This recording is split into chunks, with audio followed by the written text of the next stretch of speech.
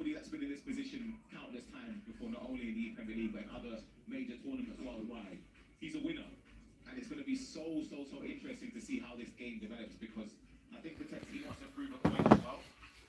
But Matías Bernardo is somebody you really do not want to play against, let alone in the final when he's already got a 1-0 lead, or 1-goal lead, I should say. And so he's got the more aura in the walk. I mean, you can't see champion there. Chat, who have you got for this one as well? We were on a poll as the game does kick off. Tex or Bernardo, the two greats potentially of the Premier League history, going head to head. There's only one goal in the game. Man City, of course, have got one goal in March, the 3-2 on aggregate. Ok, krećemo ljudi. Napadnemo prvo mesto, ali bit će teško. Trenutno smo drugi.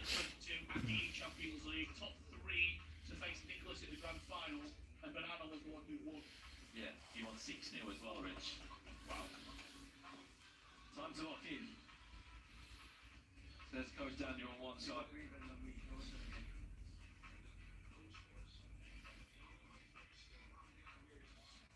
And coach being said as we jump into this one, our final game of this season's Premier League. Some familiar faces in there. What we've come to expect of Manchester City, Bernardo and Tex together. They're on the other side of the stage. Leeds United and Manchester City. Who is going to win this match? 72% of the chart. I think Leeds and Tex will turn it around. Two very different situations here. Deep breaths from Tex. Tex just getting himself in the right mindset there. Getting his breathing control. On the other side, you've got Matías Bernardo, who is just getting himself up for the game. You've got to deal with that as well. That's one thing we haven't spoken about. Every goal that Chavon's ever scored, you've got Matías Bernardo in the background shouting. Every goal that Man City scored in this game, that moves to shaking. It's shaking. All four will be up. We are loading in right now, ladies and gentlemen. Strap yourselves in for the final of the Premier League. 3-2 in aggregate, Manchester City lead. Two former teammates going head-to-head to determine who is the Premier League GOAT. Here we go. Manchester City from left to right. Leeds United from right to left.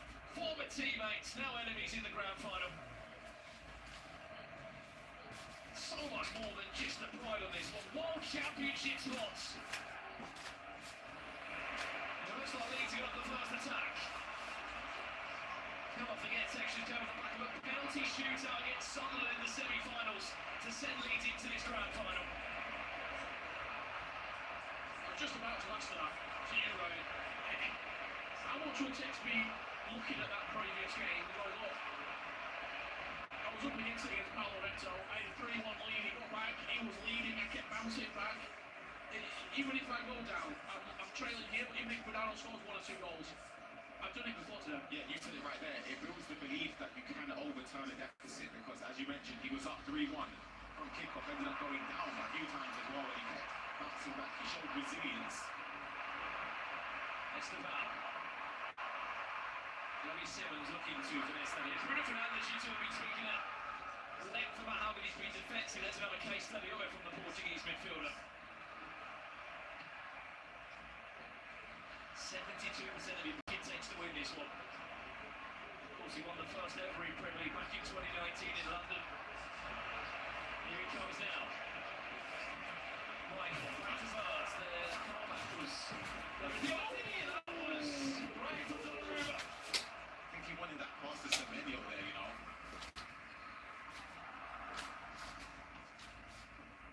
You had quite a few teammates during your career, Ryan. When you played against them, when you're no longer teammates, how do you even approach that game? Because you know so much about them. Like you want to win even more.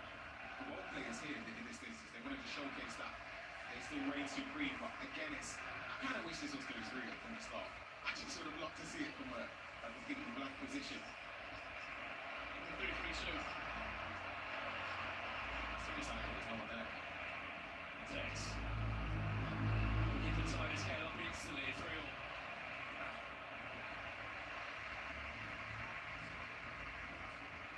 that small cushion, Bernardo, here, just a one-goal lead.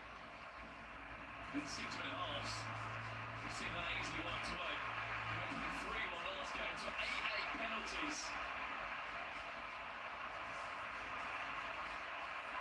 Riders. Lost the player, looking into Xavi Simons, who's looking to go on the left foot, on a repetition around the post, that's a corner to City. And let's not forget how outstanding Bernardo was earlier against Mark Marley. Yeah. Maybe the best individual performance of the entire Premier League so far, given the level of competition. Heads it down into Xavi Simons, that one then headed away by William Saliba. But back to that point, Rich, what a 5-0 winner, convincing, but more importantly, a clean sheet. And it's not those stats, it's the level of opposition. Mark Marley, a 3-time Premier League grand finalist.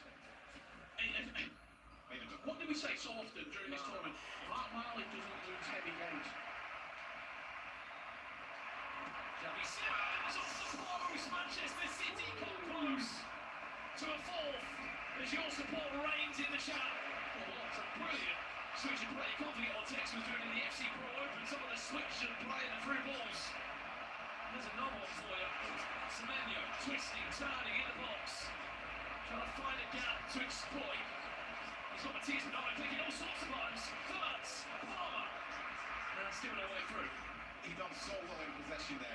He was so patient towards that left side of the box. I feel like once he got the ball inside, he actually pulled maybe 2 or 3 players out of position there with the team press and the offside trap kicking in for Matisse Bernardo.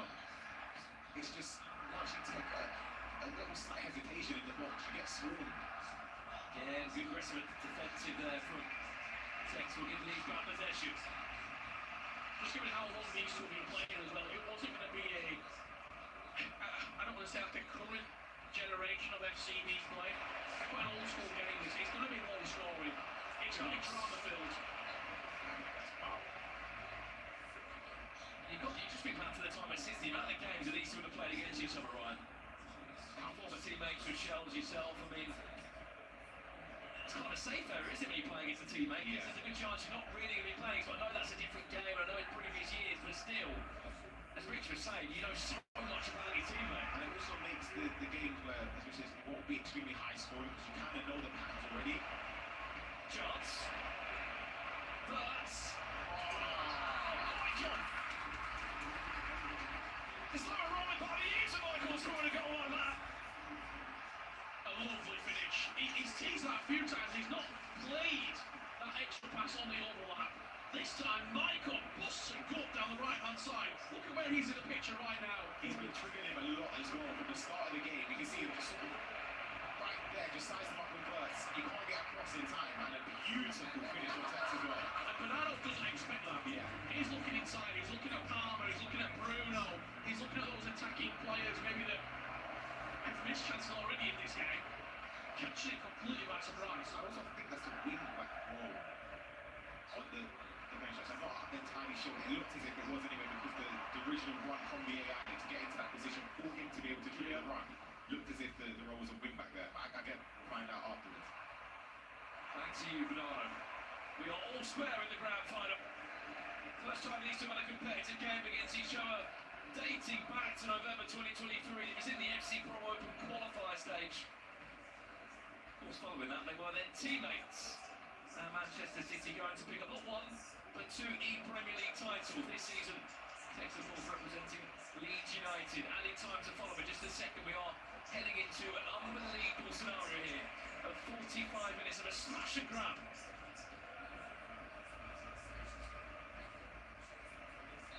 There we go. 45 minutes away. This could be any better point for us. It's over 3-3. That's what I wanted from the start of the game. We've got it in the second half now.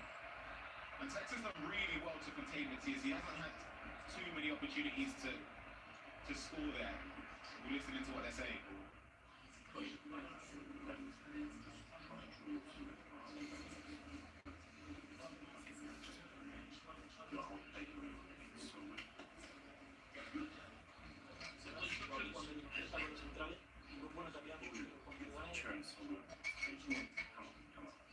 Side of it, so you've been on for 600 days. I'm just saying that he notices the run with Michael going forward, so make sure that the players on the left side will keep triggering it so they can exploit the space behind. Yeah, that's it. Is he ever? Yeah, that's it. the translation there, right? He also said no extra time. Oh, early! He's got a reservation at half nine. Here we go, look at that for a shot. 45 minutes away from finding a Premier League champion. Or we'll win in extra time. And who knows, maybe penalties. There's never been one in Premier League final that was contested on a penalty shootout. That was all the way back in 2021, where Michel's with Manchester City against Leeds and Olilito. Will Hitcher beat himself? Potentially so. £30,000 on the line. On the FC Pro World Championships. What's on top of that as well? If you've been doing the FC Pro League live items, there's all some upgrades on the line.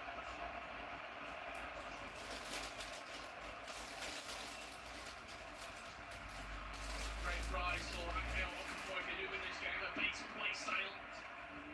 Yeah, looks like that. They're both going to be multi-rated items already, aren't they? Chance. Here's Tex out. Bruno Fernandes looking to go for a decoy. Into Semenyo. Leeds United in front for the first time in the grand final. Absolutely incredible work from Tex in the box. As you said, the first time they've taken the lead in this second leg overall there, and for Tex, it's a huge sign of relief. You see the build up here, because the R1 dribbling with Spurs to get into the space with Bruno, triggering the runs to cause just the threats for Matthias Banana to be aware of. And you can see how much it means not only to Tex, but to the coach and the pitch there, sat behind. I think he's even coming from a next step, by the way. He's feeling all the emotions of this game, isn't it? Loving it. Tex is playing next to the beginning match of FC Heaven. It's his heart to get into the World Championships. This is season-defining moment. Keep in mind as well, the World Championships are in July. This is one of the first leagues to conclude, which will give out those tickets. Leeds United now, for the first time, as we said, across the two legs. In front, Michael. Tell you what, Michael, man of the match so far. I've never seen him play this good across the room. He's got an awful recruitment. Yeah. It's been him and Calafiori, really, hasn't it? That have been left and right back in his Premier League team. Not much has changed between those two. His second half, Too many options. his second half, Texas got Texas got Bernardo caught a little bit. Fabregas.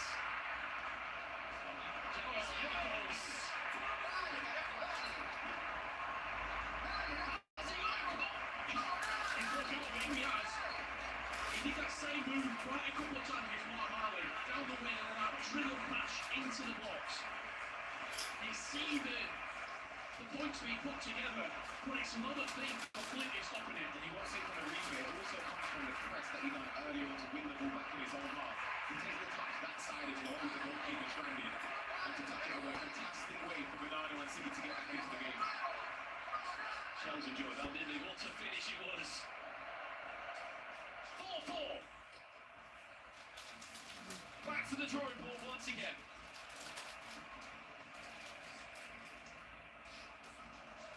It was spoken about as potentially one of the best ever in Premier League finals we've ever seen.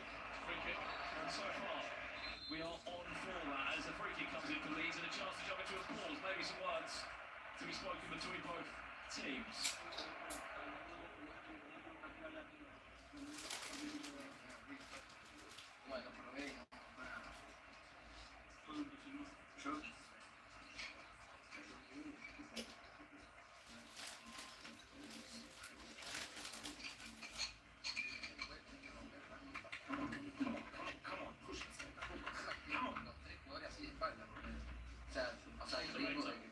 Push yourself.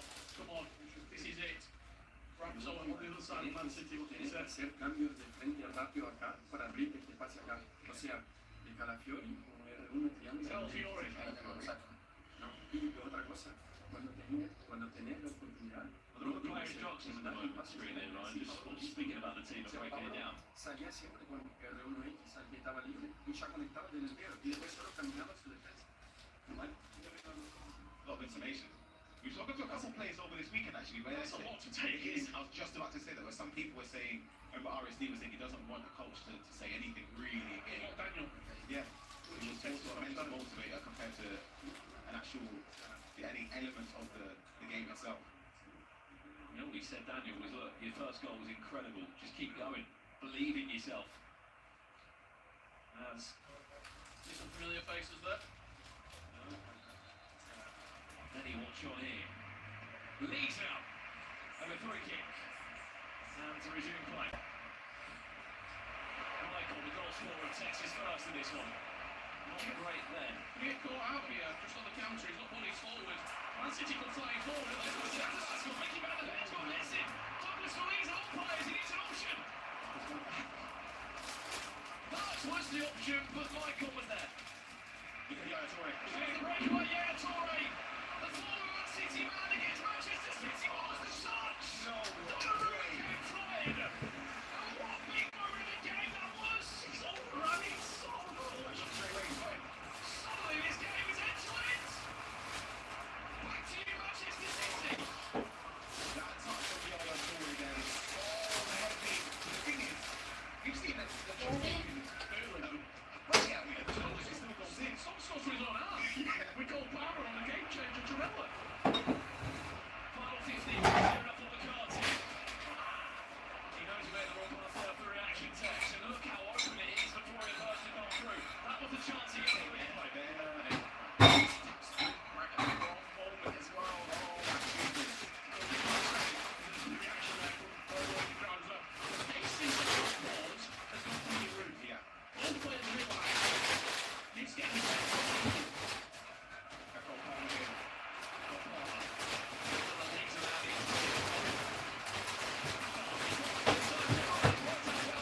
Jamie Simmons goes with it. And somehow that goes through to Aruba. Question marks for the goalkeeper. The build-up was sensational from Tex. But you would expect your keeper to just react. Just save the ball. Just react. But Tex won't care. Neither will the Leeds United fan. You see it there. Cole Palmer powers down towards the byline. Kind of fury. I thought maybe okay when he turned back. But to get that ball over to Jamie Simmons. I thought it would be a little triplet. But it's just throwing it past him. What we got left? 12 minutes, I think, on the clock. We're just starting to get into do or die scenario for Manchester City. This is where you change right now, the approach.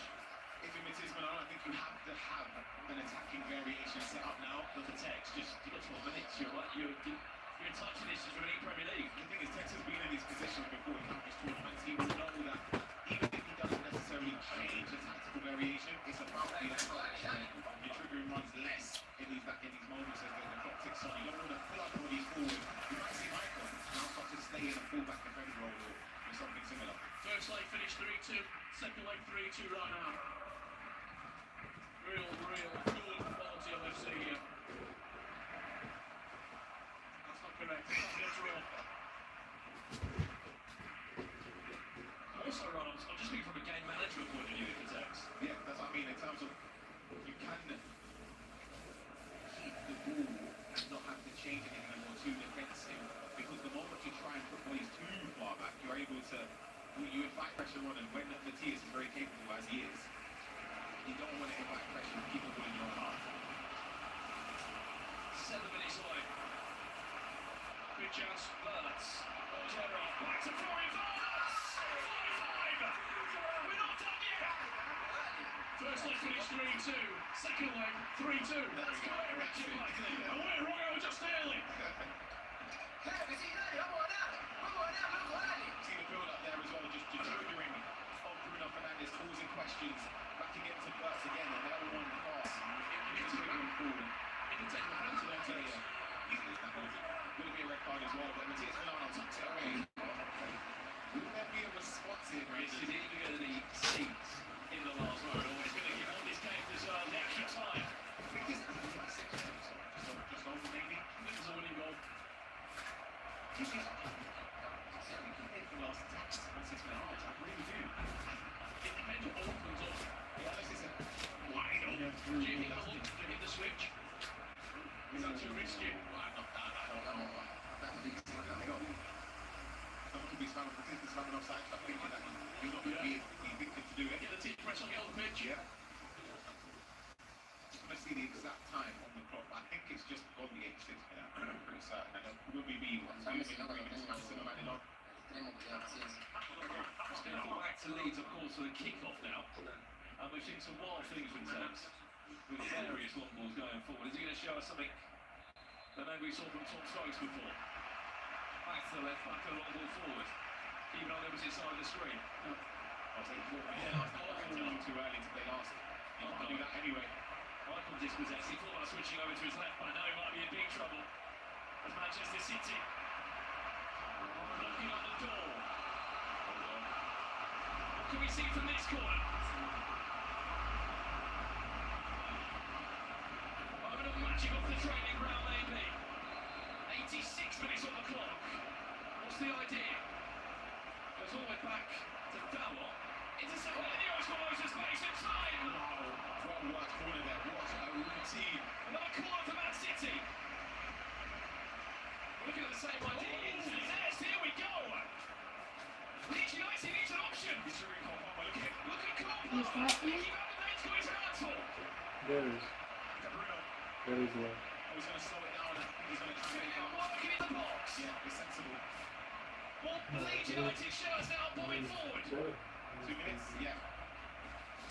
Happy enough just to drop on the ball there. Any time in 2 minutes. So Leeds United. He knows exactly what he's doing by the looks of it. This area dominating, we're stuck in the corner. How to get the move across now into the box. This is it. Ankle break. And the time has been played in 2 minutes. Last chance of the game now for Leeds United. Bring it out this. Get a corner.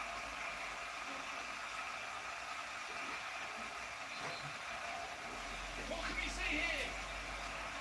All end in the European Premier League. Bruno Fernandes wins a free kick. But the referee takes us into extra time. Fancy. I'm looking at the monitor here. He's giving the free kick still. What's he to do? We've got double whistles. What? Referee! Nah, man! Ridiculous! It's a tactical foul at the end of the box, really. I'll tell you what, if he'd done that, I don't want to get me He to was genius from Rambo. I had 2 whistles. I had the free kick whistle and the full-time whistle. Well, 180 minutes is not separating these two teams. Just seeing Extra that. time is on the cards. This is why I texted much better man than me. I'm checked out now. You're checked out. I know the matchmakers in this company.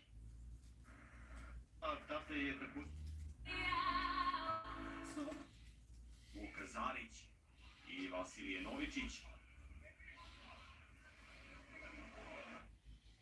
Dobra posjećenost na tribinama.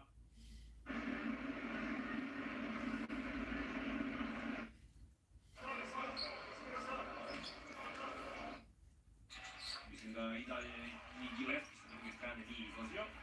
Vjerujem da će biti Lemberg ponovo u igri. Iako je velika razlika.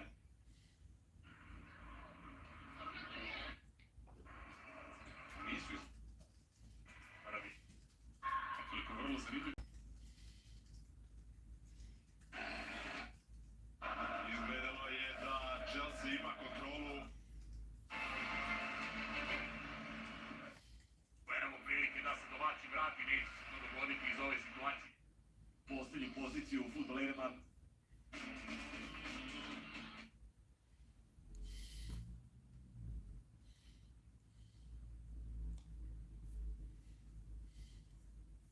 Koji mogu da budu opasni iz kontra na.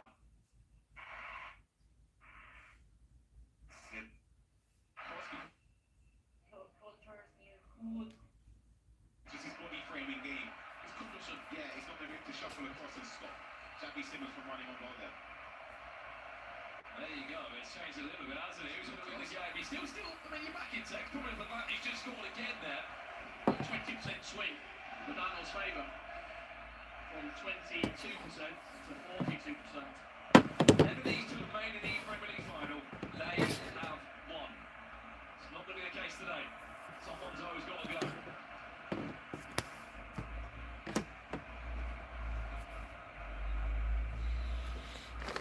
It's Man City now to tie us up at 6-6, which wouldn't surprise me. They did just that.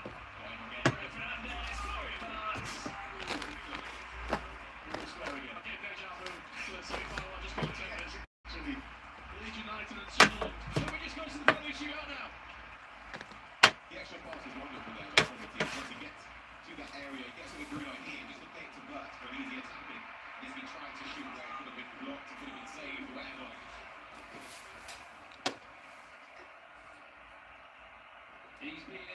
it's all too familiar for him. And this is why Leeds didn't change order. What takes in these scenarios? Yeah. He's been there, he's done it, he's almost seen everything the competitive FC has got to offer. Yeah, about 45 minutes ago or so, done the same thing. He's in this position now where it's going to keep going back and forth. Staying calm, keeping composed, it's the most important element of this. The gameplay will take care of itself. Don't make a mistake. Don't cut your cup the Premier League. Ooh, that pass was on to Yaya Toure. If it was a different player that had another play style or so compared to mine, he could have actually found a way to score again. Let's give you the chance to actually see a couple of subs on which made them. On the bench have been pretty untouched at this point. One on stretch for Man City. That look as well. Yep. And in time to follow a half-time and extra time here. Man City 6, Leeds 6 in this year's Premier League final. Or are we not done just yet? Semenyo. Manchester City looking to go to the Premier League goal lead. Yeah, Toure comes, but that is heroic from the former Premier League hero. Covers ground so quick. So good.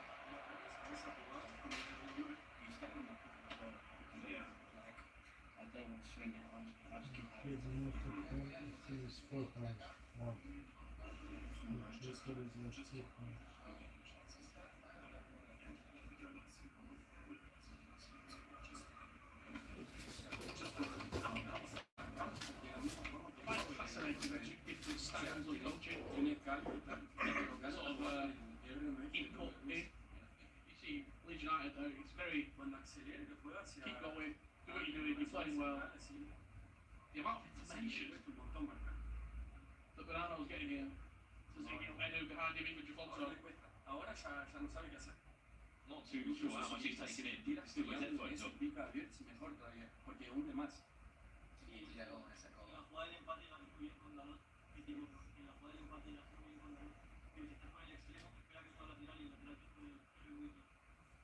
You're getting these scenarios right. Yeah, I think that is. Even if you try your best not to, it's very easy for your brain to drift off and you lose concentration. And that's the key as to why FLAMENGO is at the top of their game and the top players in the world. They're able to acknowledge that you can drift off, but then the second thing is get back into what's going on currently and maintain focus. 50 minutes left, Jets, very quickly. Are we getting a match winner or are we going to penalties? I'm gonna say, just because I want it, I will pens, so I'm going to say pens. I think we're in the game here. One team will take the Premier League in extra time. I think we need to do just that now. They're going to have the first chance of this second half of extra time.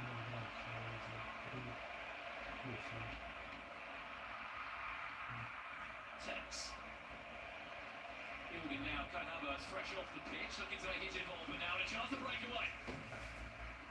Keep it on that, but Royal outside, who's creates the foul in a really dangerous position for Manchester City. And look at it, a poor motion for Matthias Bernardo. Could that be the goal to make it 3 years in a row? I'll just point to the screen with Rich there. There was an opportunity where I thought Tex maybe could have gone towards River, but once he went with Havertz down the angle, there's 3 players surrounding him. You can't really turn left, right, or back. You're stuck, and you can mess out there. He's triggered and he's gone. Calafiori not quick enough. Van de Ven lifting his goods, and then the finish is emphatic. Look at that celebration. That's what it means on the biggest of stages. Is he on his way?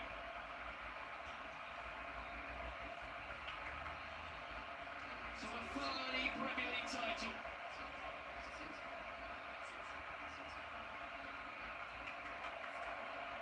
Lots of emotions in that camera in slow-mo. I think I saw a high-five into a fist bump, and then Tizgar wasn't very happy. He turned back to Zazini, who was just barking all orders at him.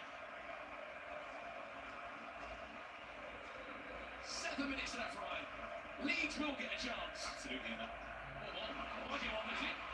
Semenyo! That pass round the corner off the top of Donnarumma.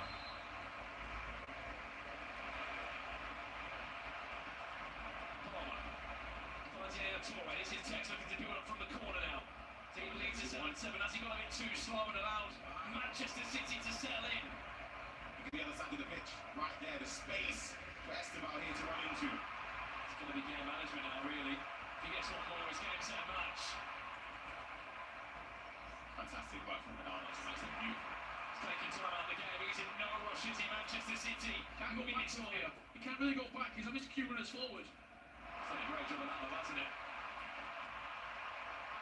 Semenyo into Florian Vaz. Manchester City might just be on their way to a full-day Premier League.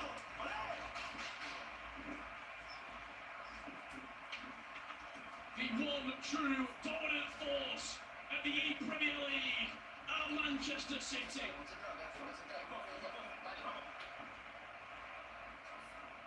Bernardo Giafonzo, seconds away from glory once again. This was so well worked. When he gets the ball down here, he cuts back to Semenyo. And that pass into Burks, and you're not going to miss from there. And there's going to be no time for Tex to respond. Only time of one minute leads have absolutely given us all their best. Look at the reaction on the side there against his former teammate, Matías Bernardo. 3 years he's been playing the Premier League, and he's just won the Premier League again for a third year. It's number 4 for Man City, and he's 3 in a row. For Matías Bernardo and Giafonzo.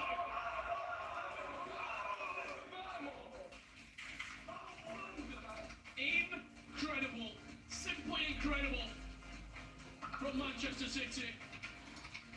They came, they saw, and they well and truly conquered once again the Premier League. 3 years on the bounce. You can't teach it. Absolutely ridiculous consistency from Manchester City. And that man especially, Matías Bernardo, has done it again when it mattered most. Coming up clutch in that game against Texas, it could have gone out of the way. From extra time, I honestly couldn't call which way it would have gone, but what a victory there for Manchester City fans. Yeah, what a result, what a final by the way. Extra time was needed in the end there. 14 goals scored. What an ending. Giafonzo was there ready to congratulate his teammate. This has been very much a team effort, and we've just seen that from Man City. They invest the most amount of money in the Premier League into their players, into their infrastructure. And once again, hard work pays off. Matías Bernardo, the best Premier League player we've seen of recent memory. He needed it as well. He's not always been there outside the Premier League, has he? But World Championship in the bag for him and Giafonzo. What a final. Your Premier League 2026 has concluded, and Manchester City have done it again, gentlemen. Ridiculous. I just want to give a thought as well to Leeds and Tex. Yeah. Obviously the whole camp with Nick's there and their coach. Obviously it's a tough one to take, and yeah, it's a very difficult position for them to be in. But honestly, for Matías Bernardo to win it again with that performance against Tex, his former teammate. The clutch factor that Man City have in these finals is unbelievable. Was it 2-1, 6-5, and now 8-6 in extra time. Last 5 minutes, Bernardo once again proves his worth. Let's get him out there. Manchester City, they've done it again with all the traps and teams that could have been in their way. The pressure was on their shoulders, and they've done it again. 4 times they've won the Premier League in 8 years. That's incredible consistency. The more so, they've done it 3 years in a row, back to back. To back. Incredible. Let's bring them out. Your champions of this year, Manchester City, coming to centre stage.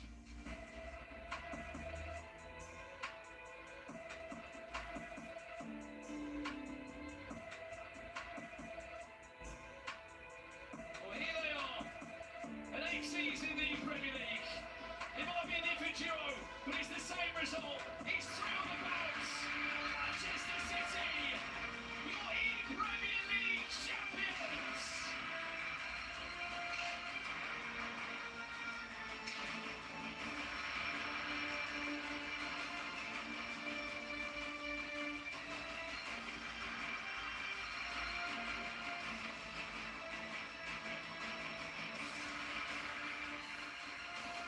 Absolutely incredible. 4 out of the 8 years in the Premier League they've won it. Matías Bernardo has never lost a final. He's never lost in the Premier League. it's just consistency that we don't see across other leagues, across other divisions. Manchester City, the champions, and they didn't get anything their own way. They had to work hard. It was game after game, tough match after tough match. Deserving winners. It goes to show you can never really think that they're not going to win it. Now with the way that they've done, we've seen so many people come in and falter against the likes of Manchester City, and whoever Matthias Gnana's partnered up with. Japonzo was sensational as well. Unbelievable accomplishment. Unbelievable things. Well, look, let's get a look at them now. Let's hear from them now. Your Premier League champions, Manchester City, FG. How are they feeling? Well, as you can imagine, they're probably feeling on top of the world. Let's get it straight away. We'll come to you first, Matty, because as tournaments go, 3 Premier League titles for yourself in a row. How much does it mean to get the third one? It means a lot. It was a crazy final, so the feeling is still better. So now, really happy. You came into Manchester City Esports, replacing a man who is one of the GOATs in the scene and did so well here at Manchester City. They won 2 Premier Leagues in a row. You've come here in your first Premier League and you've won it. Explain to me how you're feeling. Yeah, I'm really happy with this win. First time playing in Premier League, and yeah, I don't have words. I think we are an incredible team. We work a lot, we work really hard, and we deserve this. And yeah, Matty is one of the best teammates that I ever had. He just carried me in the group stage, now in this final. And yeah, we are really happy. Listen, we'll bring Casey in as well. I think she's going to come and join us at some point. Come and join us, Casey. I mean, listen, Matty, I have to speak to you about Tex as well, and Leeds United in particular, because you know Tex so well. You have such a great bond, great partnership, great moments with him. What was it like playing him in a final with so much at stake, with so many goals as well? I try to not think a lot about, I don't know, what he was my teammate or something like that. Just in the game, what I need to do, and then win. Now, Mati, I asked you this in the beginning of the day. If you were now the GOAT, if you won it again, you kind of skirted around the answer. Can we get another answer now? No, it depends on the people. I don't know. Tex is a solid player here. He plays, I don't know, 7 seasons, 8 seasons. So still, I think no. Okay, listen, I think you've been a bit too humble. You've won 3 Premier Leagues in a row. You're definitely in the conversation to be the GOAT. Jafonso, is he the GOAT of the Premier League, would you say? Yeah, I think so. Yeah, 3 times in a row, but I'm also 100% win by doing it. I was just about to say, as tournaments go, that's absolutely perfect for you. What's next for you in Manchester City Esports? Because I know how much work you guys do together. Obviously, you're creating a great partnership together, and you've also qualified for the World Championship. Yeah, we know our focus is in May, in Champions League, and then World Championship in July, but now we have a little bit of rest, and then we prepare for next tournament. We'll definitely enjoy your rest. A massive congratulations. Manchester City Esports have done it again. Jafonso, like he said, has got 100% record in this tournament. If you're watching at home and you want to learn some of the tactics of our top 4 today, you can do. We're going to put a graphic on the screen. I'll be screenshotting it a little bit later. Same. Which tactics are you taking, Case? Can I use both of them one weekend, the next weekend I try, and we'll see which one does better. I have to ask you as well, quickly before we go, who's the best player you've used this weekend in your teams? Still well. Esteban, yeah? I would say Fabregas. Semenyo as well. Semenyo as well, yeah, that was the answer we were looking for. Listen, massive congratulations to you guys. We'll let you take your trophies and head off and enjoy yourselves. Casey, from our side, the Premier League is done and dusted, and once again, to win Manchester City. I mean, it was an absolutely blockbuster performance. I know everyone back home enjoyed every single second of it. Goals galore, there was tension, there was pressure, but Manchester City came out on top. They came out on top once again. A massive thank you to everyone for watching us, not just this weekend, but also through the groups. And in the end, it was the same story again, but this time with a brand new partner for Matty Ronaldo. Manchester City Esports, back-to-back champions. Congratulations and thank you so much for watching. We'll see you soon. Today, we crown the 2026 Premier League champions. Nottingham Forest will score the first goal in this quarter-final. Manchester City have their reply.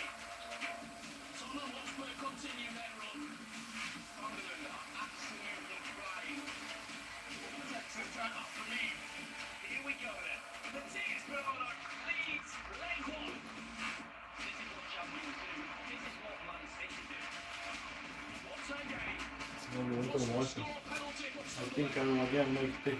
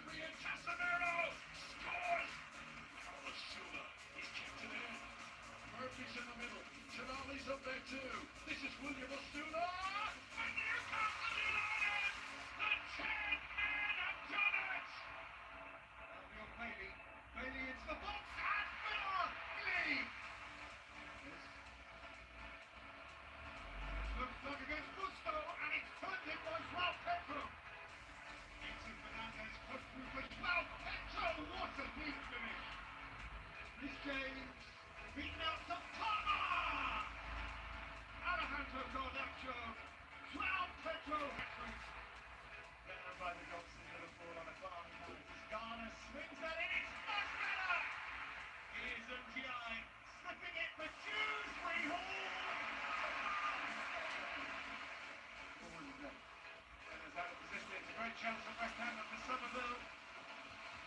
And West Ham take the lead. And Sunderland strike with this. Tigar, and it just about goes in. Archie Grace come away with the ball here. And Tottenham Hotspur have the lead. Carlson, and it's minor side was he pulled by Van der Ven. A red card for Van der Ven. Saar, and he slots it into the back of the net. Into his Van Larsen, and Tottenham Hotspur's worst fears are becoming a reality here. That goal heralds the exit.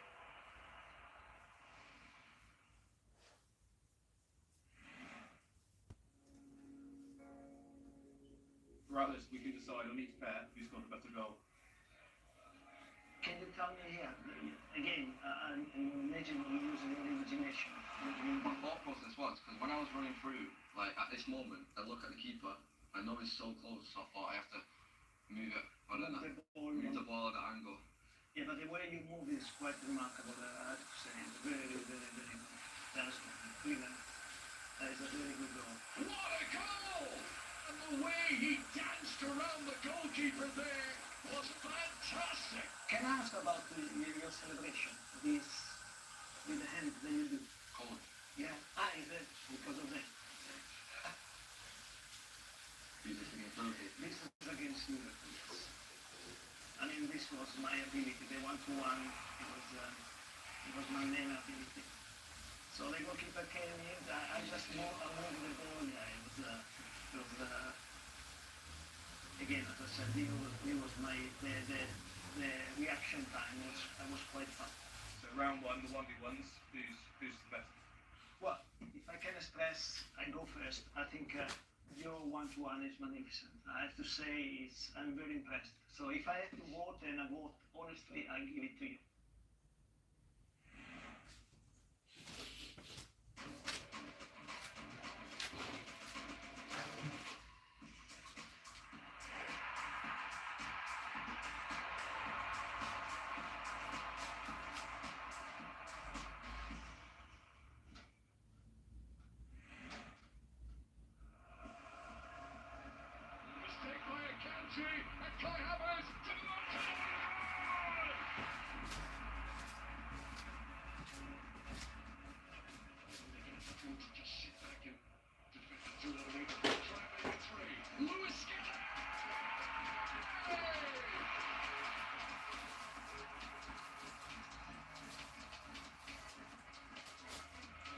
pass on the outside. Kai Havertz! It's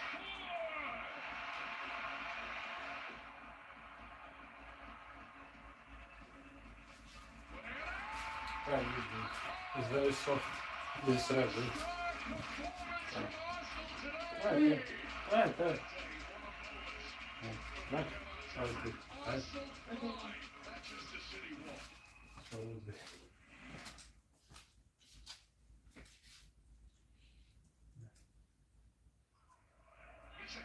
For Liverpool, and he's got it in!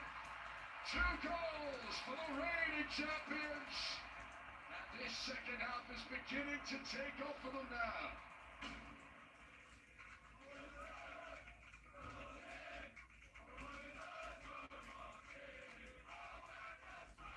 It's the last game of 2025 here at the Tottenham Hotspur Stadium as Spurs host Liverpool here this evening. I think after a bad game, the best and the most important thing is that bounce-back mentality where you are really very aggressive in the pressure. Everything you do is just an extra edge. Now we need to create more chances than we do in an ideal world. But of course we play Tottenham today, so it's not easy. They're a very good team.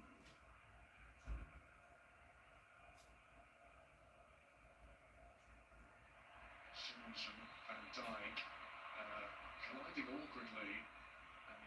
Van Dijk played it back to the goalkeeper there.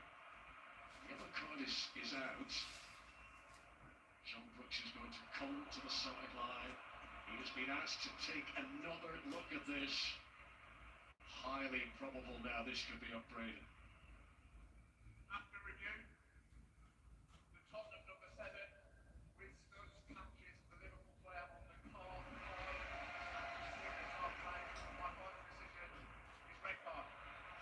Xavi Simons sees red, and with only 32 minutes on the clock, Tottenham Hotspur are down to 10. So how much of a festive gift will that dismissal prove to be? And we're going to see Alexander Isak in action for the second half here.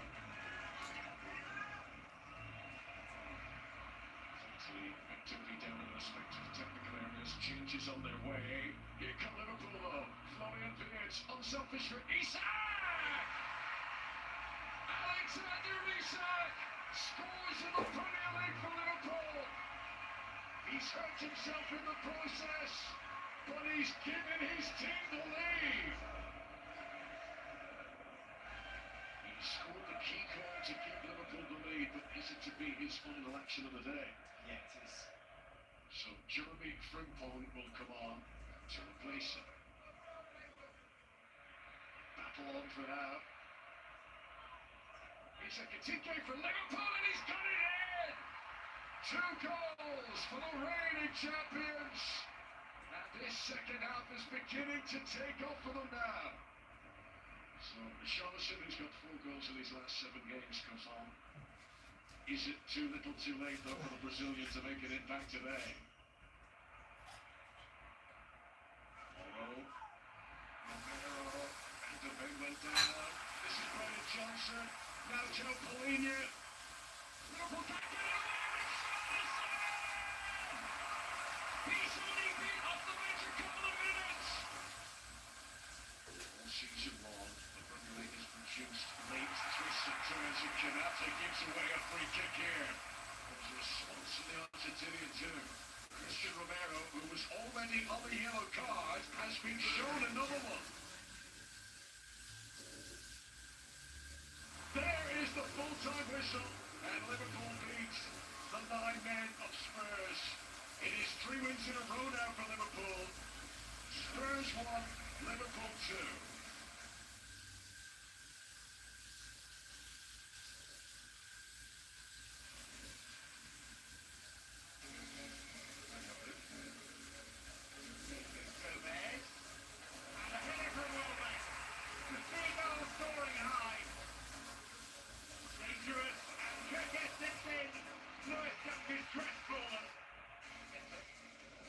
Lovely shape of that. And Welbeck sends it in. Emblematic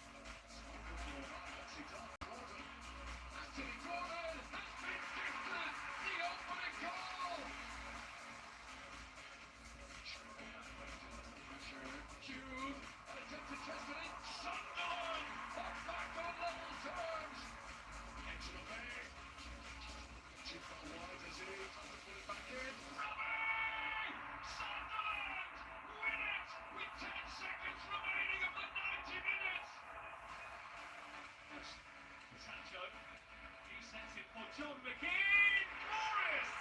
Set piece perfection! Morgan Rogers, ball he pushed away, and Watkins is there to rifle home! Straight to the teaser.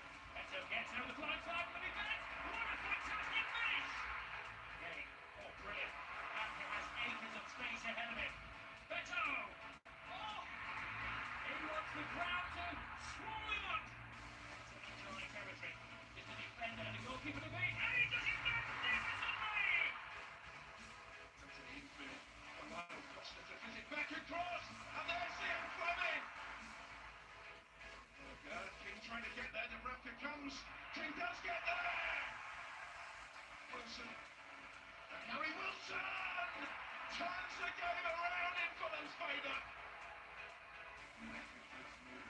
Again. And it's headed in by Igor Jesus.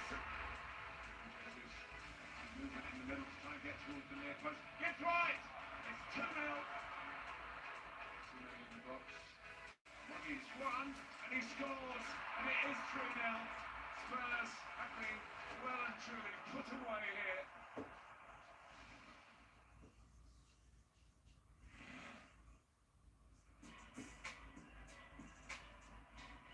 Saka, go ball there, and Bowen is there to beat it. Jared Bowen stoops to give West Ham the lead just before the break. It's a lovely ball in from Wan-Bissaka, and he's delivered a great ball into the box. The rest is simple for Jared Bowen. He's in the right place at the right time.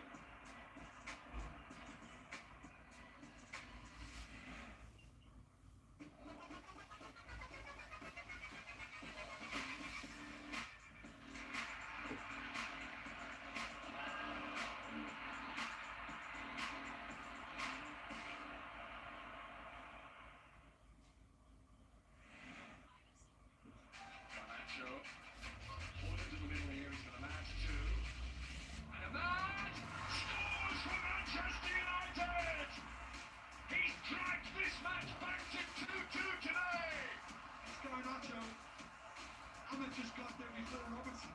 It's finished very well. I mean, he's taken a little away from Alisson. He can do little about it.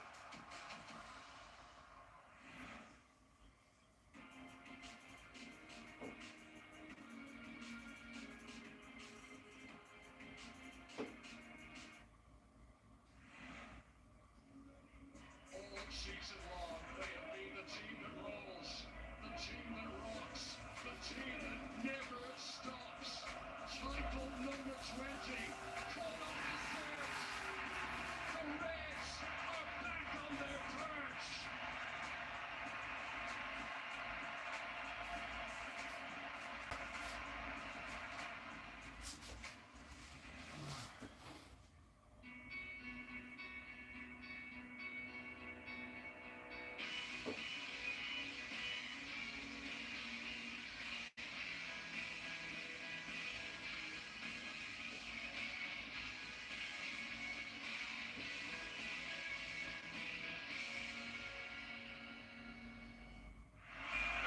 Shield, a fixture that rewarded last year for Jesus. But here they go again. Major prize winners, toe-to-toe once more. Not many will finish above Arsenal and City. Both sides next select with certain wariness about their upcoming midweek journeys to Germany. Notwithstanding that game at Dortmund on Tuesday, Arsenal made their headline pick by bringing Mancunian Danny Welbeck straight into their 11. The other change since Leicester a fortnight back is the reintroduction of Jack Wilson to central midfield. He sent him to Tole dropped out. City had 5 for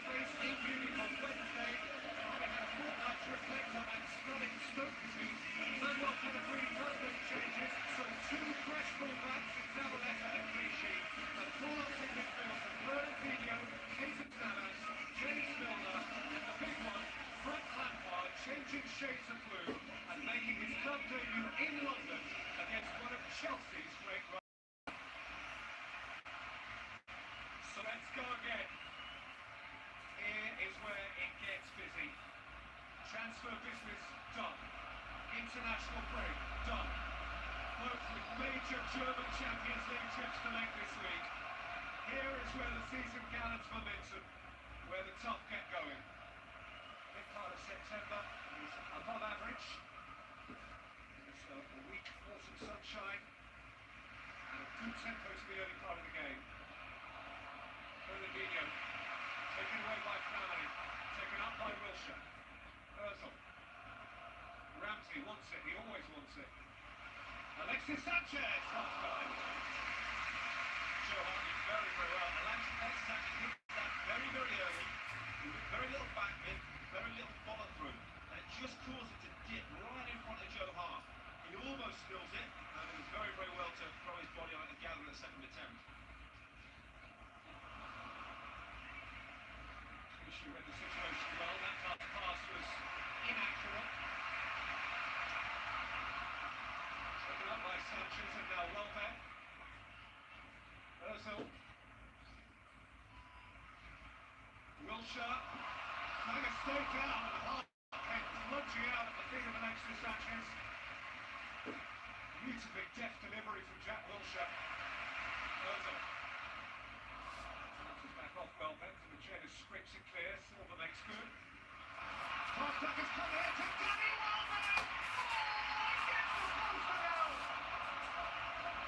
How unlucky is Danny Welbeck? Arsenal he must have been thinking all his business in the summer once. Danny Welbeck did everything right, was on to it very, very quickly. Tried the deftest of finishes. Unfortunately, that come back off the post. Lampard, James Milner, set up by Aguero, hit by Milner! FLAMENGO from City. Always rising from James Milner. Chesney had his eye on it. Decent little bit of interchange. Good little setup for the front man. Doesn't really get over the top of the ball. Chesney never really too worried in that. But I've been impressed with Arsenal. I like their new formation. Sanchez, gorgeous take. Splendid run.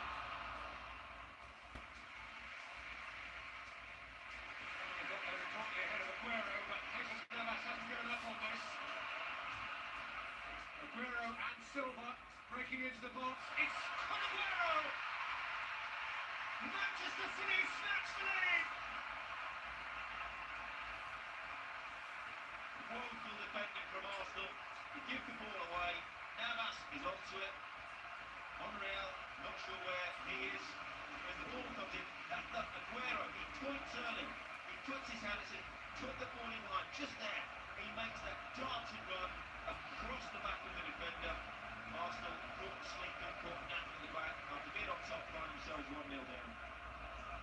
Sergio Aguero, who scored the first of 6 against Arsenal for Manchester City last December, who scored during the international break for Argentina against the world champions, now scores again for the English champions.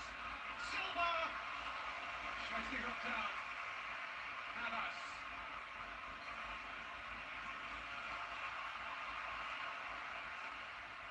Clichy.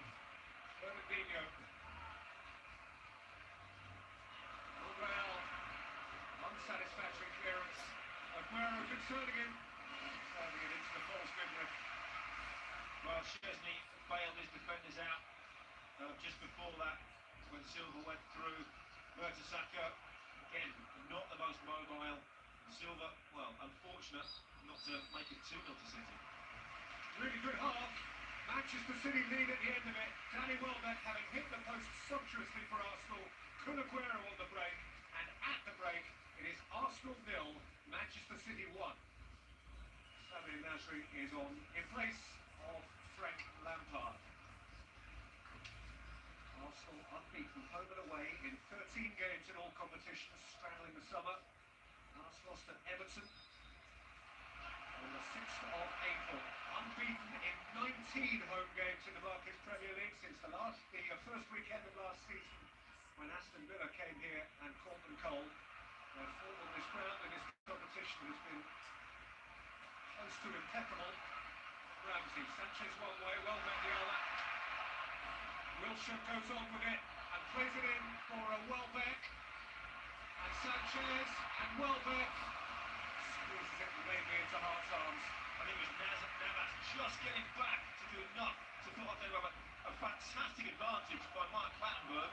Wilshere onto it, Welbeck, and almost getting each other's way. And it's just that last minute challenge from Navas. Clichy, good claim. Back in by Silva, Clichy. Oh, that was super stuff. Very unlucky from Gael Clichy, but it all comes about in the first instance here, just there. Mesut Ozil on his heels gets robbed of the ball. He's not done enough for me today, Mesut Ozil. All players can have bad days in terms of passing, giving the ball away, or shooting, dribbling. But the first prerequisite is you have to work hard and put a shift in. And I'm not sure that Mesut Ozil does that for Arsenal. It's almost like they're playing with 10 men at the moment. I think Arsenal Wenger has to make a change sooner rather than later. Wilson for Sanchez. Forward again for Jack Wilson! That's a sumptuous finish!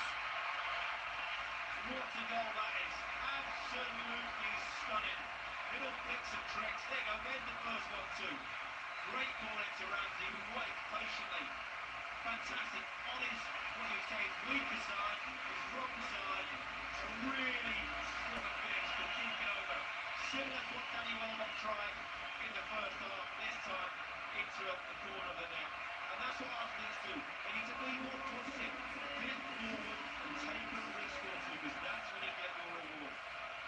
There's clearly a player in the Barclays Premier League whose sense of self needed a goal, quite like Jack Wilshere. And what a goal it was as well. Aguero!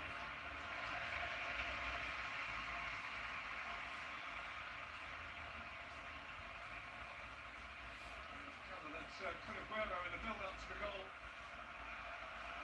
Trying to push to the back, which has earned him a yellow card. So that's the bookie in the City ranks, but there goes for Aguero. Silva. Navas. Chesney's behind that.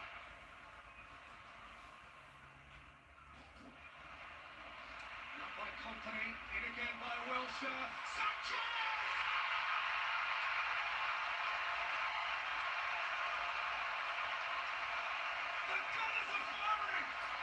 What an incredible game. At half-time, you almost thought Arsenal were getting buried. Let's say it. What another fantastic goal. A glorious finish. Yeah, a little note from Danny Welbeck. Company doesn't get the best of headers away. As it comes back in, he doesn't try to smash the ball. He watches that ball all the way onto his foot, knows exactly where he wants to put it, and into the back of the net. Didn't see that coming. He's got a yellow for that, of course. We'll pass that by very quickly. Not allowed to remove his shirt. And Arsenal, who trailed at half-time, lead with a quarter of an hour to play. Aim towards Komarov, in little touch from Chambers. He then returns it again, this time at the expense of the corner. Could be a big 10 minutes for Cameron Chambers. Obviously, Komarov, who's no fantastic left foot. Wants to get forward. It's very, very difficult coming on this late in the game. Very difficult to catch your breath. Komarov's outswinger. Chesney couldn't keep it out, and City are level. Pellegrini's side got themselves back in it. It's a set piece. Arsene Wenger shakes his head. Look, zonal marking. Nobody marking FLAMENGO at all. 3 or 4 City players just wander in. Chesney, Flamini on the line, can't do too much about it, but it's that initial marking that's completely wrong. Ozil. That's where Chamberlain went to come on. Ozil. Welbeck's come back to life.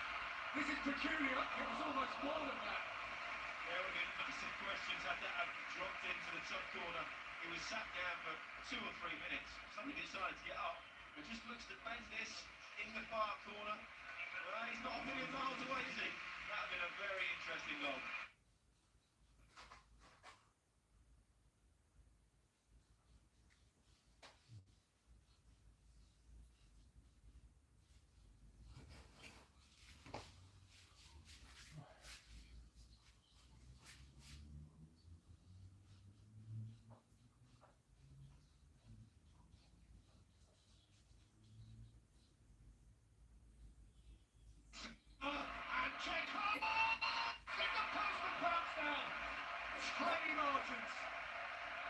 have been more by luck than anything else. I'm not sure who did what at this opportunity.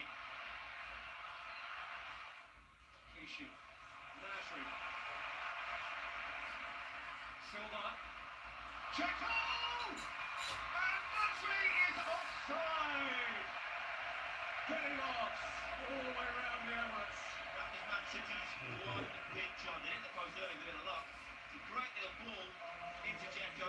His touch, he didn't quite get it out of his feet far enough. And he had to almost dig it out from underneath him. Couldn't quite get the power to beat Szczesny. This is it. 96 minutes up. In by Silva, Szczesny's company's up. That'll do. Wow, what a fabulous game. Two of the heavyweights, punch for punch. Aguero to finish before half-time. Wilshere and Sanchez, two smashing Arsenal goals. Dimichelis with the equalising header. And a lunchtime treat at the Emirates finishes Arsenal 2, Manchester City 2.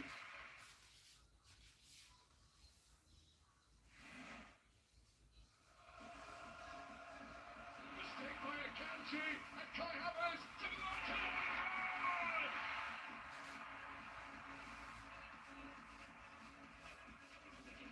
Just sit back and pop it to the lead. They've got to try and make it three. Lewis Skelly!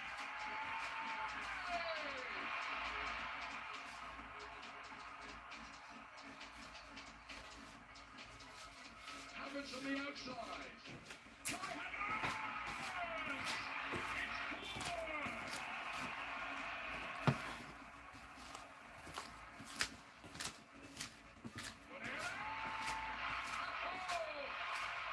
Five-star performance from Arsenal today!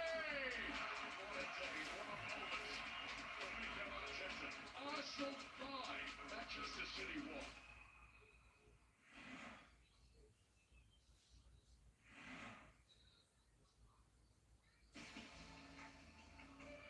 Haaland then, and Manchester City are on their merry way. Haaland extends his lead atop the race for the Golden Boot. Haaland 2. And you couldn't wish to see a much more emphatic Haaland header than that one. Haaland. Goalkeeper gets right. Can't deny Erling Haaland. Another hat-trick against Wolves. Here's Haaland. And he will go for 4. As City chase forward.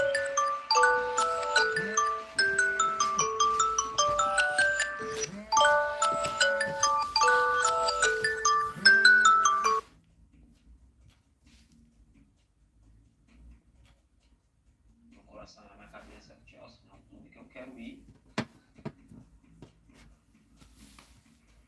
O clube que realmente estava mais próximo na época era o Tottenham, estava em negociação assim. Villas-Boas has added an impressive array of players to his squad already, including Brazilian midfielder Willian, who has had a medical ahead of his move to Tottenham. O Tottenham pagou meu voo, mas no dia de assinar o contrato lá com o Tottenham, aí a gente recebe uma ligação lá do Chelsea e o Chelsea fala que era para esperar. I know a player wants. You try. Because nobody feeds you to try. Tal, e aí foi quando eu descartei o Tottenham, né? Mas cara, sempre no meu coração era o Chelsea, né? E no final acabou dando certo de poder vestir a camisa do Chelsea. Willian! Welcome to the Premier League!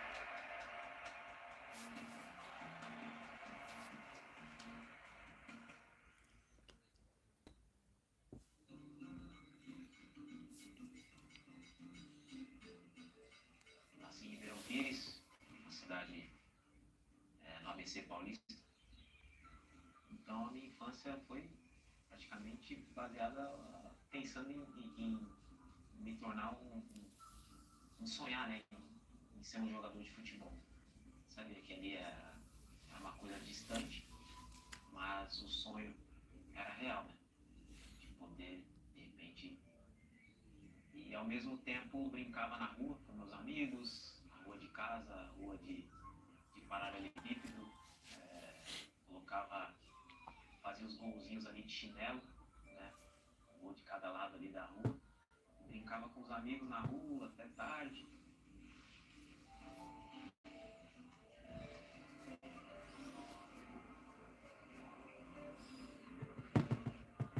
Esta rua de Ribeirão Pires, que era onde de Sargento, era rua de pedras, né? Muito difícil de jogar.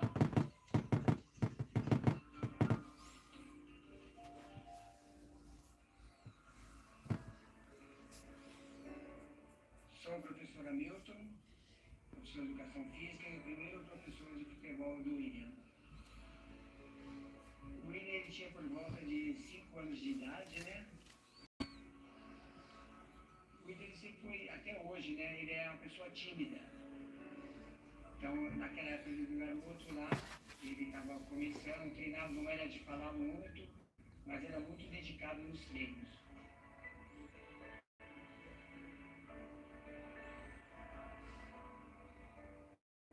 Pra você ter uma ideia, nos campeonatos aqui, nós disputávamos 2 campeonatos por ano.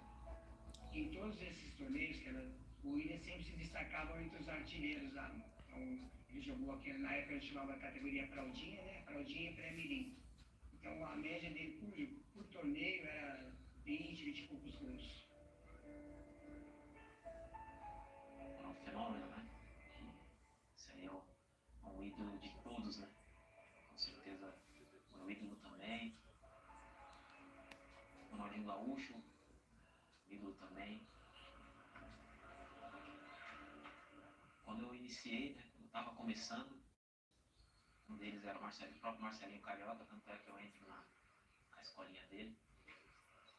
Jogava na escolinha, ele jogava em um núcleo, eu jogava em outro. Depois, quando se juntavam os melhores, ali a gente jogava junto. Foi muito difícil jogar contra ele. Sempre foi muito mais fácil jogar com ele. Então, quando tive a oportunidade de jogar com ele, era sempre muito mais prazeroso e legal.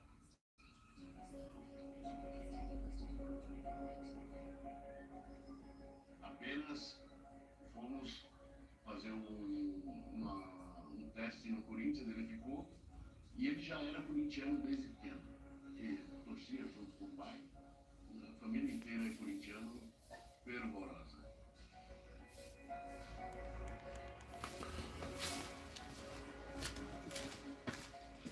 E eu venho acompanhando ele há muitos anos, desde quando ele começou a jogar aqui no Corinthians,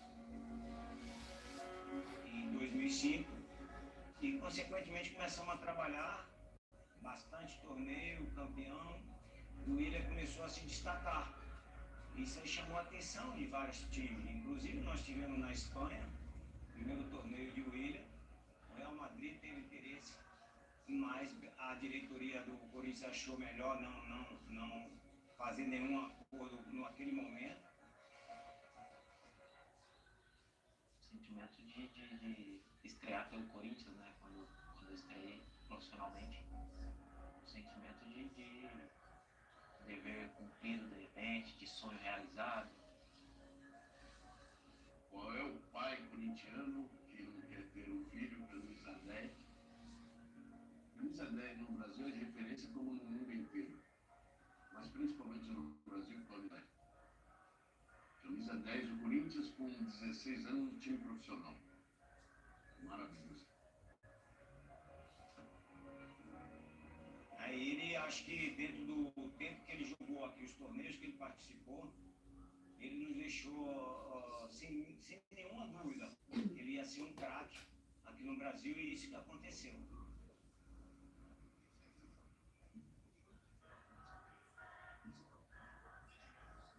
Eu lembro que eu estava no Corinthians ainda, e aí quando chegou a proposta, né, da Shakhtar, eu junto com meu pai, a gente falou que não queria ir, realmente não era.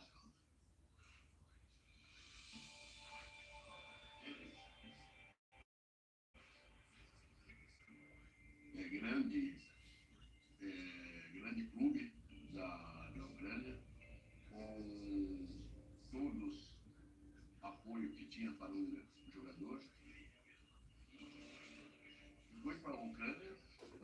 sabíamos que a gente iria fazer um trampolim.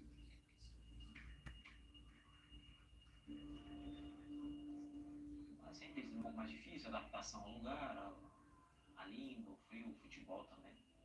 Mas o que me deixou mais confortável, assim, que me ajudou bastante, foi porque lá tinha bastante brasileiros já.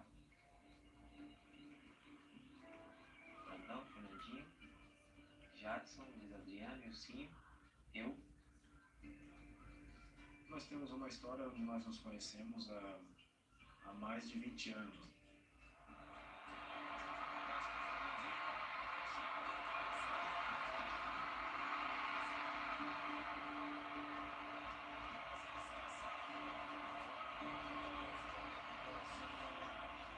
Nesse período onde eu passei junto com ele, nós fomos muito vencedores, tivemos uma relação muito próxima um do outro, um respeito muito grande.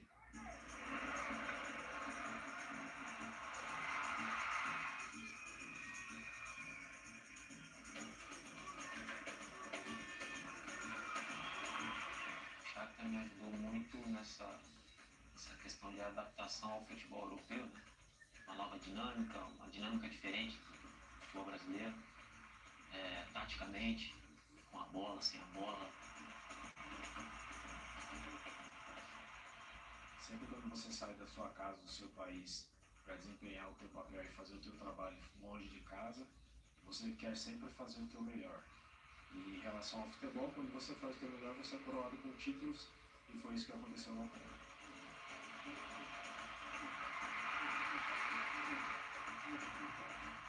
O William ficou 6 anos, acho que no Shakhtar, e aí veio o Ange da Rússia.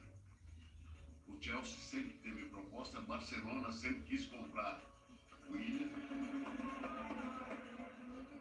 Nesse ano a gente ia disputar a Champions, caímos no grupo do Chelsea.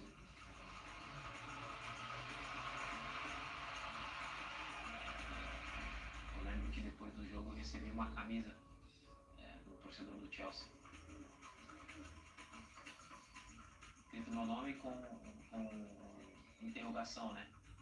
E qual seria o número?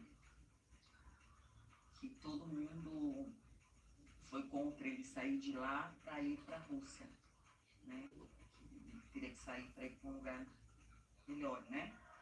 O objetivo era a Premier League, mas não conseguia, de nenhuma forma. E aí fui para o Anze da Rússia, cheguei lá, fiquei lá 6 meses, e aí foi quando o dono do clube teve um problema de saúde e decidiu que não ia investir mais, né? Que queria vender os jogadores. Então aí foi quando começa o processo de conversas com os clubes da Inglaterra novamente.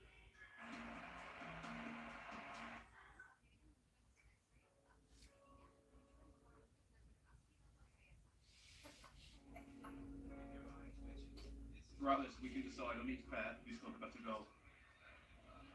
Can you tell me here, again, imagine we use your imagination.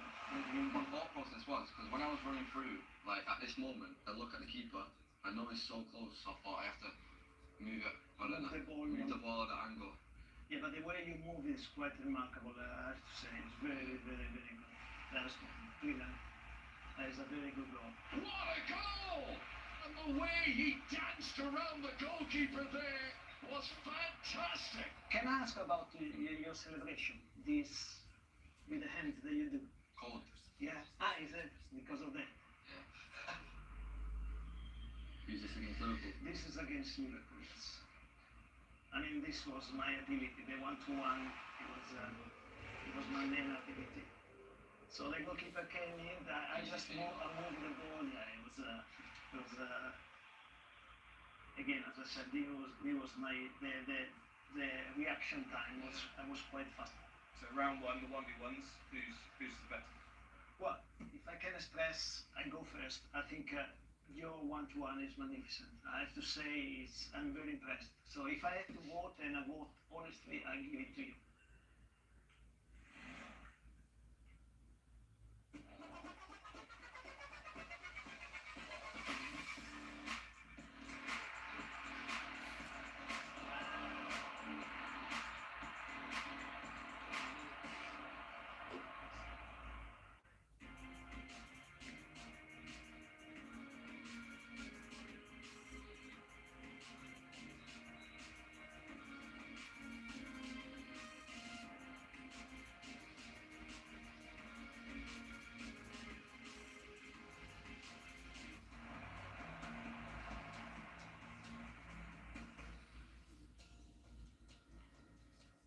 negociando e o clube que realmente estava mais próximo na época era o Tottenham, estava em negociação, assim, o Liverpool também queria. But Petkovic has added an impressive array of players to his squad already, including Brazilian midfielder Willian, who has had a medical ahead of his move to Tottenham. Existe uma passagem que ele foi para o Tottenham. Teve uma proposta do Tottenham. Tottenham pagou meu voo. Estava no CT do Tottenham quando o empresário dele chamou ele. E a gente recebe uma ligação lá do Chelsea. O Chelsea fala que quer prosperar. Jose Mourinho has suggested that Tottenham target Willian will now sign for Chelsea. I know what the player wants. So, in this moment we cannot hide. Tal, e aí foi quando descartei o Tottenham, né? You try, because nobody forbids you to try. Now a Premier League debut in Chelsea colours for the Brazilian Willian. See whether he can impact in this league. Mas cara, sempre no meu coração era o Chelsea, né? E no final acabou dando certo de poder vestir a camisa do Chelsea. Willian! Oh, welcome to the Premier League!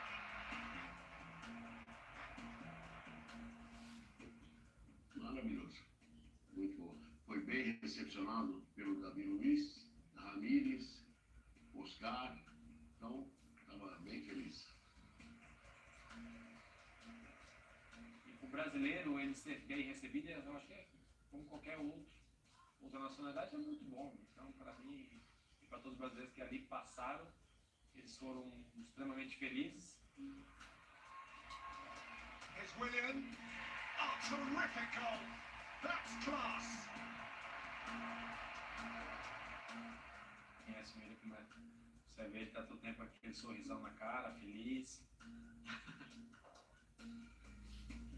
Entrei lá decidido que eu ia brigar pela minha posição e que queria jogar, né? Oh, quite spectacular! Chelsea are bouncing back today, that's for sure. Ganhei já confiança no Mourinho, me deu muita confiança para poder jogar, para poder desempenhar o futebol. Stone squeezed off it by Willian, and Torres has half the field to himself. What a man, what a moment, what a time to see it. He's playing Willian, and Chelsea are right back in the race. There are three in it now, and here's one of them. Foram 2 jogos seguidos que a gente acabou perdendo pontos e aí ficamos fora da briga, mas a gente estava na briga ali até praticamente o final. No segundo ano, quando chega Diego Costa, chega Fábregas, então o time estavam, enfim, fortalecendo ainda mais o time. A gente sabia que a gente tinha um time para brigar por títulos, né? Fabregas, Costa wants it on the left-hand side, and he's got it. Lovely ball from Fabregas. Here goes Diego Costa, can he finish it? Great save, but then Willian will score, and it's 3-0 to Chelsea. Chegou ao êxtase de felicidade, né, que ele queria estar, era o time que ele queria estar. A vida dele muito boa. Acho que todos eles ali foram importantes. Mas teve um jogo especial, um jogo importante, um momento crucial do campeonato, que a gente precisava continuar somando pontos. Chelsea now against 10. Fabregas with the free kick. Howard has chosen to come once more, and to good effect. Lashed back in by Willian! 89 minutes! That's what champions are made of!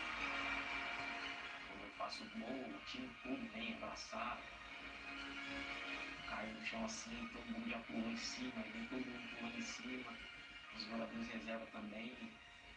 Sim, algo surreal, algo inexplicável assim.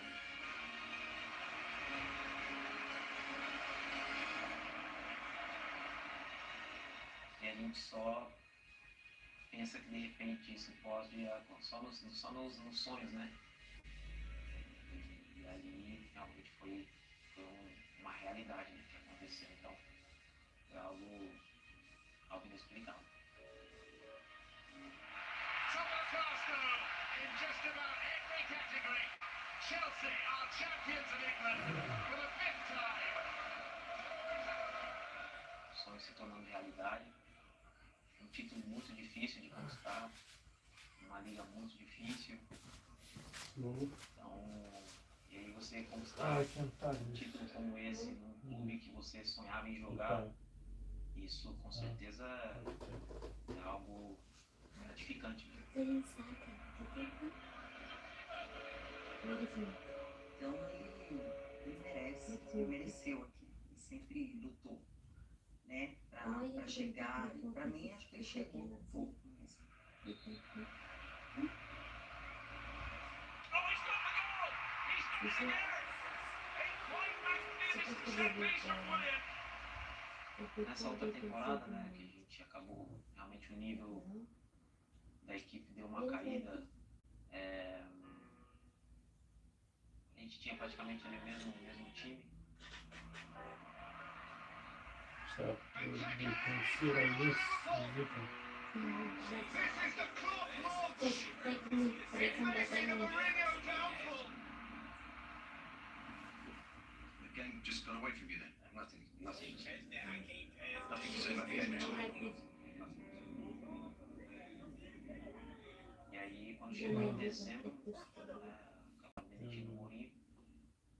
E realmente foi um dia triste assim para nós ali, jogadores que... Oscar. And Willian! Blinding goal! Eu creio que cada ano primeiro ano, cada ano eu fui subindo, assim, evoluindo cada vez mais.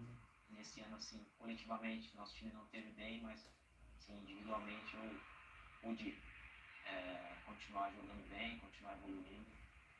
Isso foi bom. Ladies and gentlemen, our sincerest congratulations to the Player of the Year 2016, Willian. Yeah, thank you for our fans, our support, and I think next season we win some titles for them. Um ano, quando chegou, assim, ele é um bom treinador, sabe que a personalidade dele não é um treinador fácil, né? There's a Brazil! It's 3. The Gunners are motoring at Chelsea, and they've caught in the crossbar. A gente tem, eu acho que um jogo contra o Arsenal, a gente perde 3-0, a gente perde outro jogo e a gente tem uma conversa no clube que mudou tudo. É um treinador que cobra bastante, enfim. Mas ali, como treinador, de algumas ideias que ele passava, tanto é que a forma que a gente começou a jogar foi uma forma que surpreendeu os adversários praticamente, ele não sabia como marcar, né?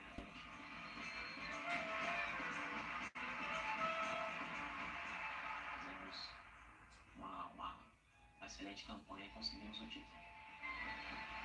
Conte's Blue Blood Kings of England. Para mim foi sempre muito especial ganhar os títulos com o Willian, porque um amigo eu tenho desde pequeno, é uma pessoa que a gente sempre pensa muito da mesma forma, um cara sensacional.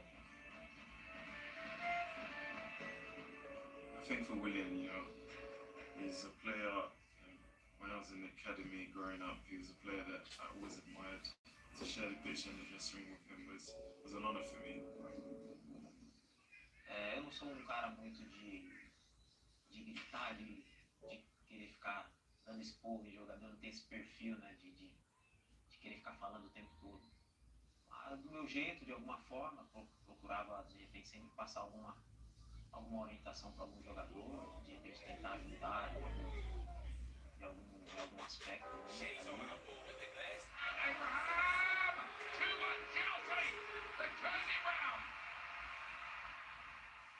I got a few assists from him. He was a breath of fresh air. You know, I felt like I could just give him the ball and he can, you know, work his magic, create something out of nothing. So it was nice to always have that. Jugando for Willian to try and deliver. He might go for a shot instead. Oh, he has done so in scintillating fashion. Um lugar onde eu fui muito abençoado, né? Um lugar onde eu tenho gratidão. Um lugar onde me sinto honrado, um lugar onde me sinto respeitado, independente do resultado dentro de campo. Que é o nosso clube do coração, já era antes e vai ser sempre. A gente ama, tem contato com as pessoas. Assinar por 3 anos, o Chelsea queria me dar 2, e aí, cara, acabei não renovando. E durante esse tempo de conversas com o Chelsea ali de renovar, o Arsenal foi um clube que começou a demonstrar interesse. Muita gente falou que não era para ter saído do Chelsea, até pessoas da família também. Quando eu chego lá, eu pego uma transição, muita gente saindo do clube, algumas pessoas chegando. Joguei o período do Covid também, então também foi difícil, não tive aquela relação também com o torcedor e também não pude jogar, né, com o torcedor no estádio.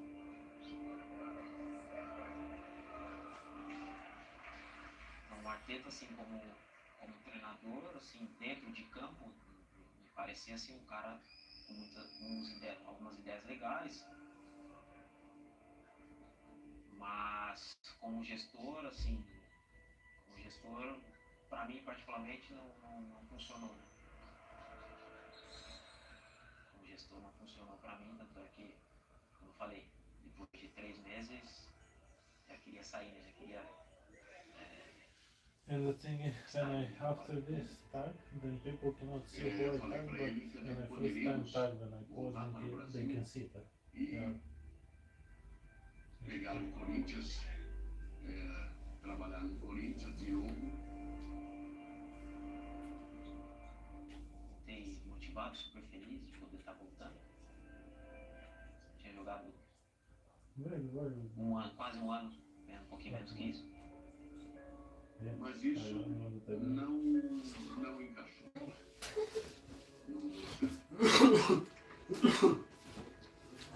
eu vou pro Fulham, eu tive uma conversa com o Marco Silva, o treinador.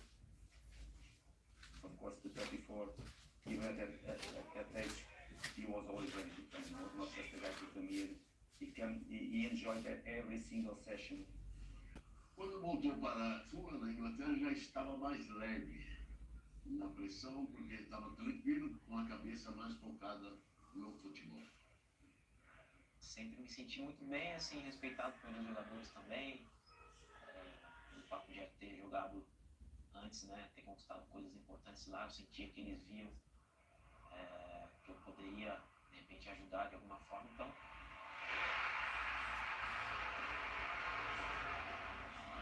Willian towing his way towards the Leicester penalty area and going for goal!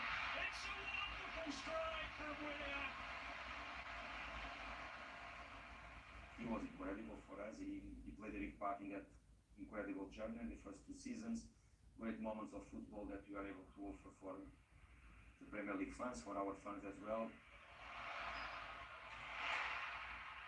Foi muito legal, cara. No Fulham, um clube que eu me senti muito bem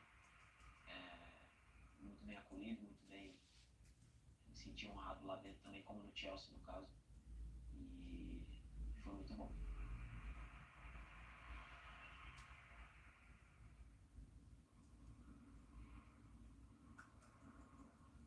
Aqui no Grêmio, me sentindo bem desde o início quando eu cheguei aqui, muito bem acolhido por todos. Torcedores e funcionários do clube também. Um clube muito grande, um clube que tem muita tradição. Eu tenho muito orgulho do Willian, pela pessoa que ele é. A carreira dele só não é excepcional porque não temos o título. I think now is good for us. For me it's a little hot. Probably this is your taste. Try it. Eu espero que ele seja sempre muito, muito feliz. Eu penso que a gente já não vai mais jogar junto, talvez talvez quando a gente parar de jogar, não se esperar dos jogos festivos, mas a minha amizade pra ele é pra sempre. Os planos de aposentadoria, eu não quero ser treinador. Porque nem tá meio. De repente aí, algum cargo aí, alguma outra cidade, UEFA, FIFA, quem sabe.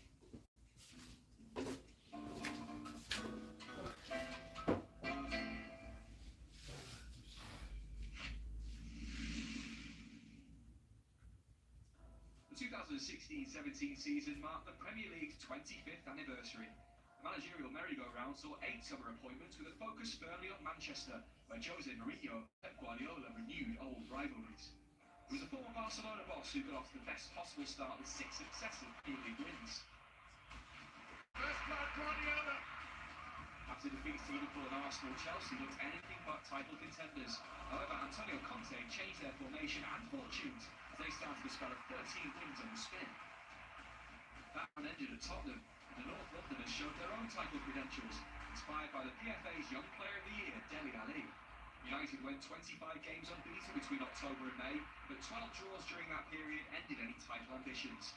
There was silverware for United though, and they won the Europa League at the end of May. The fairy tale ended for Claudio Ranieri when he was sacked in February.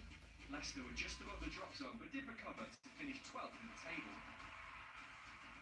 It was a scene to remember for acrobatic goals. Utterly magnificent. What a goal! Andy Carroll! But there was one that stood out amongst the rest. Wow! Emre Can. Liverpool went on to secure a top 4 finish and a return to the Champions League. Meanwhile, Arsenal missed out for the first time in 20 years. There was disappointment for Hull, Middlesbrough and Sunderland, who dropped down to the Championship. With 29 strikes, Harry Kane won the Golden Boot. He helped Tottenham to 9 wins on the bounce, as Spurs closed in on Chelsea. The defeat at West Ham allowed Chelsea to seal the Premier League title against West Brom. And Batshuayi! Italian Antonio Conte's appointment proved a managerial masterstroke. Chelsea celebrating a 5th title with a record 30 wins.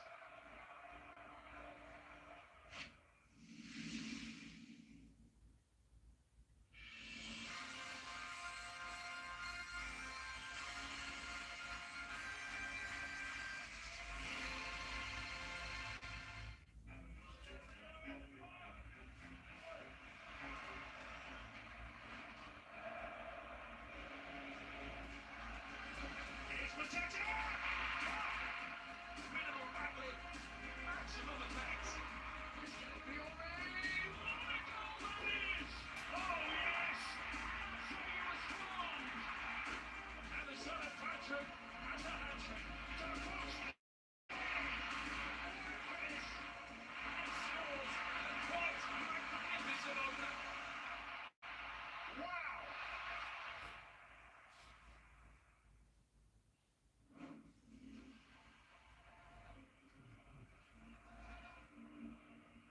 Kulusevski, Johnson again, it's a risky challenge. Back with Kulusevski, still he can't find the opening. But Spurs go in front. Brilliantly taken by the returning Yves Bissouma. Oh, what a strike that was from Bissouma. Not really noted for his goal scoring. That's a terrific strike, isn't it?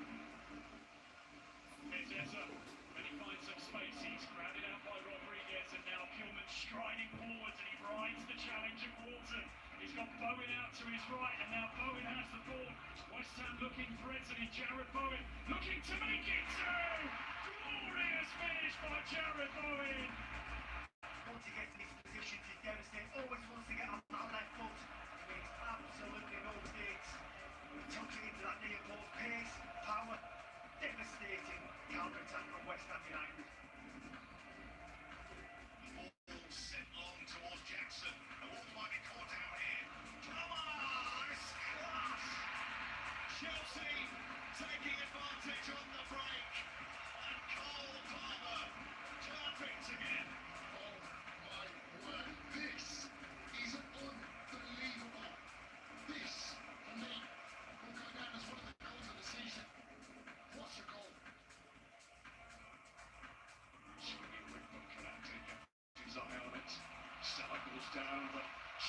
his feet and he's got Diaz ahead of him. What a pass that is! Liverpool's big opening chance is taken! And that's something that's continued from the Jurgen Klopp era. Jota picks the perfect little through ball there. Because Diaz got the position. He gets everything he needs behind him. And there's very little that Flecken can do because of the pace. There's a slight touch, but he's not stopping it. Devastating.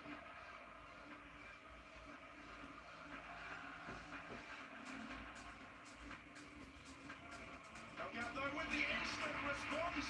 Oh, brilliant! Out of very little, it's a super strike from Jean-Rigner Bellegarde. Lots of power behind the shot, lots of movement on the ball. It's a streamer that gets Wolves back into this game.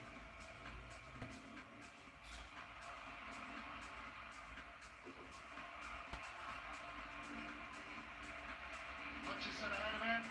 He goes for goal! And he scores a goal! Brilliant from Liam Dillon. An absolute stunner. Just a magnificent strike from a player who started his Premier League campaign brilliantly, but this is just breathtakingly good. He gets so much power, it's swirling away from Leno.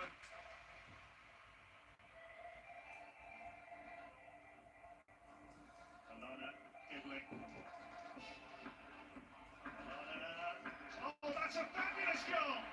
Sugawara! Beautiful finish! Southampton's first goal back in the Premier League. Watch this for a delightful little ball. Beautifully headed down and beautifully finished. He's gliding inside the penalty area. Kovacic hits Ringo Lewis. Wants them down the line for Haaland! Minimal battling, maximum effect. Wow. Here's this. Such ferocity. It's past Ariola in a flash. First touch is superb. Sets himself on that left foot. And then it's an absolute rocket.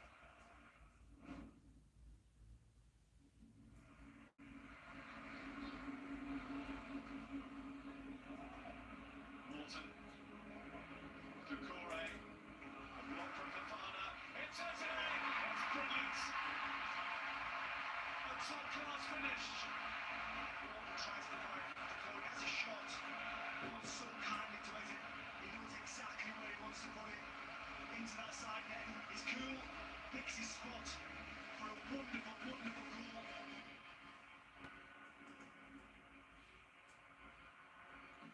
Wenger, how about that? He's kicked out Hudson-Odoi. Those two are making an impression, making a difference. And Hudson-Odoi has made an even bigger difference there. Nottingham Forest have snatched the lead at Anfield. What a moment for Hudson-Odoi. It's a wonderful finish. And look at the count, he's bringing it inside the post.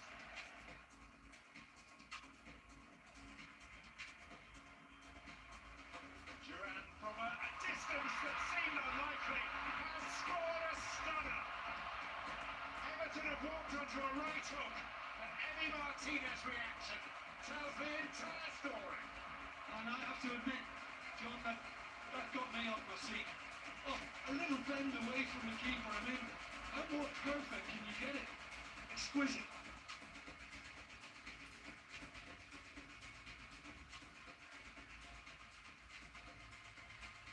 Harvey Barnes, great effort, fantastic goal from Harvey Barnes. Tell you what, Harvey Barnes is exactly what he wants to do. Cutting in from that left-hand side, he curls it into that top right-hand corner. Every time you see this type of goal, it gets better and better and better.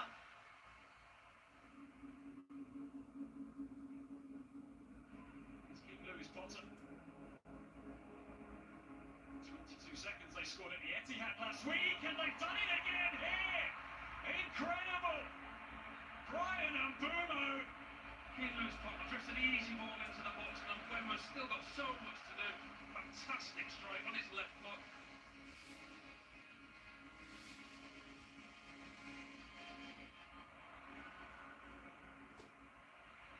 Here's Mendes now as Liverpool go for goal again.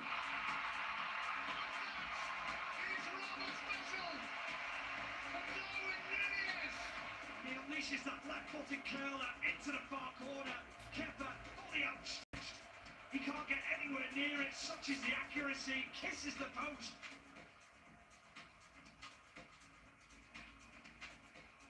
Martinelli spotting an opportunity. Here's Calafiore. What a goal that is! What a way to score for Arsenal for the very first time! Ricardo Calafiore has hit that beautifully. What beautiful control. What beautiful placement from Calafiore.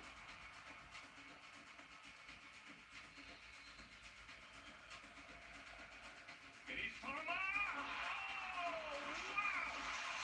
He's had a slow start to the season in front of goal. And he's now back to hat-trick. This is unbelievable from the goalkeeper.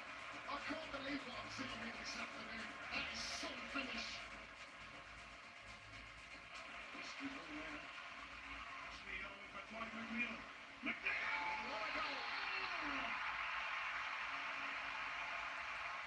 Magnificent!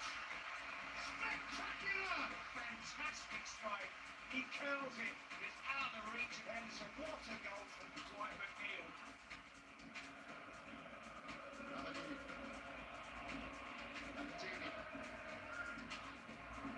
Oh, it's beautifully done. That is magnificent from James Justin. Oh, what a sensational goal. Boy, does he just take that brilliantly. Lovely clean hit off the post. I mean, it's just a super goal. Hutchinson. The lap was onside this time. Hutchinson and Burns are on the help, but the lap will go down! Well, goals are flowing now for him. This is top-class number 9 play from Liam Delap. Drop of the shoulder, shifts the ball, and arrows it into the bottom corner.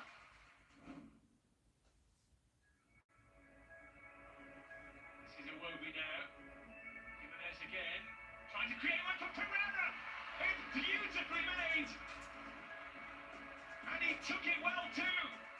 What about this? That little flick, sensational. It's a fabulous finish, great run, but that guarding assist right at the top.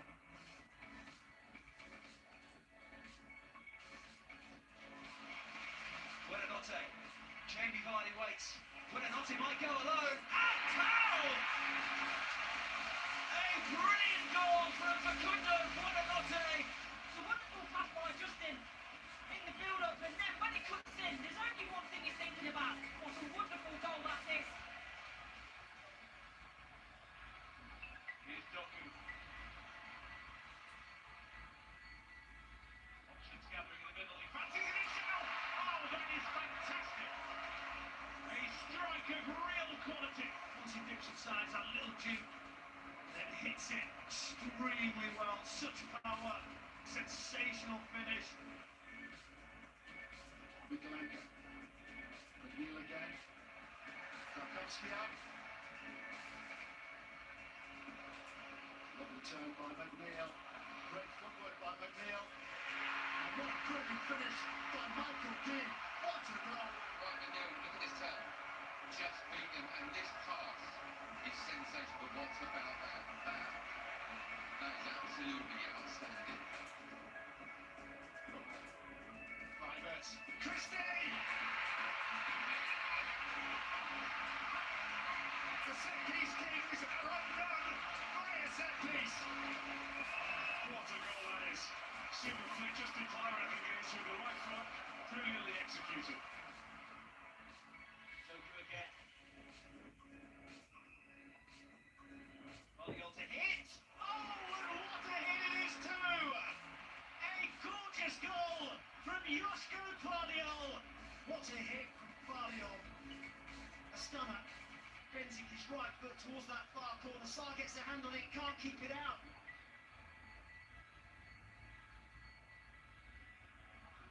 Finding Wood, and Wood on the turn! Does what he's done so often in recent seasons. Manson in the Leicester City goes, got no chance there. absolutely placed into that bottom corner.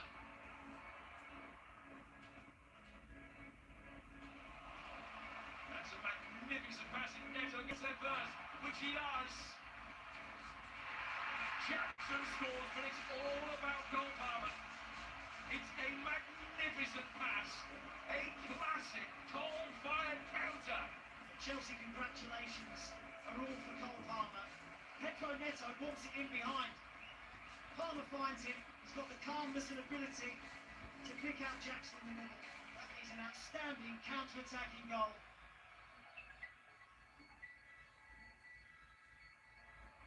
Saka gets Robertson. Scott's got to be careful on Bill. One chance, one goal! Well, once he gets this ball under control and he's back in Robertson up, he's in trouble. He steps inside and he just picks a spot perfectly, accurately, right into the roof of the net.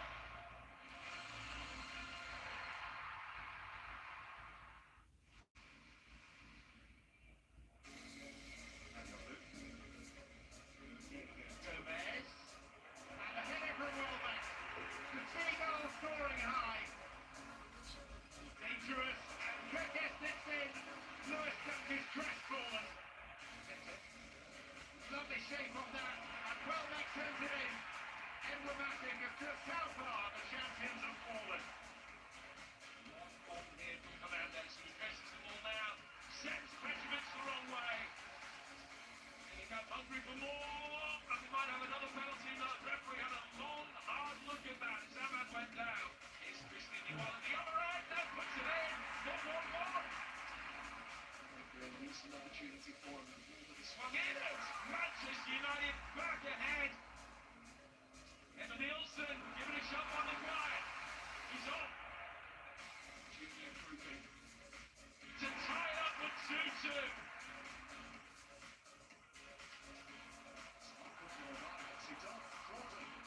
Anthony Gordon has been gifted the opening goal. Cube, an attempt to test it in. Sunderland are back on level terms.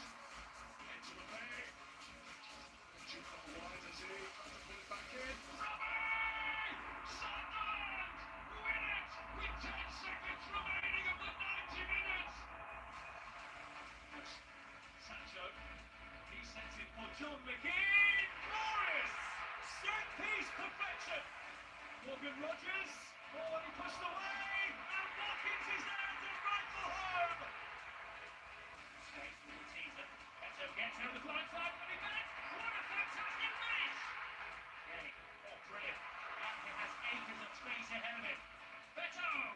Oh! He wants the crowd to swallow him up. Territory.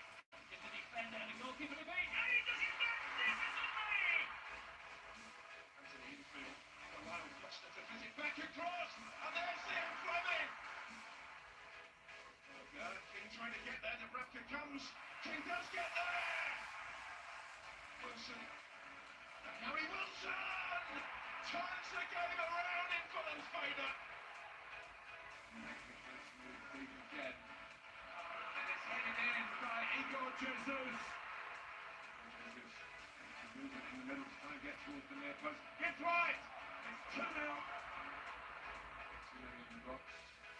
He's won, and he scores, and it is 3-0. Spurs have been well and truly put away here.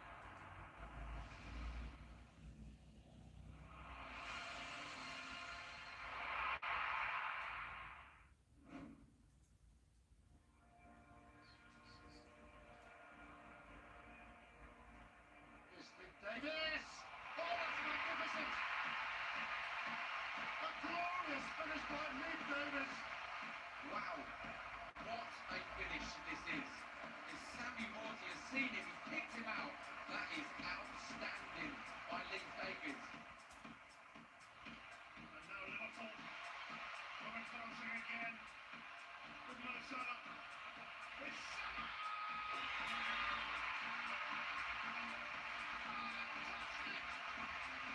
Look at this going forward, it's like the red arrows. Mo Salah has been quiet, but that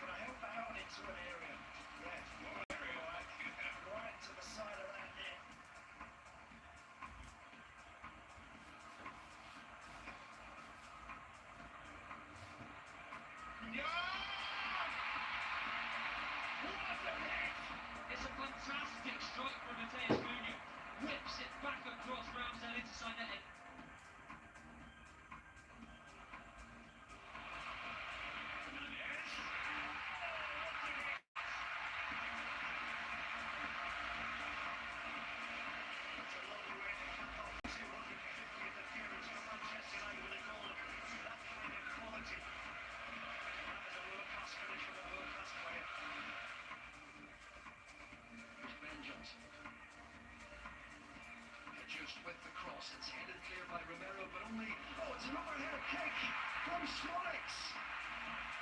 Smolik at the back post with the overhead kick. Sees it all the way. Knows where he wants to put it. Puts his side bundle up. Here on Newcastle. Tole checks inside, opens up and finds the bottom corner. What a brilliant finish from Joelinton. I was thinking, shoot with your right foot, he comes inside. What about that for a cultured finish? Not too much power, always looking for that corner. Maxwell's got no chance, that's in off the post. Neto. He was given space! You cannot use Pedro Neto's space there! His first Premier League goal for Chelsea! What a hit. Stunning strike from Pedro Neto there. Pedro. Oh, Mitoma! What an unbelievable assist that was! And the finish wasn't half bad either. Well, the build-up play for the 2 goals from Brighton has been absolutely exceptional. The side so slick with the ball on the floor, look at that. The weight of the pass, no pressure at all.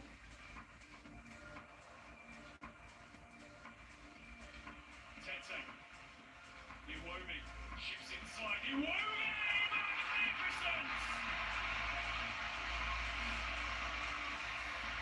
Well, it's a beautiful finish. He doesn't turn down the opportunity to shoot. He bends in the most sumptuous of strikes.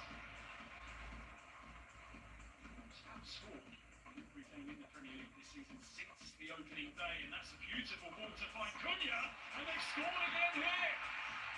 Well, it's a brilliant finish, but the pass from Lemina is just something else. He starts so deep, and then the finish, the cheek of it, is something quite beautiful.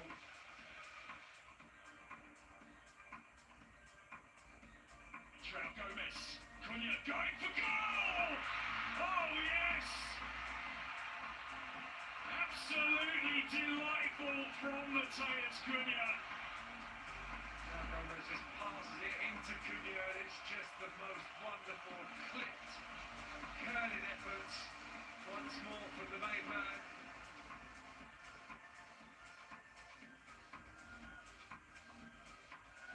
Dejan. It is teed up for Trossard. West Ham were like statues. All the movement, all the invention from the Gunners, who now lead by 2. Well, this is Arsenal at their imperious best. The movement, the one-touch football, the quality, just continues his run before picking out Trossard, who's got the simplest of tasks to tap in from 2 or 3 yards.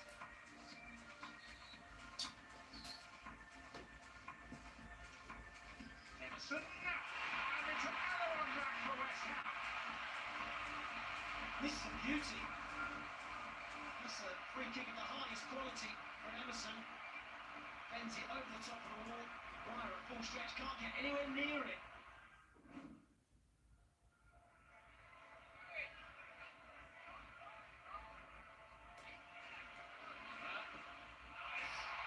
Brilliant goal by Cole. Well, that's what he can do. Pick that out.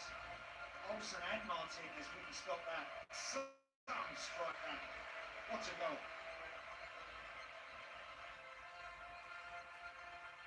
As now, Mateta, step overs got him away from Greaves. Oh, what a finish. Crystal Palace in front. Magnificently taken by Jean-Philippe Mateta. Look at that. What a fantastic clip over the goalkeeper. That is a glorious finish. I said if the big man gets a chance, he's the match winner, can turn Palace's season around. That is a goal of genius. You're right. He's there! Wow! What a strike! The power that Isak manages to put behind this just catches Kelleher out completely. It almost breaks the back of the net. There with 4 flying forward, Morgan Rogers. Watkins. Rogers. Looks for the top corner and puts Miller in front. That's That's a lovely goal. Robert still had a lot to do as it comes to it. It's a great finish past Flecken.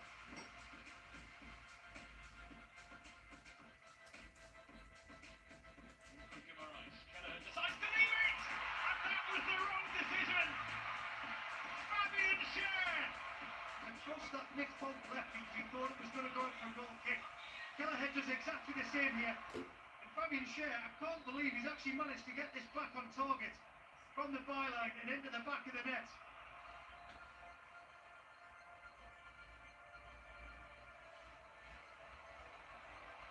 Switch of play from Norgard to find Mbumo, tiptoeing his way into the Newcastle box. And Mbumo! Tattling goal from Brian Mbumo. This guy just a quality player, simple as that. That's a superb goal. Balance, skill and technique to finish everything off. He's a stupid ad. One full back to another. It's Tarek Lamptey. Goes himself and goes brilliantly.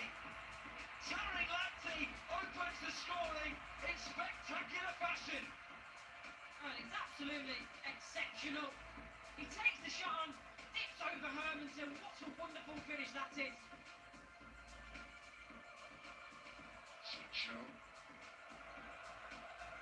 Nice weave here. Oh, that's stunning. Absolutely stunning. Chelsea who offered little, but suddenly Jadon Sancho produces this. Absolutely nothing.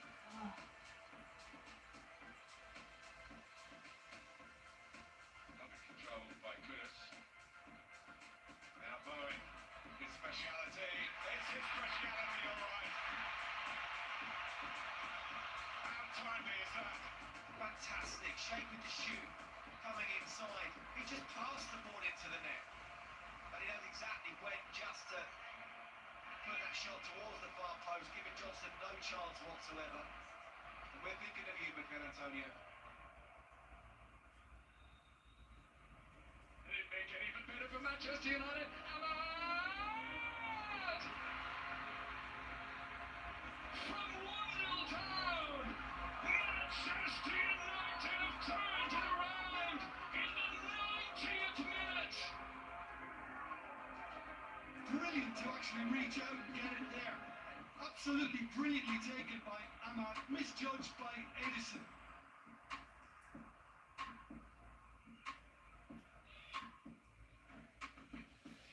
Holy ball from Son. Madison keeping his feet brilliantly and squeezing it in for a delicious fifth. Well, that's a brilliant goal, real Premier League class. Superb pass from the outside of the booth from Son Heung-min. Madison. Well, that comeback was coming all day long, wasn't it? It's a brilliant goal and inside it. And this now. We did get the equaliser at Fulham Road. A chance here at the right hand of the stadium. Do it again. Oh, and he has done! What a goal! The perfect free kick! You ain't getting that one, no chance. It's got the perfect amount of pace and dip, and it's always going away from Lucas Fabianski, and that is a belter to bring them back all level. Joe Linton striding forwards. Gordon opens up! Inside 90 seconds! I mean, you've got a world-class goalkeeper in Martinez, and he's just been absolutely done by the quality. Still he goes on. Oh, that's beautifully done! Well, I don't care how well organised you are defensively, this man is able to find space. Cole Palmer is at the top of his game, and he scores a wonderful goal.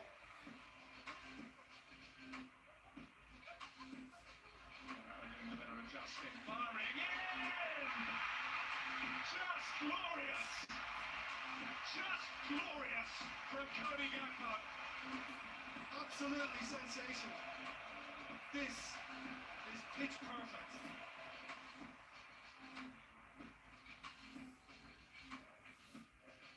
Wolves have taken this free kick smartly. Pitkovic towards goal, and it's a brilliant strike. What a finish this is. First time back. That is absolutely pitch perfect. Well organised, well drilled from the training ground. Super hit from Juan. João Pedro Fala. Karu Betoma. João Pedro. Oh, what a finish! Tarek Latte! This is a brilliant finish. Willie Martinez. Absolutely no chance at all. This is a well worked goal from Brighton.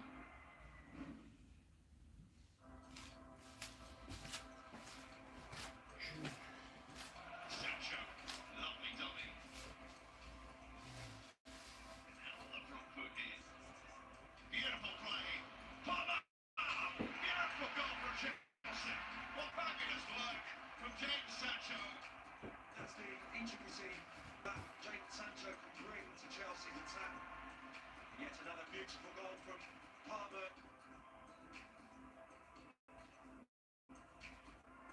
Held by Tole. Kirkes. Brooks!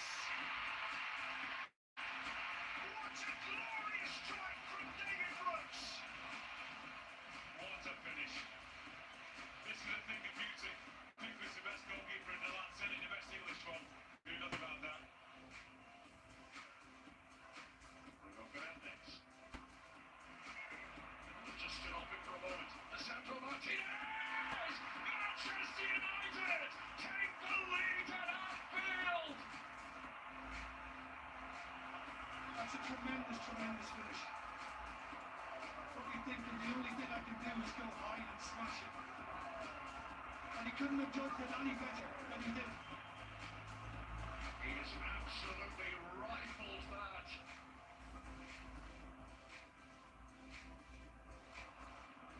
This is Gakpo. Great turn! That's how you respond! Corey Gakpo! This is absolutely brilliant. The length is left on his backside. And Gakpo finished with a plum.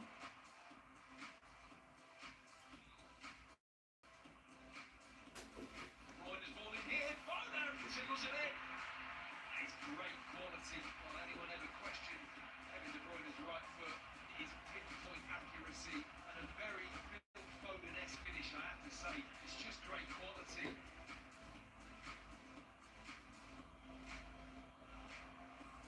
Semenyo. Oh.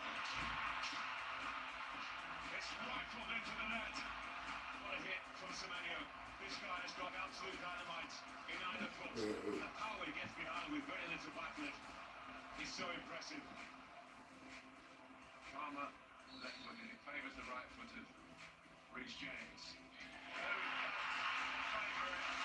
It certainly does. He's such a powerful striker in football, Reece James. And it's so difficult to stop. He gets it around that two-man Bournemouth wall. Oh, it's clean off the post. Walton gets it away, keeps it away. Adams McClymont! And the son of Patrick has a hat-trick. He uses Dan Burn to blindside Dubravka. In the strike, there's not much backlift. See by the ball movement, there's not a lot of spin on it. He just hit the sweet spot.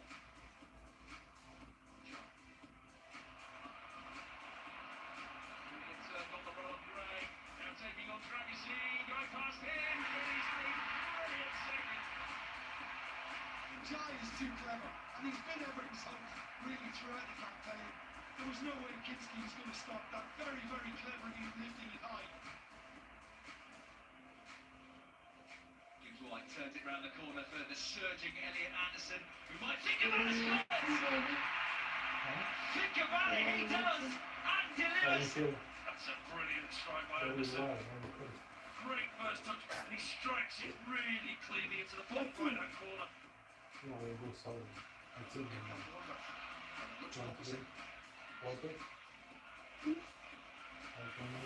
Clybrooks, this time the range, he scored the third last week. Oh, he's done it again. Well, what superb ball is in Justin Kluivert, and what a goal. If you let him shoot from there, you're asking for trouble. And trouble they got. Powerful strike, pulled that one up.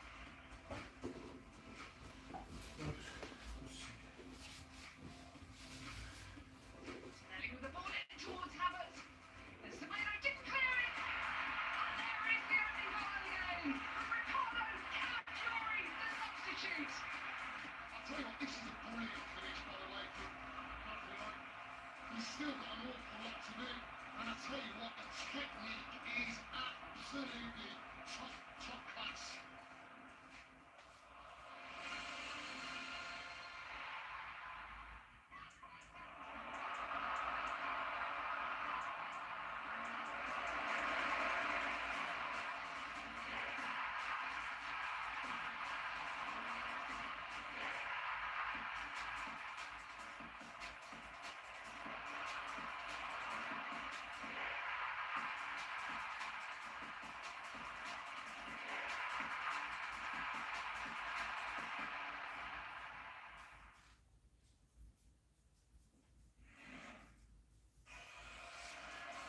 Of the four. We're into that now. It's Robertson.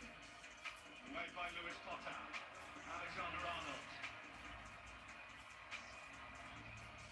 Comes Alexander Arnold! And Darwin Nunez! What a time! What a time to step up for Liverpool, for Darwin Nunez! Off the bench to win it!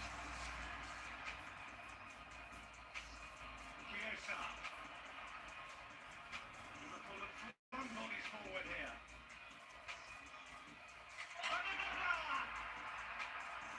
Darwin Nunez at the double. Delirium. Absolute delirium in West London. Talk about being back with a bang.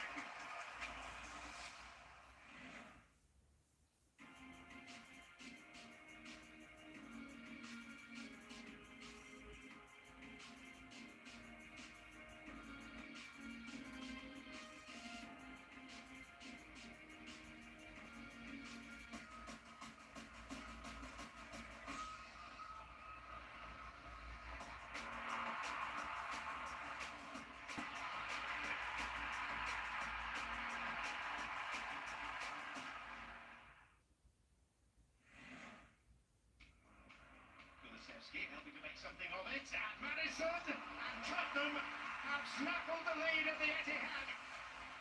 James Madison, absolutely spot on. Madison, it's Son, and Madison again, and Madison doubles Tottenham's lead. What a birthday this is turning into. And Solanke's available. Solanke for Tole, and it's 3.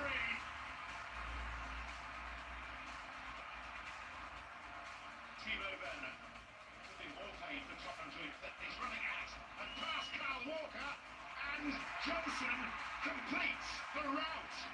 The heaviest home league defeat of Guardiola's career.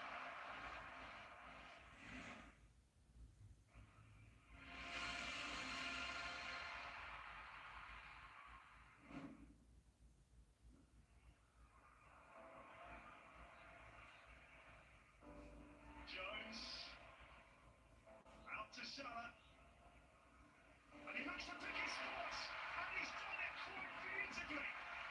A dazzling goal from Mohamed Salah. As soon as Mo Salah gets this, you know what he wants to do.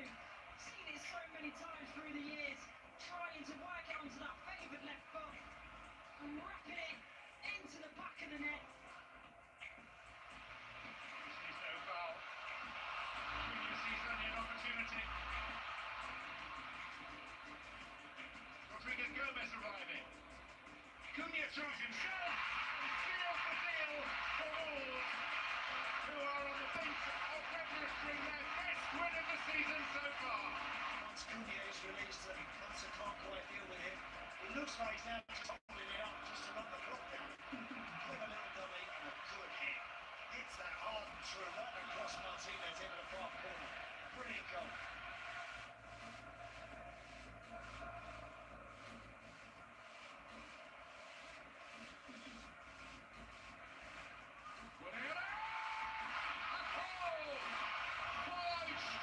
Performance from Arsenal today! Brilliant switch of the deck of ice. First touch is good enough. Now back to finish. Tigar doesn't even move.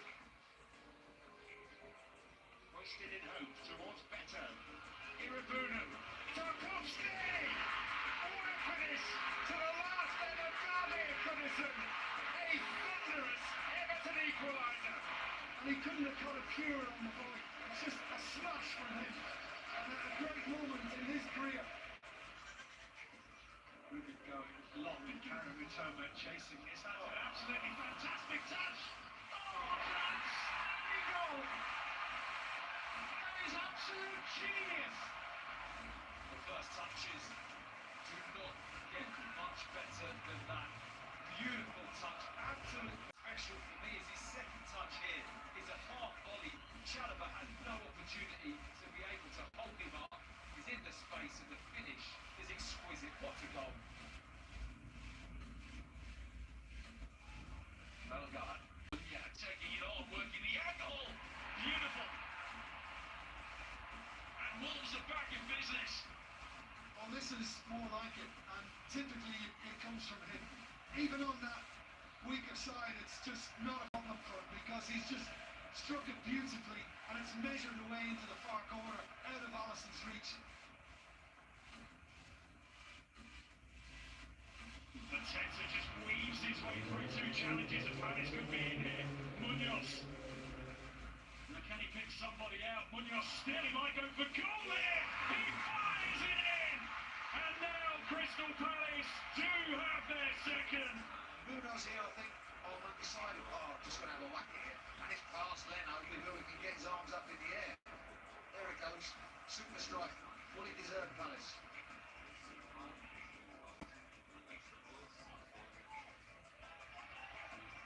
Knock on by Scarlett.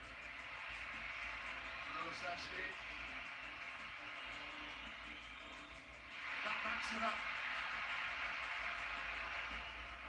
This is amazing play. Kulusevski cuts inside. We couldn't have hit it any better. Alex Palmer, no chance. That is sensational stuff by Kulusevski. Nurkic getting it forward. Attacking with a real pace again. Oh, it's a screaming effort. A quite brilliant hit from Justin Kluivert. Well, there's good goals, quality goals, and spectacular goals that you see. This is the very, very best. That is a brilliant, brilliant strike.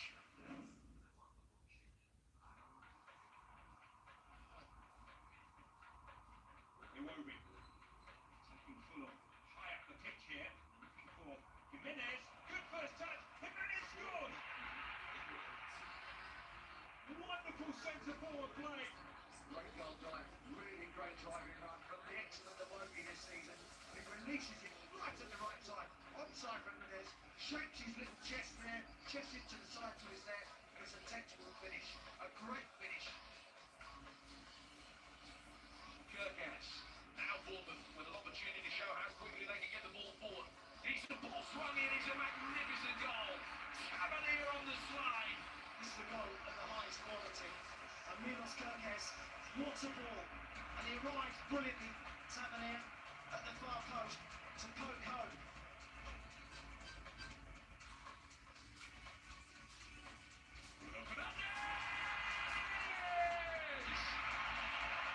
He needs to get a cape on his back because he's doing some super things, but he keeps on delivering.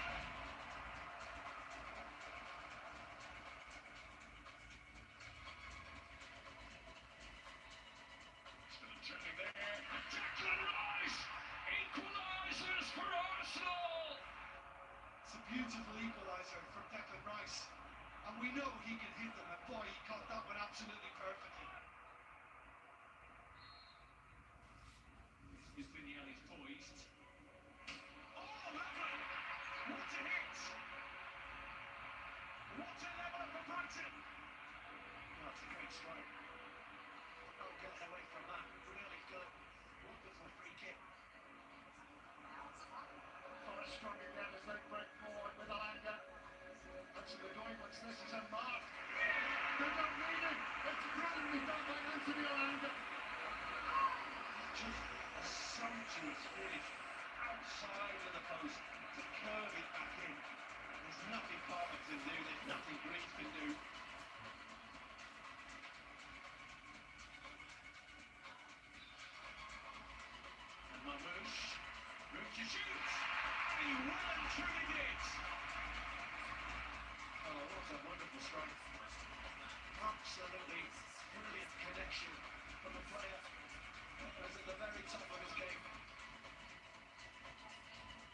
again by Jack Clark. Couldn't turn that by Auguste. And Ipswich have won the goal back.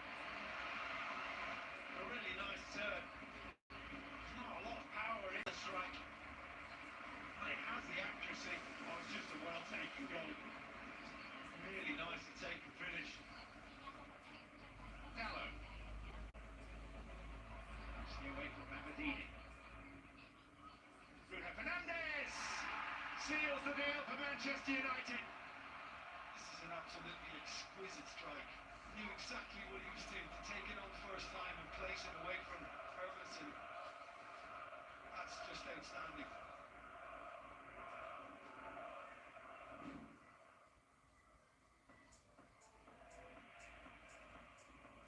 Across the edge of the 6-yard box.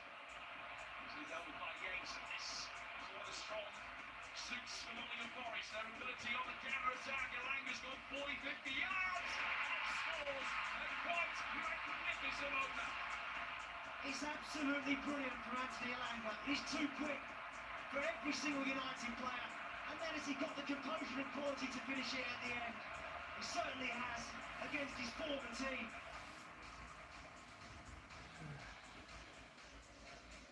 And the target here for Town. We'll get to it ahead of Savani. He does have support from Townsend. Trying to get back with the lad! 2-0! Liam Delap on target again! This is great strike play. He just waits, he knows his mate's coming on the left-hand side. What a cutback that is. And that is emphatic, to say the least.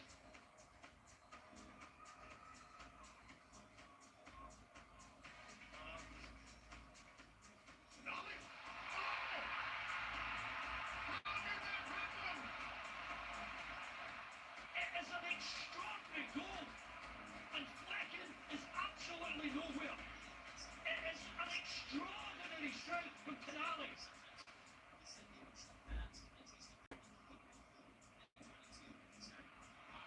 Here's Mateta! What a breathtaking finish from Crystal Palace's top scorer! As you watch him, he's just on loose, he pulls onto his blind side, checks in front of him, stays on side, first touch sets him onto his favourite left foot, he whips it into Barbara Bruggen's top corner. What goes on with McAllister, good persistence from him, and a good shot as well. What a hit! It's a goal from nothing. And it's a moment of real quality from Alexis McAllister. Bernd Leno has absolutely no chance.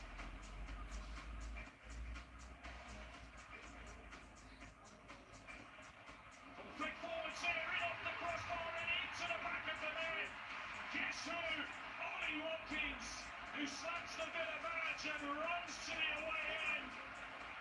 And he's helping them take another step towards the Champions League once again.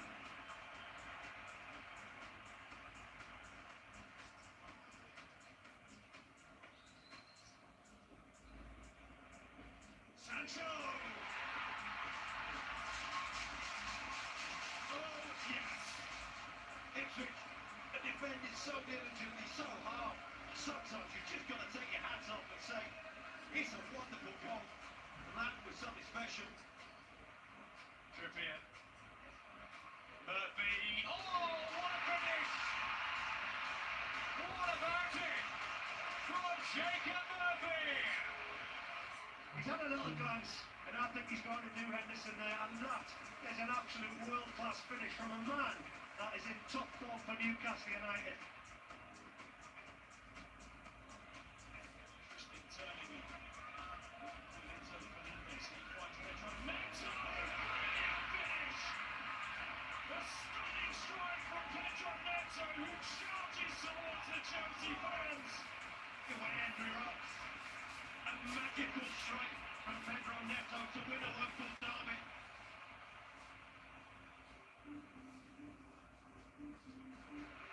Another! That's the best of the lot! Another. As soon as that lifted his boot, that was just flying into the top corner. And it's Sarabia! It is fantastic! The top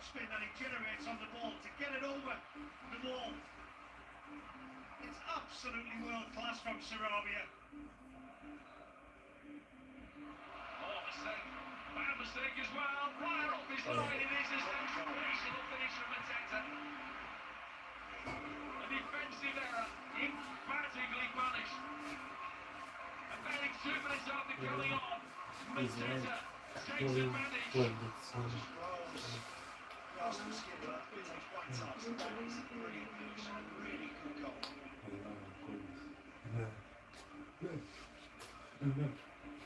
Ayari! What a fabulous strike that was!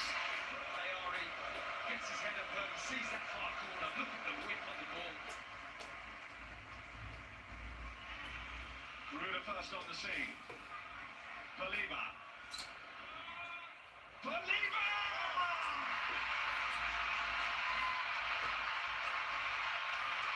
Wow. Bends the ball, sets it right outside the goal. He's up to his right hand side. He can't believe it's in the back of the net. It feels possible.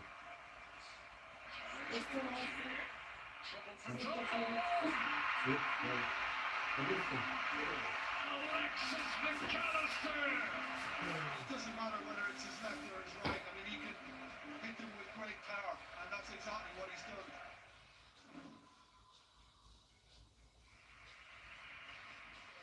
Caesar. Another go! Oh! Well! Clyde McNeil's goal looked pretty good, but how about that? I mean, he picks the ball and cuts inside a couple of Everton players and unleashes a shot that I think Jordan Pickford's could have saved it. Here is Al-Manous. It's Oli! And Leicester City take the lead. That is sensational finishing. Just bounces down. Mixing it up fully. He didn't take any place on that. He catches that.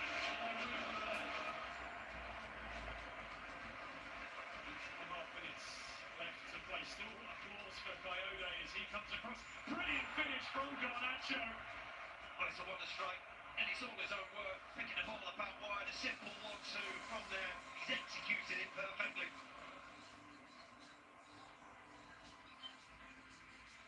Paquetá to chip it forward. Oh! What a strike that is! There's a twist in the plot late on here.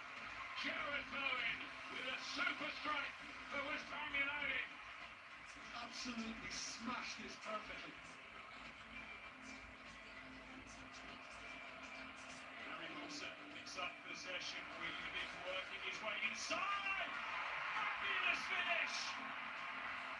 Who put the ball in the Brentford net? Harry Wilson. That shot will go on forever. He's done it twice earlier in the season. Here he's come on. He's put it in the corner. Absolutely unbelievable.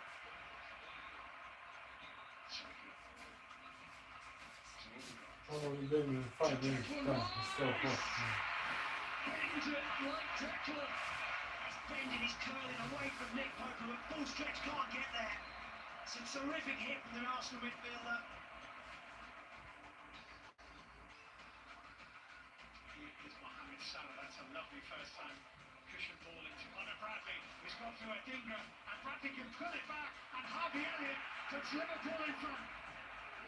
Well, the two youngsters combined, and it's fantastic one-touch football from Liverpool. The two players who you think are on trial today combined to give Liverpool the lead.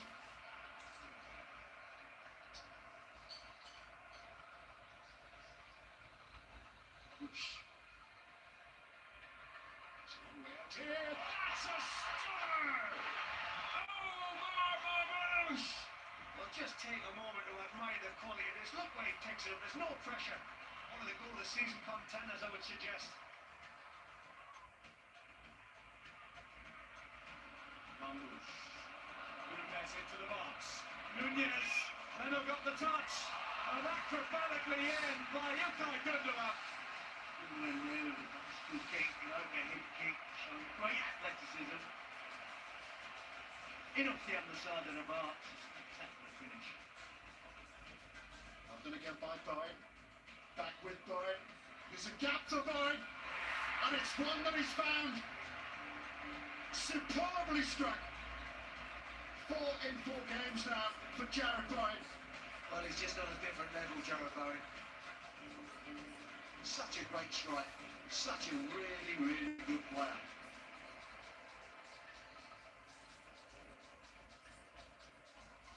An ambitious attempt and a quite glorious goal from Diego Gomez. What a way for him to score his first Premier League goal. And what a way for Brighton to sign off for the season. One of the goals of the season. 2024-25 was quite the season for Liverpool talisman Mohamed Salah. On the opening day of the season, The Egyptian followed in Thierry Henry's footsteps, becoming just the second player to win 4 Premier League Golden Boots. he does it again! Brilliant, brilliant goal. 3 years since he last achieved the feat, and for the first time while winning the Premier League title, this one will taste extra sweet. He comes with a guaranteed goal. The fans love him. He loves the club. Way clear. The top of the chase for the Golden Boot.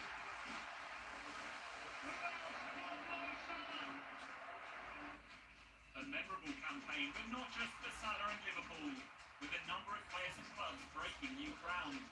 From the 1,115 goals scored, this is the official top 10. It's time to pick your favourite. Jackson scored, but it's all about Cole Palmer.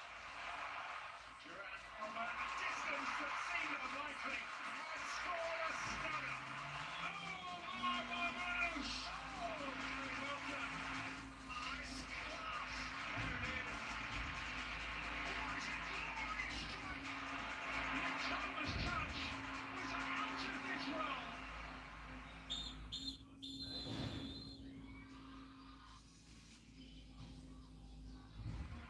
Fernando Torres, sheer class again. Absolute genius. Torres cannot stop scoring. Here's Torres, he qualifies better than most strikers, and he has proved it again with a magnificent goal. Liverpool in front after 5 minutes. Torres, the hero of Anfield yet again.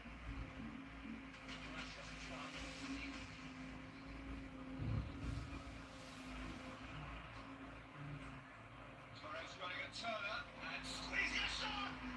Somehow over the crossbar it is! That's magic! How has Fernando Torres managed that? Torres wide. It's Fernando Torres for Liverpool. Oh, what a goal! Just fabulous! Fernando Torres! Just as you remember him! Nobody's stopping that! And Liverpool are 2 Torres goals for the good! Now Torres! Oh, the ball held up, but still the opportunity's there! Fernando Torres has broken his duck at last! The first goal for Chelsea! It is an absolutely vital goal for Fernando Torres! Torres. Hazard. Torres! Brilliant goal! And 2-0 was rubbing it in air. Fernando Torres is back. The kind of instinctive finish we saw so much, particularly in his time at Liverpool.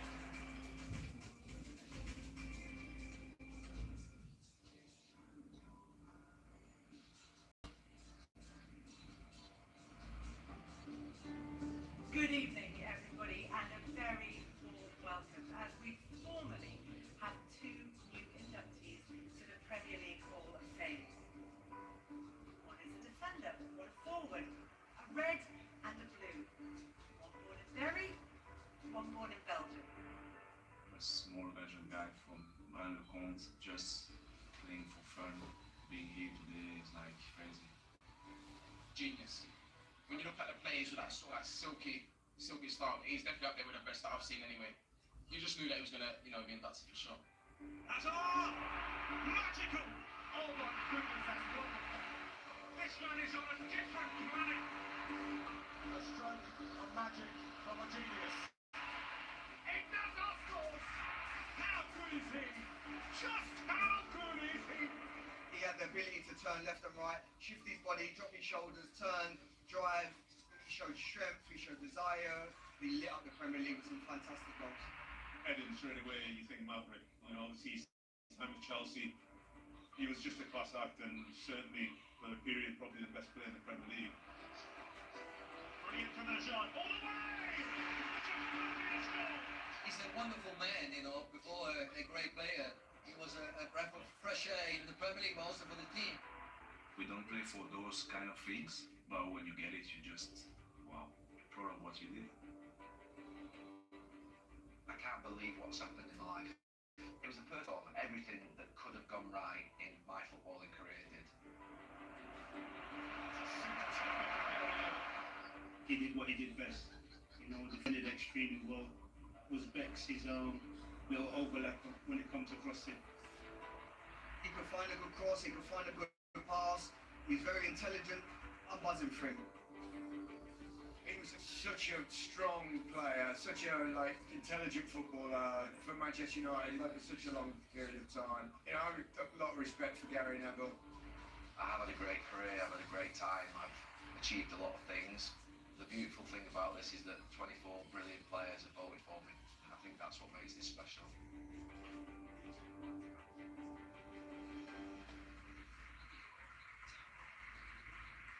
Good evening, everybody, and a very warm welcome. My first guest of the evening played 155 times with Gary Neville in the Premier League. They topped the table 5 times together.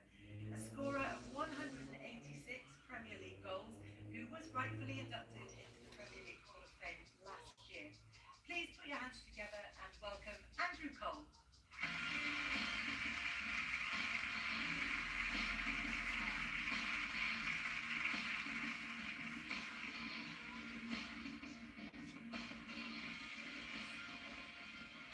Lovely to see you again. Clearly very familiar with the whole situation now. Yeah, kind of. Yeah, fortunate. Yeah, that's it. It's casual now that you're a member of the Hall of Fame. Now, Gary can't be with us here this evening. He's in Manchester, but he will be joining us via video link very shortly. But these 2 new arrivals who've come in, just tell us what this award means and has meant to you. For me personally, I think it's a great honour, you know, to achieve what you achieve in the Premier League and to get inducted into something so special. Yeah, it's good for your kids, it's good for your family. I think your kids really enjoy it. Your kids appreciate that you was actually decent at your trade. So yeah, I think that makes you feel a little bit better. Yeah, and for Gary, he's the first right back to be inducted into the Hall of Fame, but the 10th Manchester United player. That era of dominance that United had, how special was it to be part of that? Very, very special. You know, we all had that mentality that we want to win, we want to achieve all the major honours, but we want to do it in a special way. We all believe in each other, so I'm not surprised that Gene has been inducted in the Hall of Fame. He said he didn't get forward that many times, but he does claim an assist for your most important goal, which is against Tottenham for the league title. Can you talk us through that one and how much you had to do having had the assist from him? Well, I've said to them many times, and the boys as well, it's the best pass I've ever got from him. You know, and he was still around my neck. So for me to pull it down and let the ball bounce in, and fortunate to Lobby and Walker, that was the winning goal, obviously to beat Spurs and win the Premier League title. You know, I was very proud of the pass from him. I'm not gonna lie, because like I said, he's one of the best ones. I didn't get many from him. Andy, thank you very much. And Gary joins us now live from Manchester. Gary, good evening. Congratulations. Thank you, Kelly. I'm really sorry I can't be there tonight, but I committed to something in Manchester 2 or 3 months ago, and yeah, I feel quite sorry not to be there, obviously, with everybody. Andy was just saying before we spoke to you that you're a player who, when you're asked about your career, you probably underestimate how good you were. This is your stage. This is your opportunity to talk about not just the consistency and the professionalism that you were Yeah, I've never felt comfortable, to be fair, Kelly, talking about that because I played with such incredible players under an amazing manager in front of fantastic fans, and I always feel privileged and grateful for that.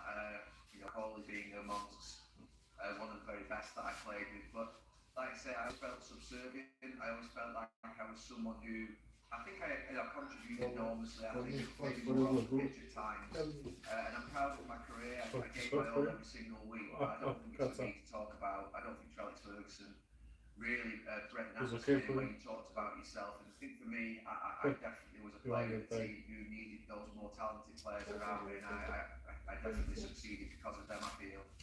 That's why I think it's interesting that it's the Hall of Famers themselves who've selected you to be part of this Hall of Fame. What does that mean, that it's the recognition from your fellow professionals? I don't know, did you? I won't mess the bell. Probably not. Honestly, that's the one thing that makes me feel quite warm and proud. That I used to think that when you got voted in the PFA team the PFA team of the year by your fellow professionals, the ones who played against you every single week, I thought that counted for something. I thought that gives you almost like validation, credibility, and respect of what they think of you. And I think that's the one thing over the last week or so since I've known about this, to think that those 24 great players have voted for me means I must have been doing something right along the way, and I'm proud of that. Like I say, I ignored the first answer. That was a pretty good one. I give myself a pat on the back. One of those players that you played alongside has sent us a message. It's a video from your brother, Phil, on why you're so deserving of this accolade. Gary? It's Philip. I know I'm here on the other side of the world. I know we don't see each other as much as we do, but this week when I saw the news that you'd been inducted into the Premier League Hall of Fame, it was a super proud moment for me. I know we don't say it to each other enough, but not only one of the best fullbacks that's ever played for England and for Manchester United, I think you know that. I was competing with you for so many years. I saw at first hand the incredible determination, work ethic, drive, ambition that it took for you to produce incredible performances and your durability throughout your career. And for Mum, Dad, me and Tracy, we are the proudest people in the world to not only have seen you play, but also to have you as a best friend and a brother. Love you.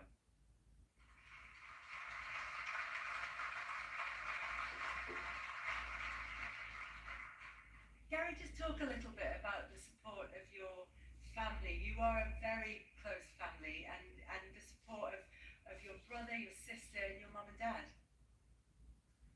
Yeah, I missed them out before when I talked about obviously the fans, the players that I played with, and the manager and the coaching staff. But your foundation of your life, your parents, my brother and sister, obviously we were born so close together, a couple of years apart, and just an incredible sporting family in the sense that every single week my mum and dad would take us to hockey, rounders, netball, cricket, football.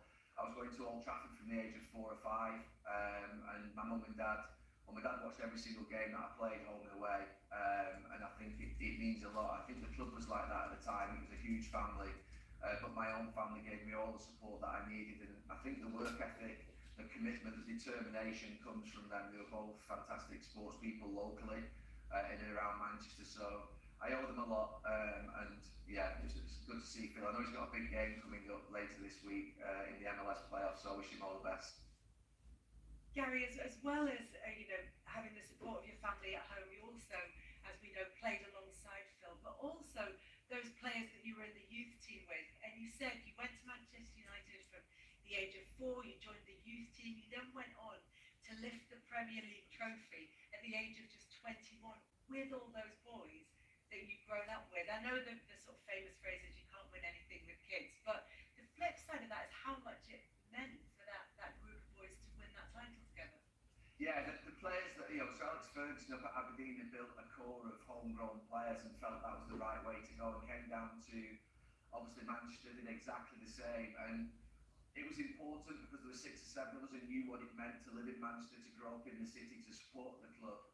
But I have to say that I felt all the players who came into the club thereafter, they all became fans of the club as well. I think the manager created that. I think the players in the dressing room bought into what we were trying to achieve. But there were obviously a few of us that have been there and been at the club since the age, I was there from the age of 11. and he felt as though he could definitely mould us into people who would run through barbed wire fences, as he used to say in his team talks. Every single week we would go, we would never stop, we would every single day give our very best, never give in, and come back the day after and do exactly the same again. The catch, as he used to say to us, that you've got to do that for 15, 20 years as a football player, but we were willing to do that, and I think it was our work ethic, together as a group, including obviously all the lads who came into the club from outside, that meant it was so special. There was no let up. You never had a day off really. The intensity and the standards that were expected every single day were incredible. It's difficult to describe unless you lived in it. But it was created by a manager who was just so special. And that treble-winning season of 1998-1999 has been talked about so much, but I think one of the things that might be missed about it sometimes is that that was the first of 3 Premier League titles in a row. So does that sort of underline the point that you were making about that work ethic, about that consistency, about that desire to win and never drop it? Yeah, I think there was a feeling in the club. I mean, even in the youth team under Harrison and Nobby Styles, who were our youth team coaches, you know, there was almost this sort of saying that if I played a couple of games for the first team, our youth team coaches would say, if you never made it as a player at Manchester United, and if you won a Premier League title, you had to come back the year after and prove it again. So we were surrounded by success constantly in our careers, either in our youth team careers or in our first team careers, and it's so helpful when you've got great standards and mentors around you. And Gary, one final one, just to finish with a question about you and your induction into the Hall of Fame. Obviously this will be part of your legacy now. You will have a name that goes down in history, but that and your achievements with Manchester United. What do you want your legacy to be? How do you want to be remembered as a player?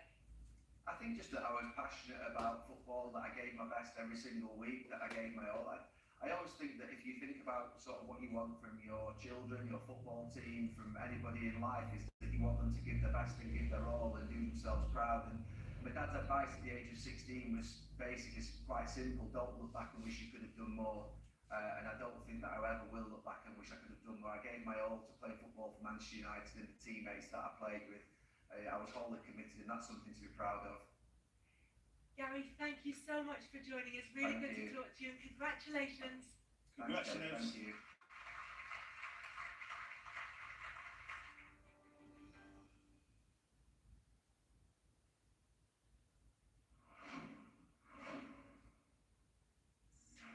He was cool, he was calm, he was composed.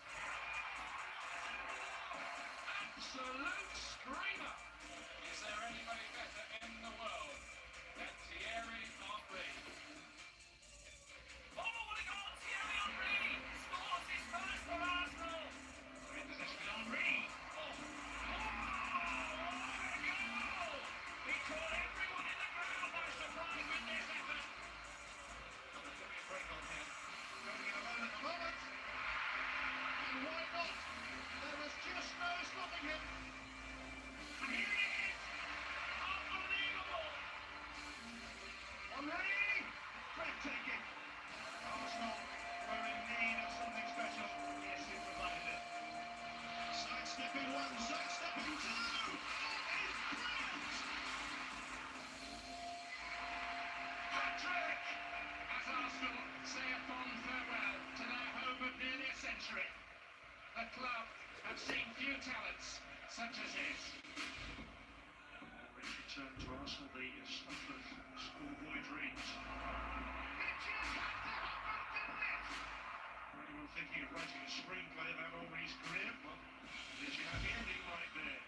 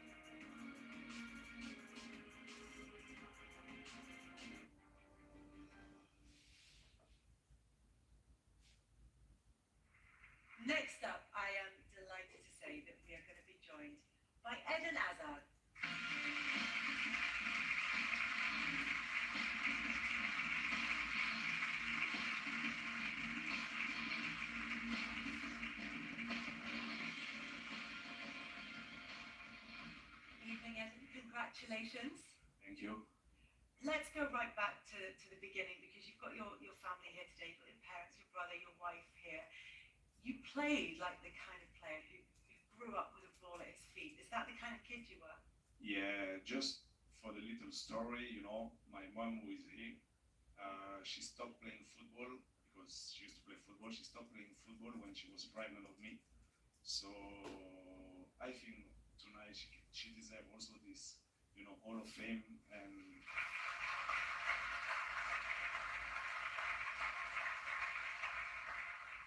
but yes, we grew up in a family, you know, my brothers here, you know, we always play football. My dad used to play football. He was not a winger, he was a central defender, which is, you know, in the family is a bit, Yeah.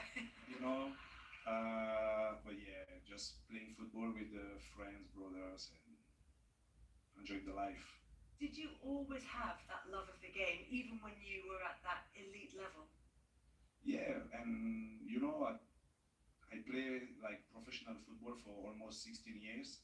So that was always, you know, in my head, you know, play for fun, enjoy playing football, and I think that's why I'm here today, because of that, you know, when the fans, Chelsea fans, or, you know, all over the world, they watch football, they want to see people enjoying football, which I try to do for so many times.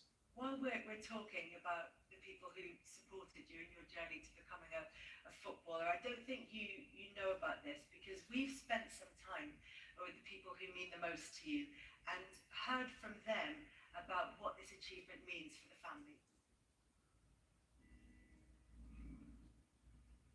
Je ressentais toujours de la joie quand il montait sur le terrain. Parce qu'on savait qu'à un certain moment, il allait faire un truc vraiment comme un artiste. Je ne m'en rendais pas compte sur le moment même, mais oui, il jouait bien, il était acclamé, ok. Et quand je regarde beaucoup, je suis dans une période un peu de nostalgie où je regarde pas mal de vidéos des enfants, mais surtout des jeunes. Et je me dis, ouais, quand même, c'est des trucs. J'ai toujours été fier d'Eden, j'ai pas attendu qu'il soit dans le Hall of Fame pour être fier de lui. Du coup, non, très content pour lui, c'est un beau trophée, en tout cas il le mérite et je suis très content.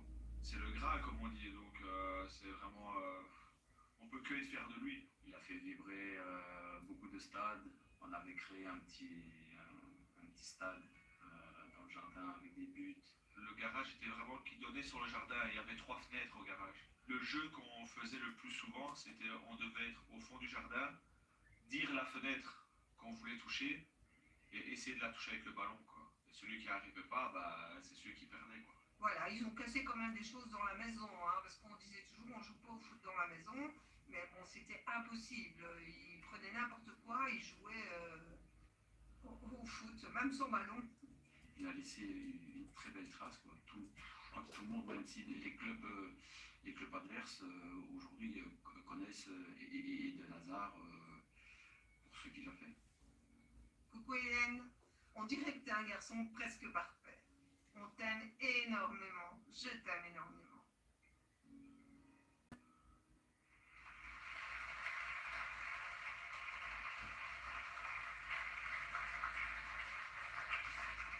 Everybody loved watching that. Did you love watching it? Yeah, of course, you know, but it's okay, you know.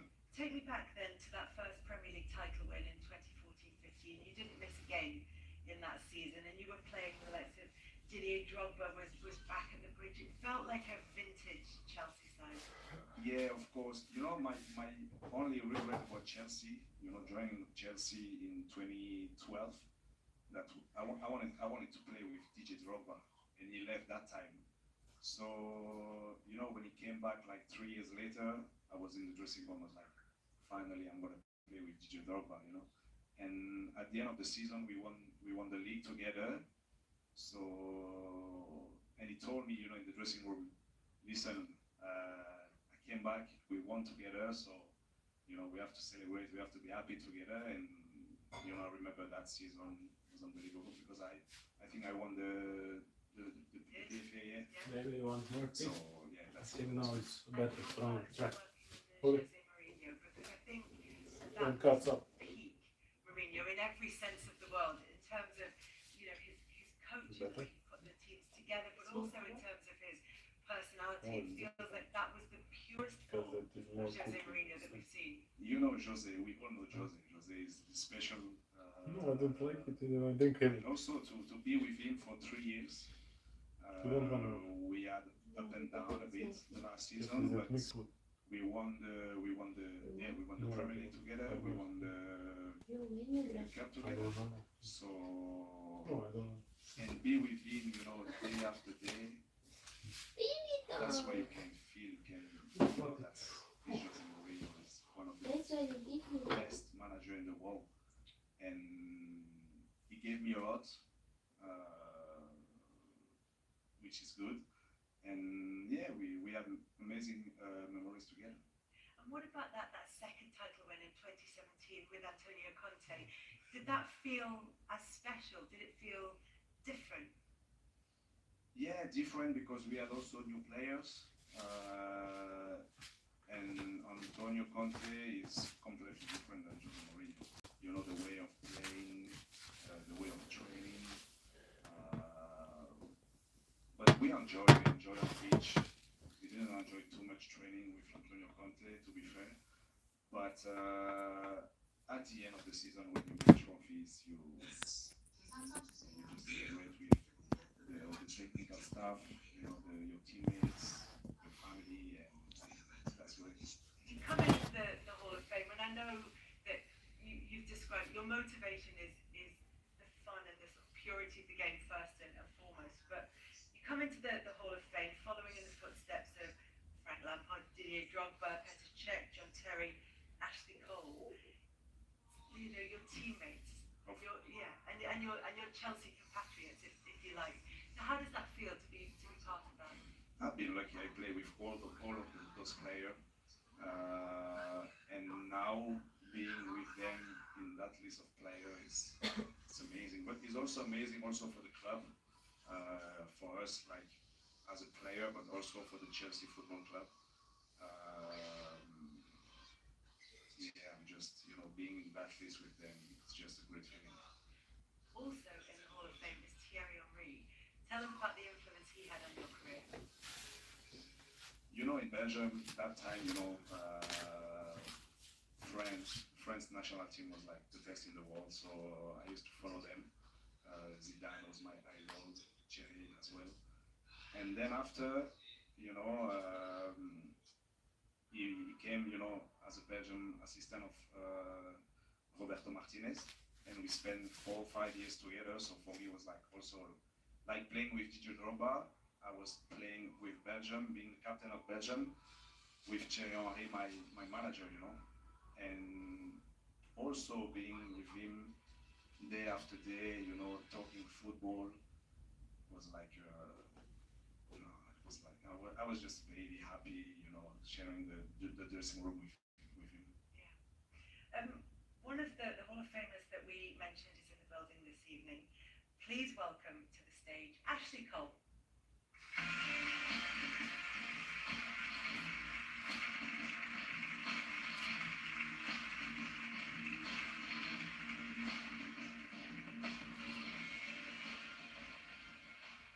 Ashley, just start by telling me, I wonder if the sort of perception of Eden is, obviously people think he's an incredible player, but because you're quite humble about it, I wonder if because he's not shouting his own name from the rooftops, that maybe it doesn't get sung as much as it should be.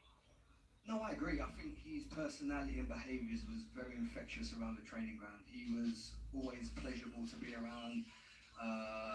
He was never nasty. He didn't have a bad bone in his body. He was just there to play football. So to be a teammate, it was a pleasure.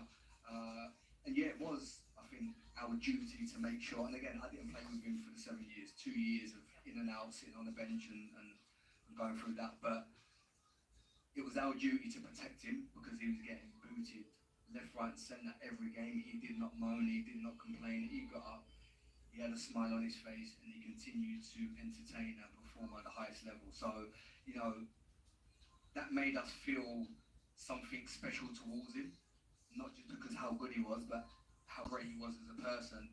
And yeah, now watching as a fan, it was just like, I'm on the bench now. Yeah, I'm not actually playing, but also I'm happy sitting here because I'm watching it and another absolutely ripped in the park. It's quite funny. Eden, who do you like to watch playing in the Premier League now?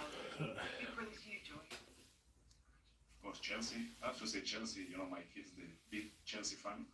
So I used to watch Man City when I was playing against them because, you know, the City of Pep, they were like really good. And yeah, that's it.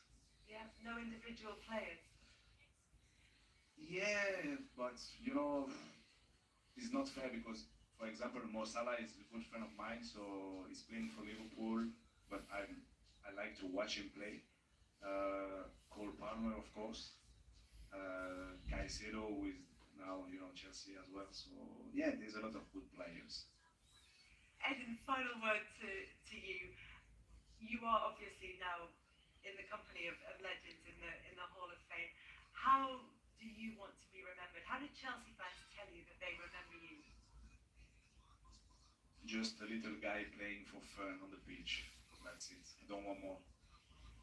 I think you'll be remembered for a bit more than that. Eden Hazard. It's time now for formal induction into the Premier League Hall of Fame. Ah, Bubu, I think time. You understand? They changed time. Yeah, 1 hour in front, you understand? no, still the same. Ah, they changed this. You don't understand. Ah, yeah. Because this one will I sleep, right? Eh? Yeah, of course, because some little guy will come. No, this one we last 1 hour, huh? yeah, but days longer. They become longer. What do you mean? A day, sun, day, more longer. The day, sun, more light.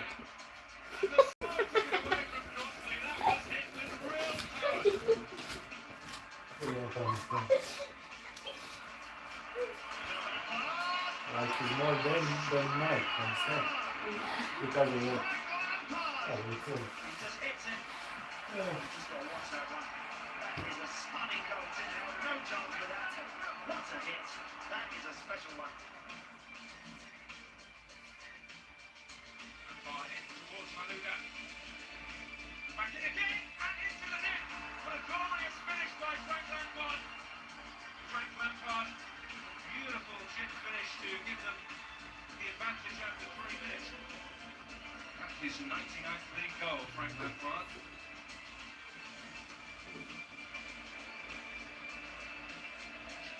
Great cross, great cross. What a finish as well by Frank Lampard. What a beauty. 25 goals Frank Lampard has scored for midfield this season. 20 in the Premier League.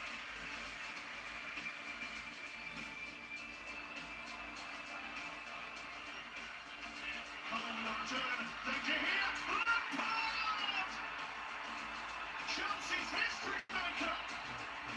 A double for Lampard as Chelsea charge towards the Champions League. Frank Lampard etches his name into the Chelsea record books.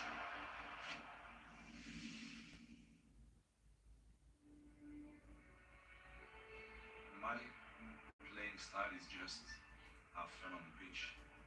He's one of those players you fell in love with as soon as you've seen. He just blew me away with his ability and his skill. He's what the fans paid to come and see. He alone was worth the entry ticket. I know people, they pay the tickets to go to watch the show. Hazard's on his way. Hazard scores! How good is he? Just how good is he? Did you watch? Did you enjoy it? Yeah. I think everybody does.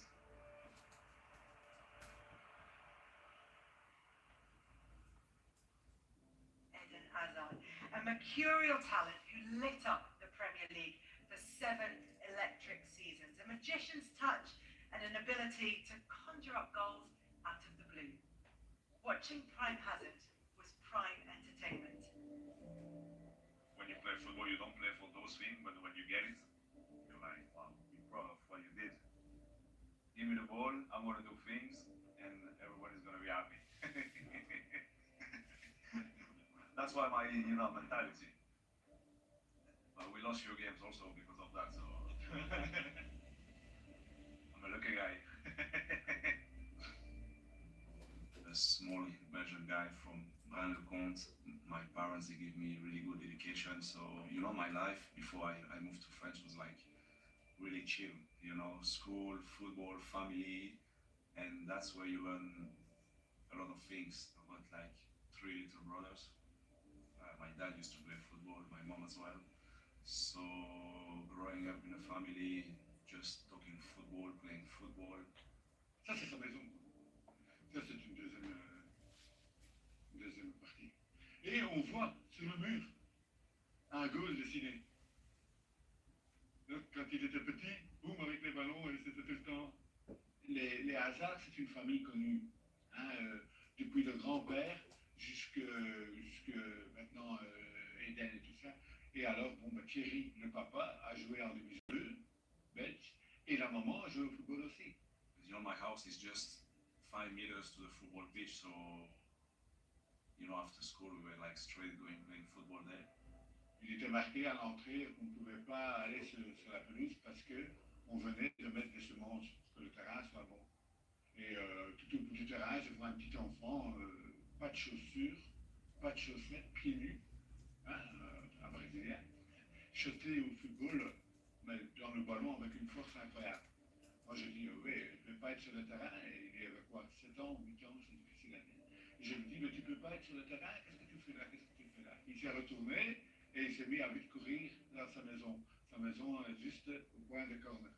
Et ce moment-là, je peux dire que moi j'aurais pu dire Eden parce que je joue au football. My dad was always like teaching us things to do in football, but also give us a lot of freedom. Do what you want, enjoy life, enjoy playing football. Comme on dit, c'était du talent. Eden était, comme on dit, un enfant classique, très calme, très posé.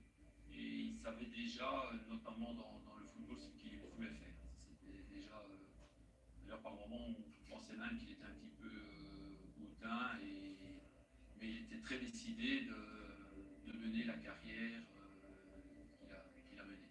I start to believe, I start to realize, when I moved to France, at 14, then I started to play as a professional at 16, and in my head was like, a little guy from Belgium going to the pro world in France.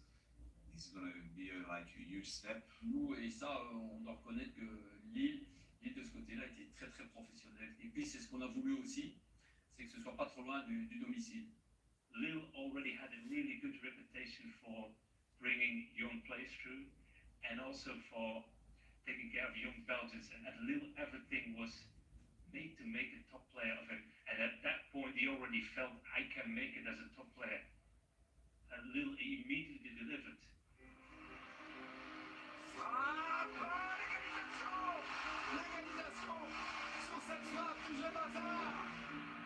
was a kid on the pitch, I was like 16 years old, playing, scoring goals, so that's where I started to think, I'm going to make it. I want to be one of the best in the world. He put his game to another level. Boys at the training session were amazed by him too. I was like 19, 20 years old. I was already the best player in the league in France.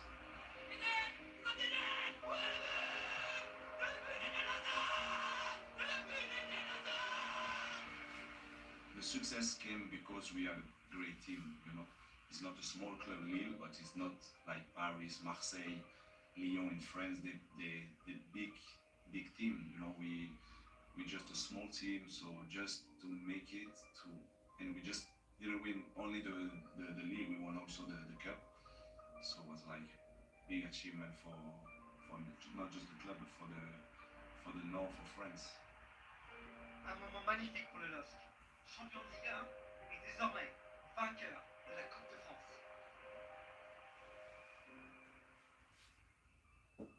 He very much reminded me of another little fellow that we had at Chelsea that I played with. Fortunately, that was Gianfranco Zola. Now, in terms of size, I mean, and also in terms of skills and talent. Zola, lovely footwork from him. He dances through! Gianfranco Zola.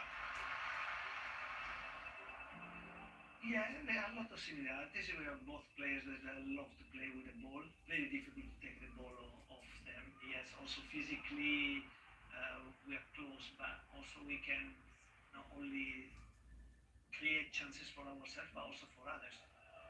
I went on loan to Lille, and he was the biggest property young footballer in the whole of the world. Everybody wanted him. I remember, Tigar told me we're going to sign a Chelsea legend. So if you want, advice about the Premier League or Chelsea, you're lucky to have him on your side. My phone was managers in the Premier League ringing me. What's he like? Yeah, he's top class, brilliant. We spent like one beautiful year together, and he was trying to.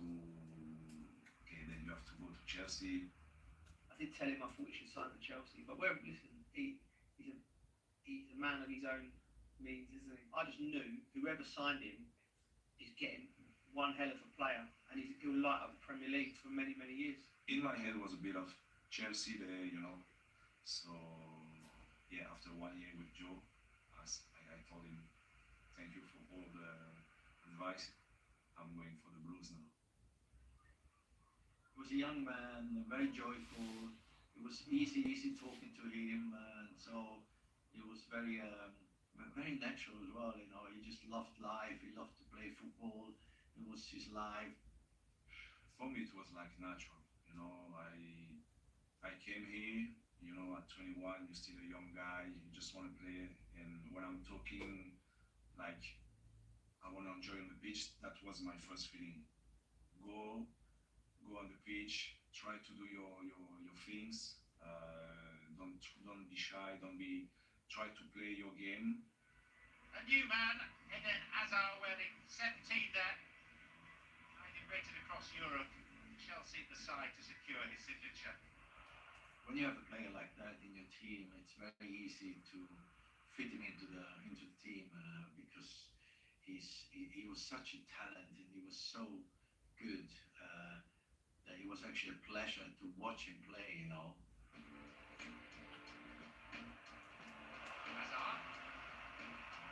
And he's met Ivanovic. Throwing Chelsea move, it's the right back. And Ivanovic has scored. And the new man, Hazard, playing a critical role in the construction of the goal. The turn that pass was what made that goal, because it was so fast. Thanks, well played to both of you. Eden is the Barclays man of the match. Frank, do the honours for us. Well done. Thank you. It's me. Well played. I remember I had the first 3 games in Premier League, 3 times man of the match. So I was like, wow. There's some players that thrive in certain environments better than others, and Eden had everything. So I had no doubts telling anybody who asked me, this kid was the real deal, proper footballer. 6 assists in Chelsea, 7 goals this season for the new acquisition from Lille. The feeling of going in a new league, the expectation, I was like really focused. Hazard.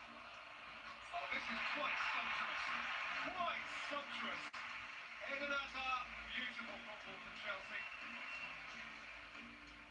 I feel like one of the most impressive things for us was the transition, that he's come over and literally almost found it easy, comfortable. Pressure is a good pressure. You always think pressure sometimes can stop to do that or this, but give me extra motivation. So I like the pressure. He come across like he didn't feel too much pressure. He just wanted to go and express himself, almost like he played in the park, and that's the way he played his football. Eden Hazard!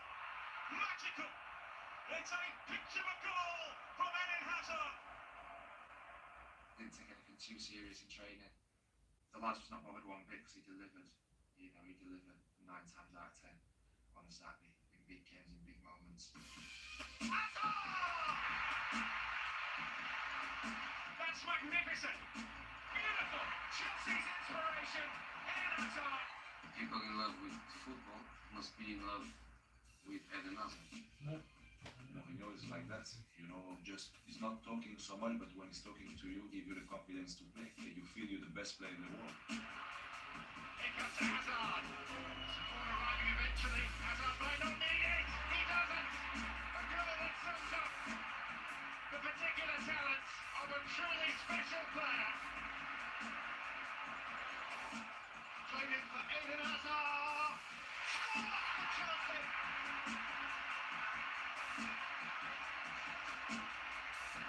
Closer and closer they move to the line. Winning the league in France is something, but winning the Premier League, you know, we all know how difficult it is to win the Premier League. Hazard for Chelsea. On the follow-up. A nod of approval. Makes it 1-0. We have like 6-7 teams that can win the Premier League, so week after week you have big games, and at the end of the season you leave the trophy with your teammates. It's just a beautiful feeling. Leaders from contemplate the uncatchables, and they had the best player at their years. I think we did it well because we won together. And blue is the colour. And at the end I got the best player in the league, I think, that season. So for me it was like the feeling was now. I remember because we were all celebrating, you know, in the dressing room with all those, with JT, with Hogba, you know, and that's give you confidence also for the future to give more, to score more goals. Yeah, the feeling was great. You know, when you win something, you want more.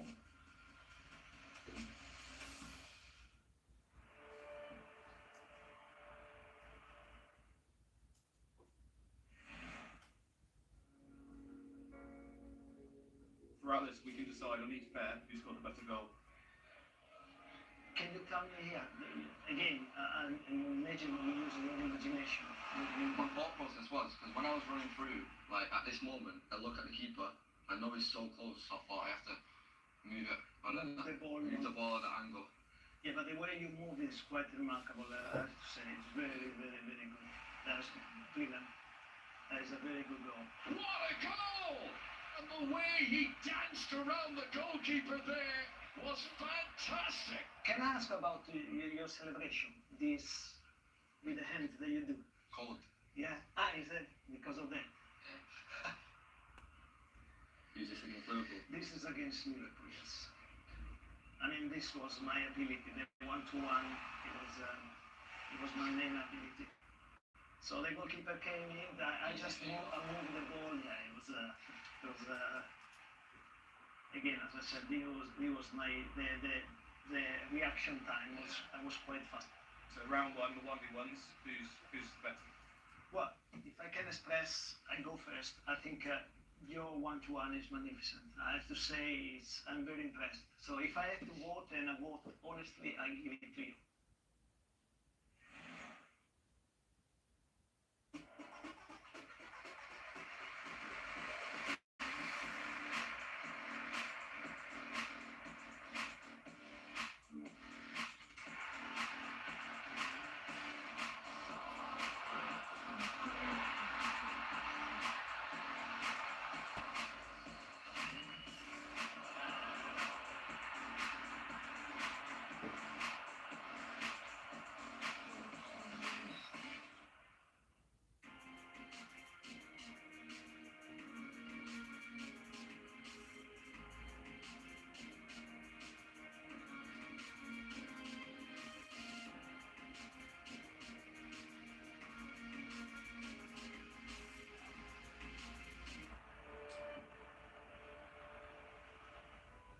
I had maybe six months, you know, my third season with Mourinho. It was a bit, you know, up and down. And Teke, 3-1 Liverpool. It may be the Mourinho downfall. That's life, you know. Sometimes in football you have like good moment, bad. It's rather sad to see Eden Hazard failing to sparkle in the way he was a year ago. But that gives you also the experience, you know, for the future, and that's it. On a night when they Chelsea can crown their successors whilst at the same time confounding their entrenched rivals and tonight's visitors, Tottenham Hotspur. We took the ball in our own half, skipped a couple of Spurs players. Chelsea played with a desperation which would hint, if you didn't know otherwise, that they were chasing the title. Played a 1-2 with Diego Costa and then smashed it in the top corner out for the equaliser. And you could see also from the celebration how important that goal was for him and for the team. He scored the goal that clinched the title a year ago this weekend. He just might have decided the title again. Yeah, you just want to do things for your teammates, for the fans. It's always a good feeling.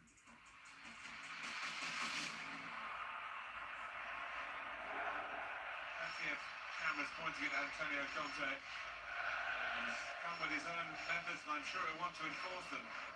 Antonio had a clear way of playing and a clear vision of where he wanted people on the pitch, which for somebody like Eden probably goes against the way that he likes to play. He likes to play with total freedom. Conte asks you a lot in training. Conte asks you a lot in the game. You have to do this, you have to do that.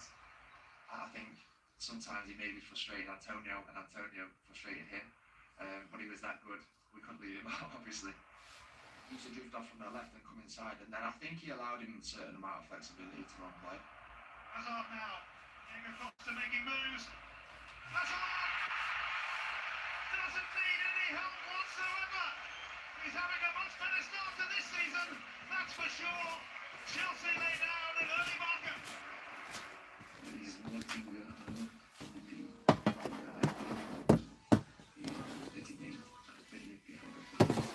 He's a complete player when he plays in this way. And immediately in front of us, the fixture which lays claim in the eyes of the majority to being the single most significant of the Premier League campaign so far.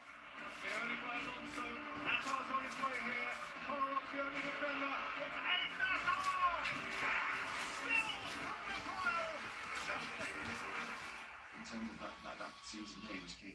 He was key. Again, for big moments, creating goals, scoring goals.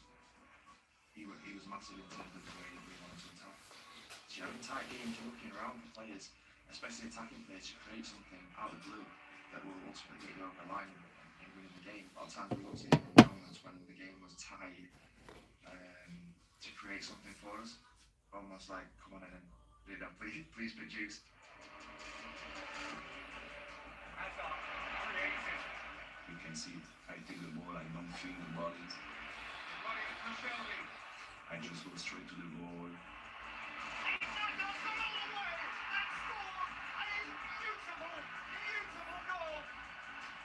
One of the Chelsea players of his generation. He was one of those players that they turn in the game, like Didier was or like Frank was, players that they can change the game, especially games, tough games, where, the other teams were competitive because they were as good as you. You need players to step in and make the difference. Eden was one of them. Those players are players that they are special because of this. Even if there was two men behind him, he was so comfortable in receiving the ball in any situation. He could manoeuvre his body so well. He could wriggle out of situations where other players couldn't. He was explosive. He could dribble with both feet. He could create. He could finish. When you're looking at attributes for a winger or an attacking player, what more do you want? Chelsea have just one more curtain call to make before they lay hands on the famous trophy. Here's Hazard. Oh, a goal befitting the champions. Fearsome and fulminating from Eden Hazard. Without Eden Hazard, Chelsea don't win them titles. That's the level of quality of player. He made such a difference in the team, particularly in them two title wins that he did. They're very, very different systems as well. He was the spark behind it, or he was the leader. Chelsea are Premier League champions for the 5th time. just an entertainment business, and there was no better player to watch than Eden Hazard.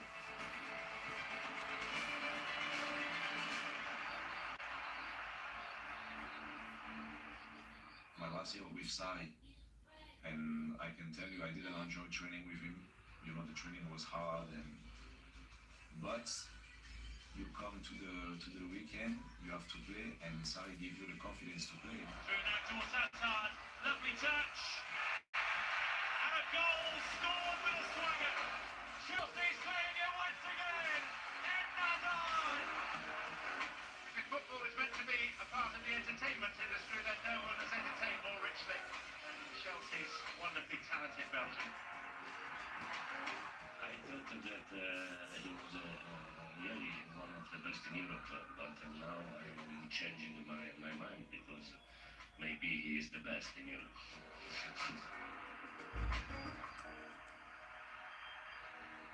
My playing style is just have fun on the pitch. I want to have fun on the pitch. You know, I know people they pay the tickets to go to watch the show, so that's my job, to go 90 minutes and to show them what I'm doing on the pitch. So that was always in my head. And Hazard changing gear and steering it a beauty. Chelsea has a great history of having players that the fans really love watching, you know, and it has to be a bit of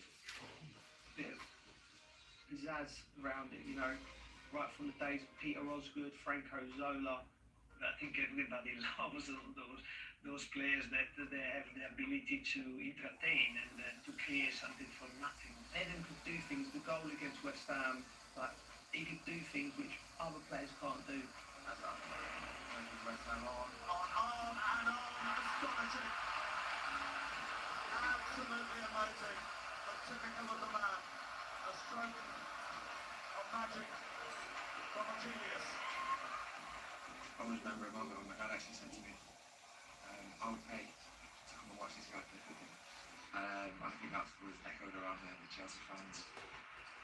My last season at Chelsea was like beautiful. Last game, winning trophy, European trophy, scoring goals. I don't think you can dream, you know, of a better game. Really happy and yeah, ready for the new chapter of my career. Eden Hazard es finalmente jugador del Real Madrid. Su sueño se ha hecho por fin realidad. I always tell people, you know, my dream was to play for Real Madrid. I was 28 years old, so when the opportunity came, I couldn't say no, you know. I had to go there. Zidane was the manager at that time, and Zidane is my role model, you know. We all know the story, my story in Madrid was not that good, but at the end, when you look back, you can tell your kids you play for Real Madrid, you know, the biggest club in the world, with all the best players in the world. So yeah, it's just a proud moment. I always play for fun, but when you don't get the fun anymore, when you go training with bad feeling, bad mood, I think that's why I choose to stop.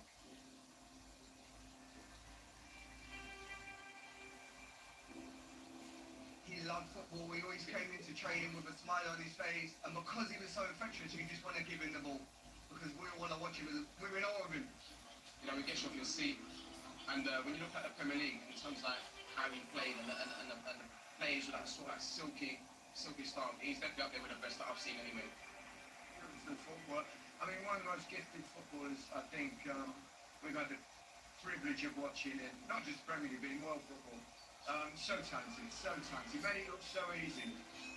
Eden Hazard absolutely deserving of being in the Hall of Fame. And he's the most talented footballer I've ever played with. He hasn't won as many trophies as a Frank Lampard or, you know, a Didier Drogba. But in terms of what he gives you, he gives the club, he's right up there. 2 Premier Leagues, an FA Cup, League Cup, 2 Europa League Cups. So, you know, they are worth induction in the Hall of Fame, but also the enjoyment the entertainment that he brought to all the supporters, you know, not just the Chelsea supporters, but for everybody that had the opportunity to watch a player like that on the pitch. I mean, he alone was worth the entry tickets on Liverpool. That's what I think.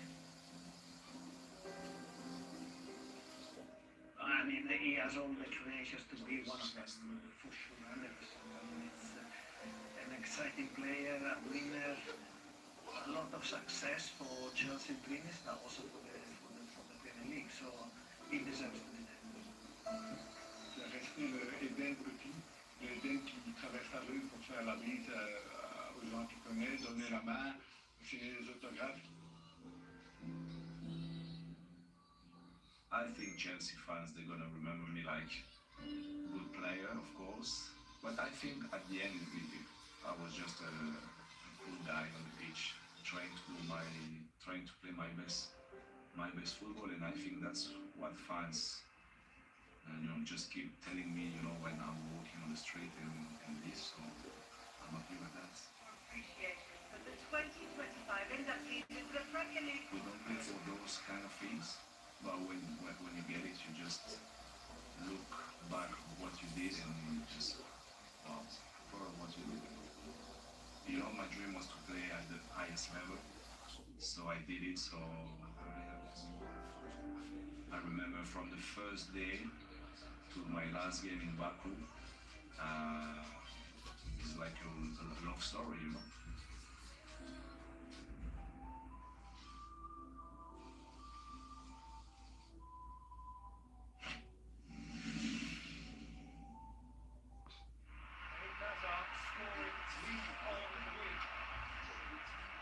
This man is on a different planet. Tole.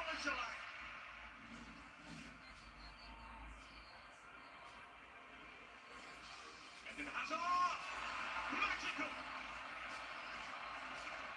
It's a picture of a goal from Eden Hazard. Too hot to handle for Petkovic. Chelsea play with a desperation which would hint, if you didn't know otherwise, that they were chasing the title. Costa, away from Alderweireld, Diego Costa, glorious goal! Excellent goal! He just might have decided the title again!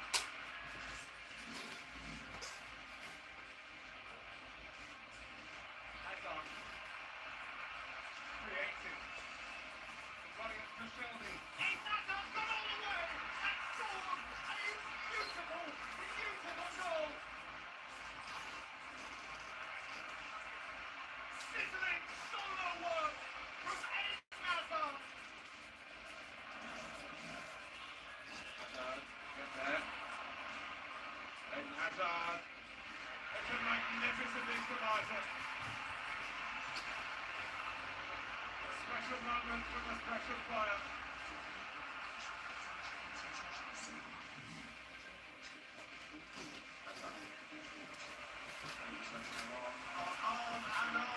Astonishing. Absolutely amazing. The typical of the man. A stroke of magic from a genius.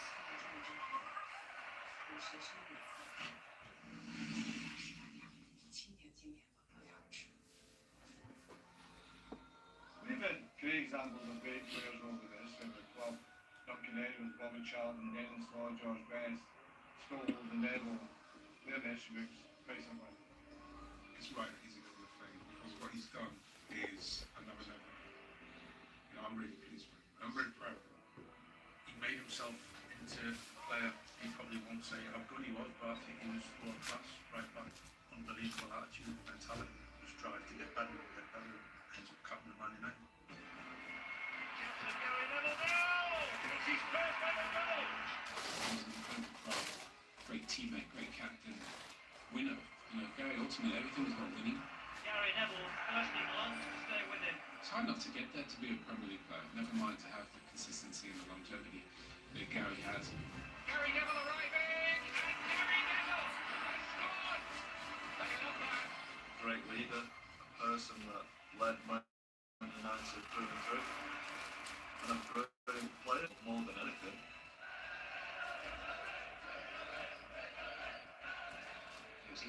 to stay at Manchester United for all that time. I was a United fan. Where else was I going to go?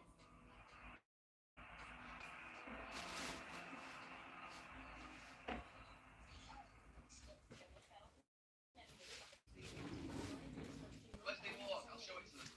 I'll have a picture of them all. I'll have a picture of them all, yeah. Should we all have a picture together? I don't want to clap. You don't have to clap me. Are you all in? I thought it was a wind-up. Someone said to me during the time, like, my career always felt about the collective, that it was never about personal awards or accolades we had to win as a team. But yeah, maybe it's a moment for me to reflect. I don't often think about my football career, but then there comes a point where you go, right, the battle's over, I give in. I have had a great career, I've had a great time, I've achieved a lot of things, and the beautiful thing about this is that 24 brilliant players have voted for me. I think that's what makes this special. I don't belong in that company though. I don't belong in that company. It's important to say that some of the greatest players of all time. And I used to remember when we won football matches how grateful I was. And every time we scored a goal, I would celebrate like you wouldn't believe with them, thanking them for their ability to win us matches. And when I think of Rooney and Cantona, Aaron Keane, Sir Alex Ferguson, David Beckham, they're a different level. They're world class. They're players that I'm privileged to have played with and inspired me every single day. They fill stadiums every single week, those players. My Thrones didn't fill stadiums every single week.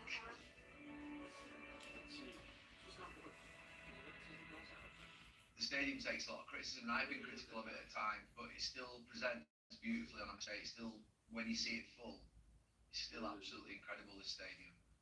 Is that just to the right of the goal there in the K stand?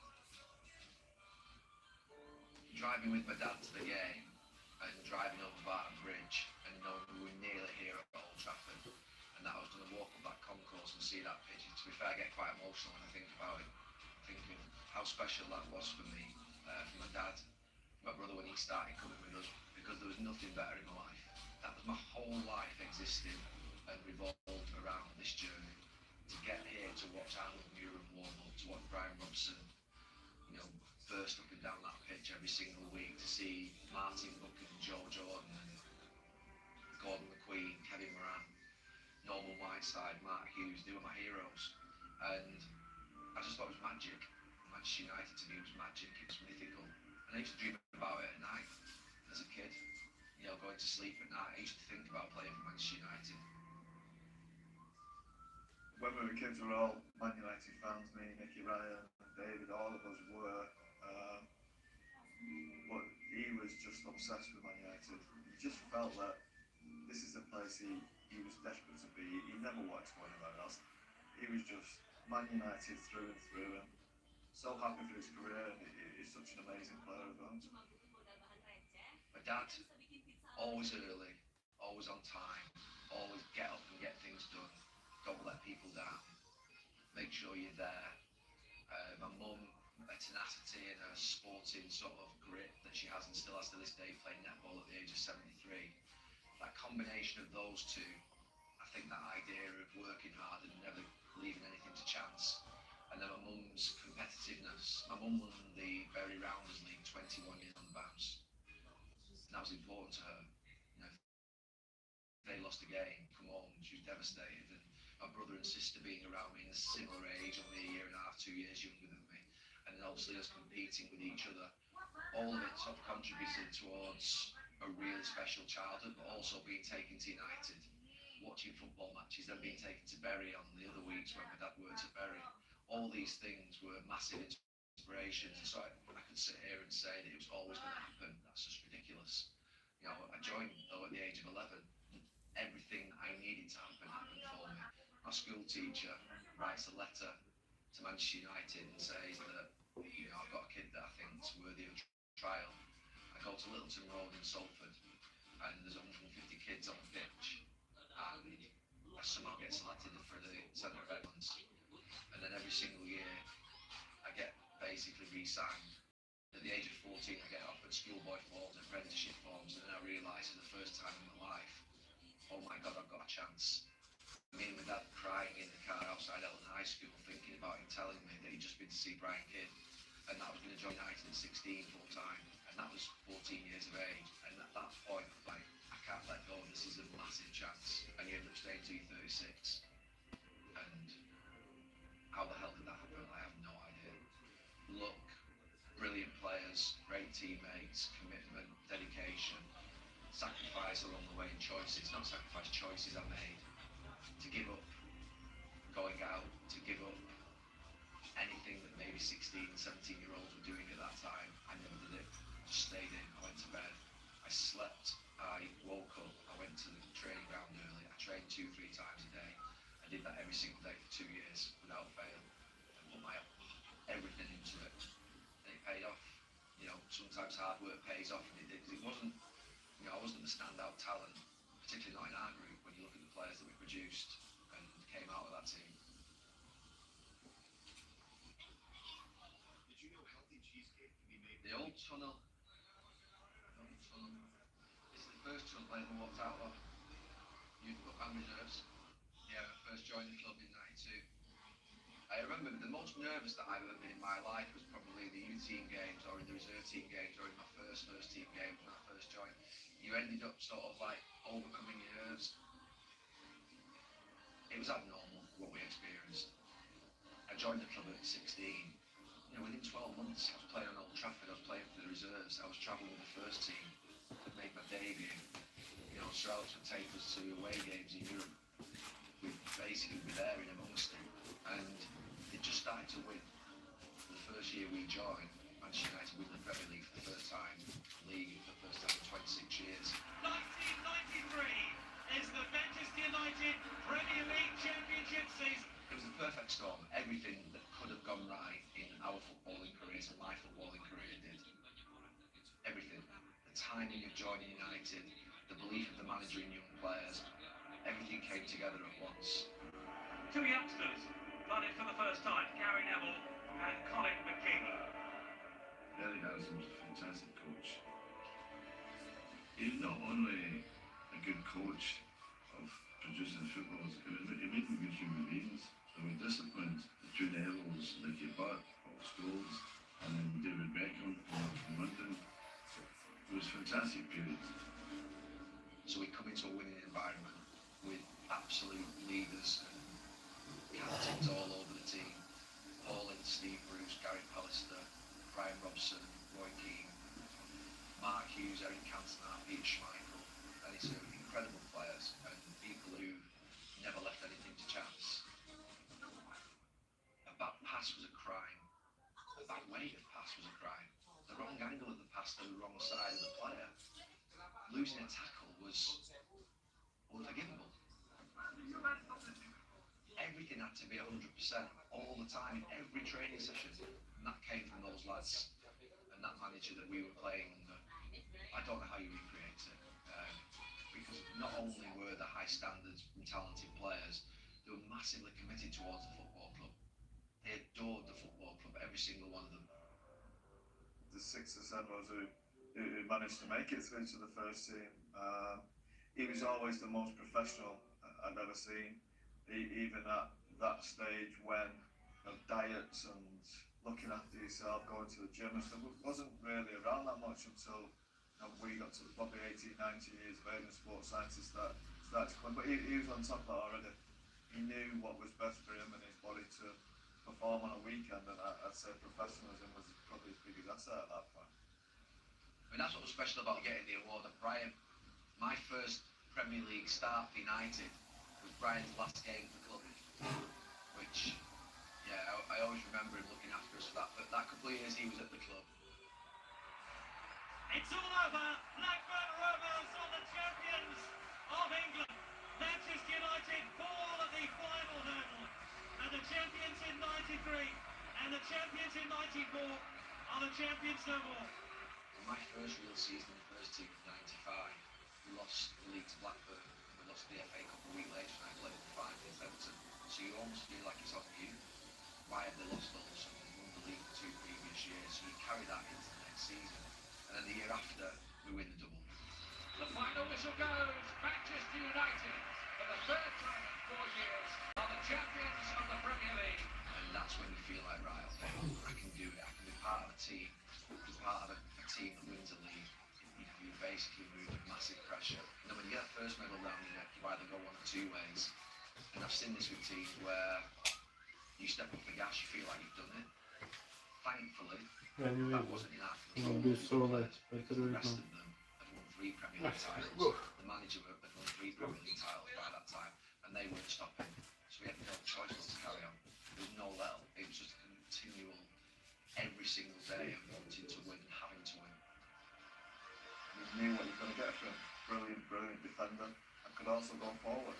And that partnership with David was special. Many days we train.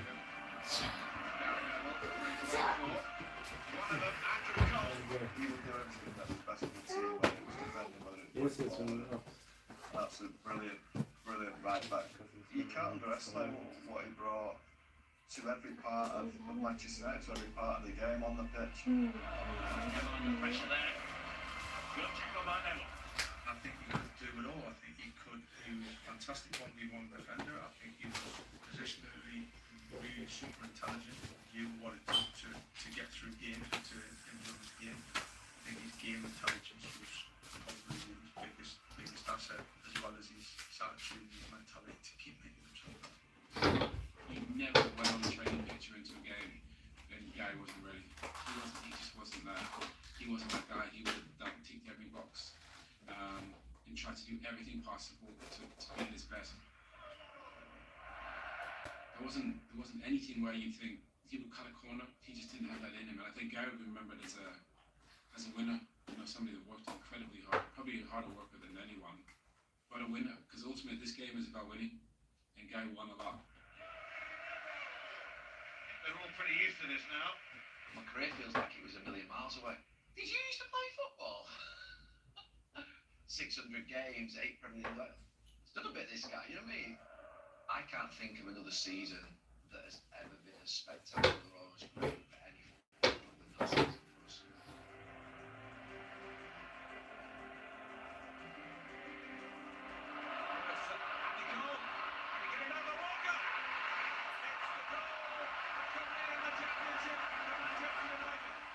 It was an amazing run, you know, of a team that could smell victory.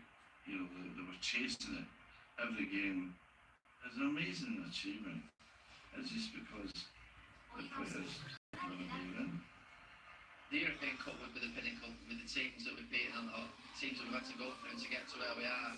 I think, I think this season we couldn't have had it any harder. I mean, look at the FA Cup route that we've had: Liverpool, Chelsea, Arsenal, Middlesbrough, and look at the group that we're in the Champions League. We couldn't have had anything any harder. You couldn't say that we've had easy draws or anything like that. We've had to be at our very best to compete with these teams, and that's something that we can take great pride in.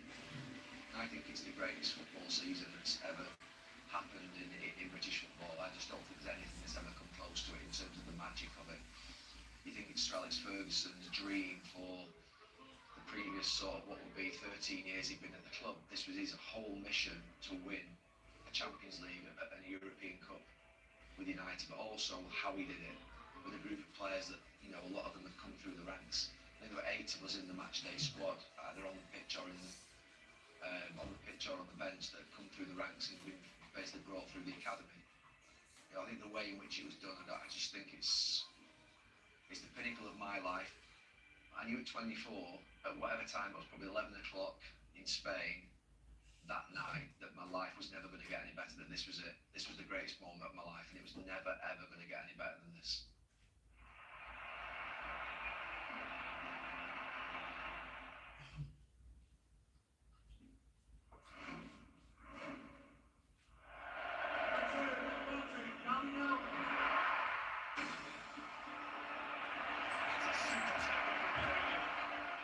Neville, who's a good crosser of the ball, that's a great cross. Harry Neville's a captain with plenty to say for himself. He always had plenty to say for himself, but he was a captain. They call it the Theatre of Dreams. 2 youngsters running for the first time, Gary Neville and Colin McKee. Manchester United are the champions of the Premier League. And goal touches a new gear for Captain Art. Johnson going in the goal! It's his first ever goal! Gary Neville. Cole in space, brings it down, he's had the goal! Oh, it's a great goal! And Manchester United are the champions of England again! The new permanent captain of Manchester United, Gary Neville, at the head of their line. On the header is in! Rio Ferdinand has won it for Manchester United! And that's what it means in the midst of this febrile, frantic rivalry. Gary Neville, the victorious skipper. I have to say what a great professional he is. He is Mr. Manchester United. What would be red and white, I think, to be put into.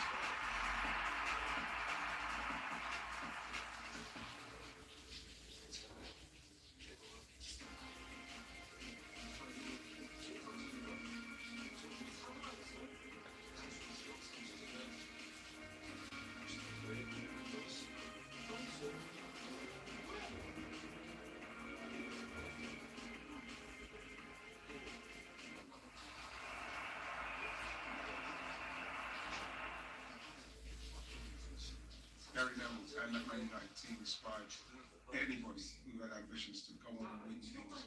Our Arsenal team going on to challenge that team.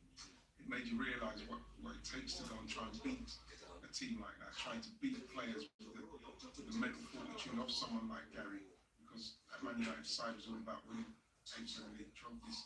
So everything. Manchester United, they are saying to everybody else, we are the undisputed champions. The moment of shock and surprise to me was Deansgate. I've never seen anything like that. That to me gives me goosebumps to this day. If you could take it back to one place in my life, it would be that turning into Deansgate from Castlefield at the bottom of that road and looking up Deansgate and thinking, what the hell is that? Like, makes me cry a little bit. Must be a million of them. I've never seen every sort of like artery off Deansgate was packed. There were people on scaffold tubes, they were on literally hanging out of windows, they were on lamp posts. I've never seen emotion like it in my life. It was special. When you finish playing football, you can never replace that feeling of out-of-body experience, being in this tunnel, about to go out in front of 75,000 people, the feeling of excitement, pressure, sometimes feeling that can never replace that feeling. It's a special feeling. Phenomenal professionals, dedicated to what their job was, and that's why they lasted so long. And for Manchester United to bring both of boys through and spend 18, 19 years with you, it's phenomenal, fantastic. Manager for everything. He's in his team. He's won 8 Premier League medals for him. You know, and I don't think that there was any stage in that time, especially those times, where Gary let him on. Gary was the right back for Man United in the most successful years of Manchester United. In 2007, Manchester United are champions. For the 9th time under Sir Alex Ferguson, winners of the modern Premier League. More influence than you can ever probably describe. He's always in the back of your head, in my mind, in terms of, particularly now that I'm in business and I've got 6 or 7 businesses, and you're thinking about looking after people, you're thinking of balancing that idea of compassion, empathy, loyalty, support with ruthless decision making that's needed from someone who's in charge, always making sure that you're aware of where you stood, fierce work ethic, no let up. That was a non-negotiable. You know, I believe in you, you've got the talent, don't question your talent because I've selected you to be here and I know what I'm doing. This is a guy who knows what he's doing in football. You know, we used to hang off his every word. I think the best bits of him I carry with me all the time. Gary was kind of the voice, and he was the right-hand man of Sir Alex in a way. If anything went wrong, it was kind of, you know, he would sort it or deal with the boss. So I think he took pride on that role. I think, he knew how to be a captain. Being captain of Manchester United, a big move to fill. You think of the Brian Robsons, the Steve Bruces, the Roy Keanes that he took that mantle from. And it was easy for him. He was a big presence in the dressing room. He was a brilliant leader, someone that I looked up to, still look up to now, and was great to play with. My last conversation with you was when I said to him, boss, I'm done, I'm finished. A very good afternoon to you from the Hawthorns, where top of the table, undefeated, Manchester United are the visitors. Gary Neville comes in for Raphael.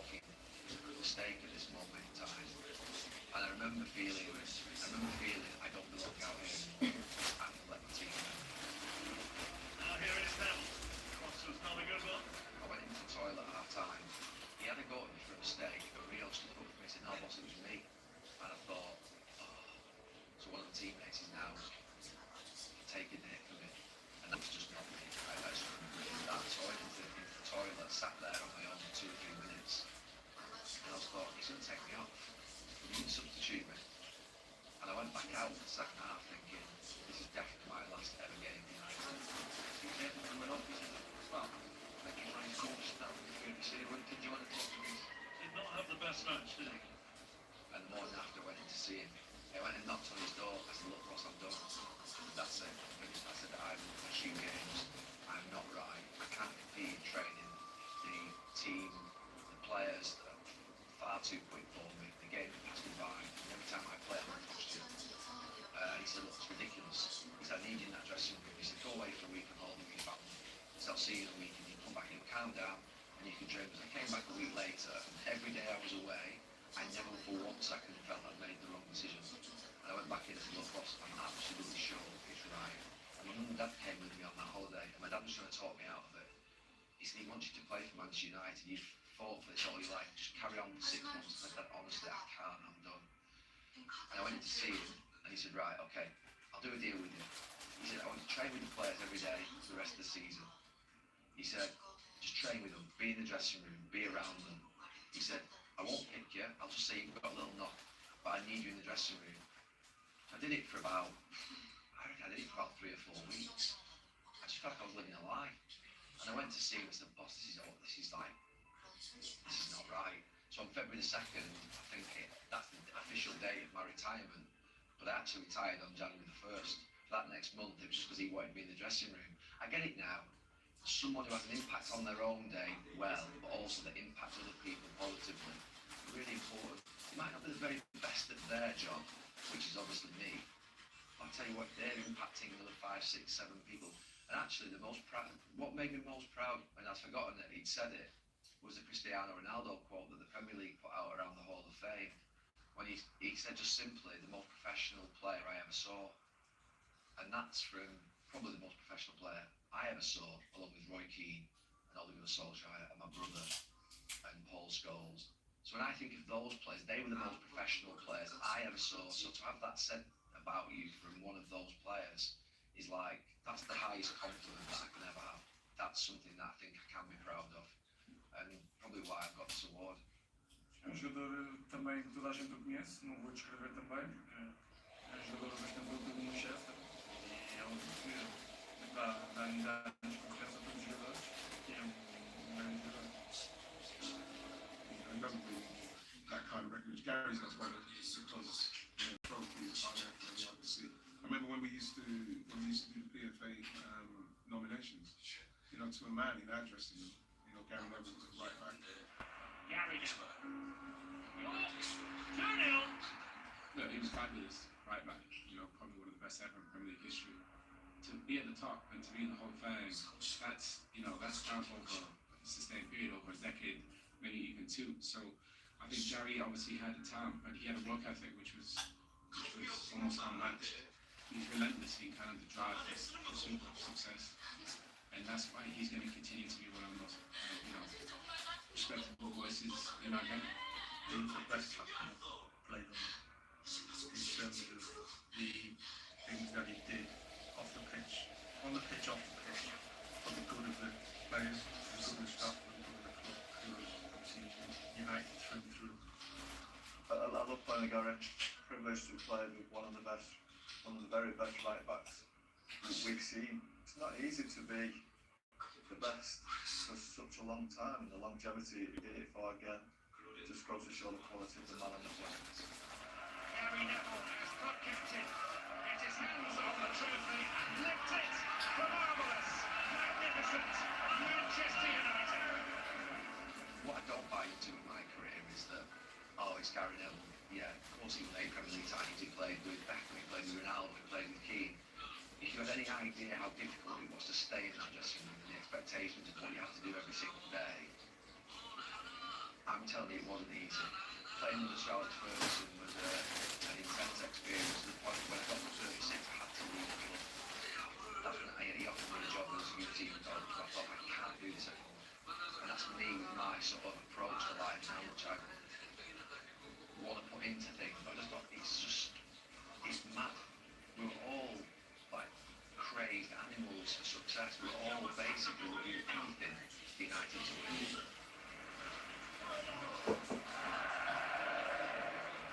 It's nice to be a footballer again for a day and reflect upon that part of my life, because it was a different part of my life really. Let's complicate it.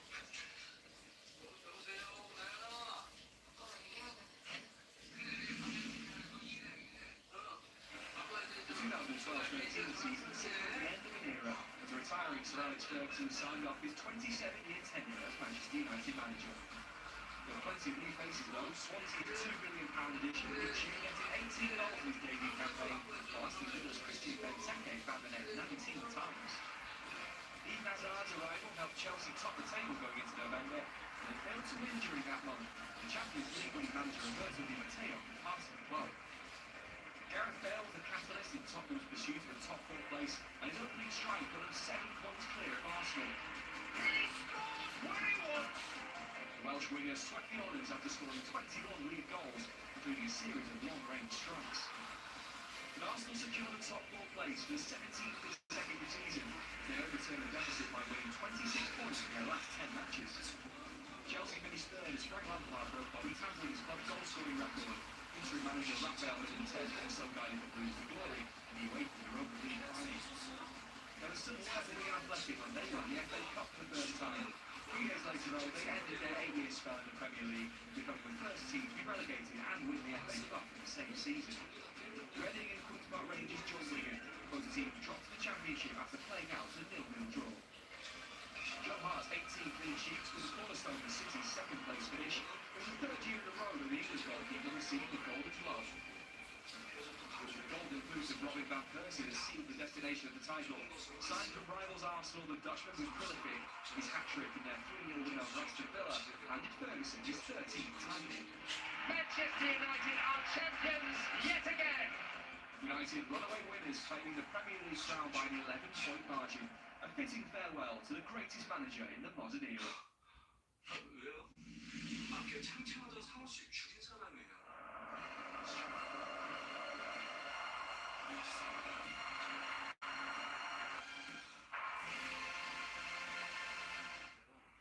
A daunting task for Chelsea's interim coach Callum McFarlane as the Blues face title-chasing Manchester City at the Etihad.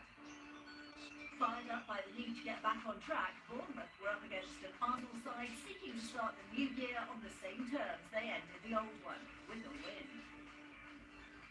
And a grudge match in Elland Road. Promoted Leeds, unbeaten in 6 league outings, took on Manchester United.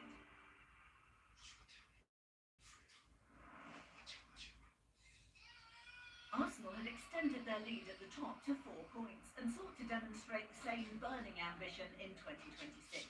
Antoine Semenyo remained a Bournemouth player despite the interest in him. Could he help the Cherries end their 10-game winless run in the league? Let's join Matt Holland and John Champion. Dreadful ball.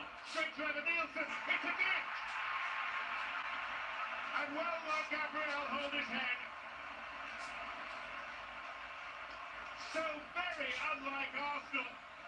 But the memories and echoes of what happened here last season. It's a horror moment for Gabriel. A kick for Evan Nielsen.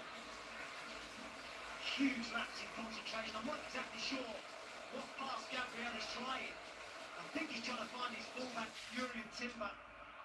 But all he does is gives it to Evan Nielsen, who has the simple task of passing it into the back of the net.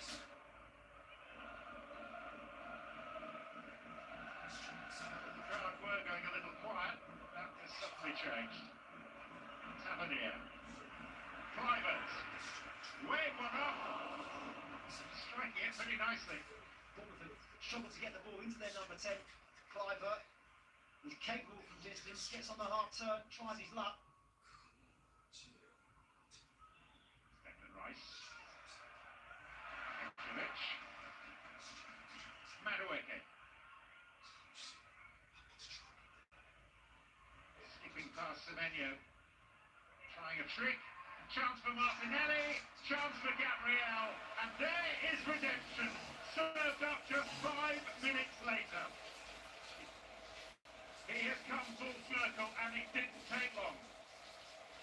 Well, he struck that rather better than the pass out to Jurien Timber. Outstanding from Noni Madueke. Well, I think they've cleared it. Martinelli's shot is blocked. It falls to Gabriel, who smashes home. 5 minutes and 18 seconds after his mistake. Well, can you imagine the rollercoaster emotions he's been on these past 6 or 7 minutes? Just had to be in.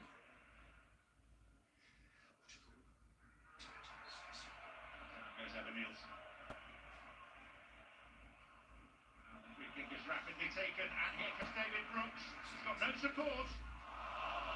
Had to go it alone. Drags his shot wide. Clever from Bournemouth. Quick thinking.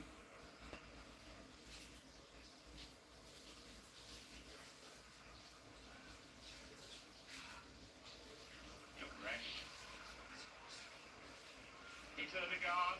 It's Declan Rice, and it's 2-1 to Arsenal.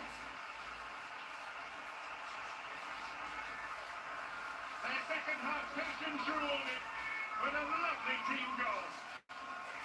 Terrific finish from Declan Rice. Back in the team after a rare absence against Aston Villa. He drives his team. He's the heartbeat. I said that Arsenal need someone to come up big, and it's that man, Declan Rice. Makes a nuisance of himself inside the box. Peter Nessie falls nicely to Odegaard. You think he's going to pick a shot himself, but no, he's got the awareness to pick out Declan Rice, who arrives on the edge of the box and passes it to the back of the net.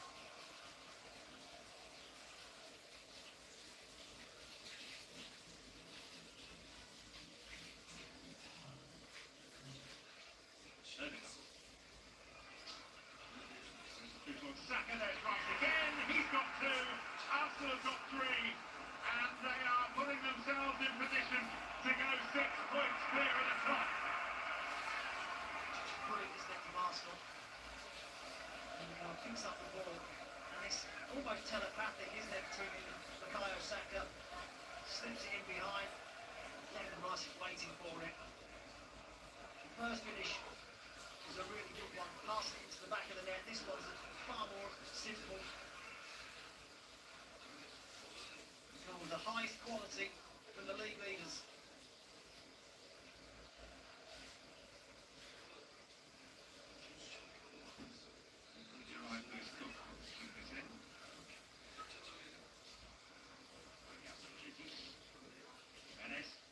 Tavernier.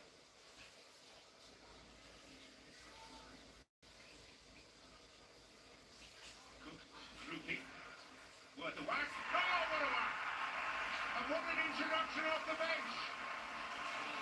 Bournemouth not done yet. That's a tremendous goal. And puts the cherries right back in it. Wow. This is some hit. Just when you think Arsenal are going to control the remainder of the game, Bournemouth respond. It's a fabulous strike. One thing in his mind. Has to get his shots away. Doesn't he catch it sweetly? They're back in it.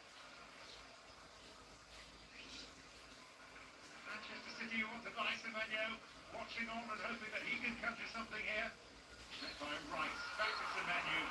We are out of time. Arsenal 5 consecutive wins. Bournemouth 11 without a win. But Arsenal are hugging each other at the end of a hard-earned win. Bournemouth 2, Arsenal 3.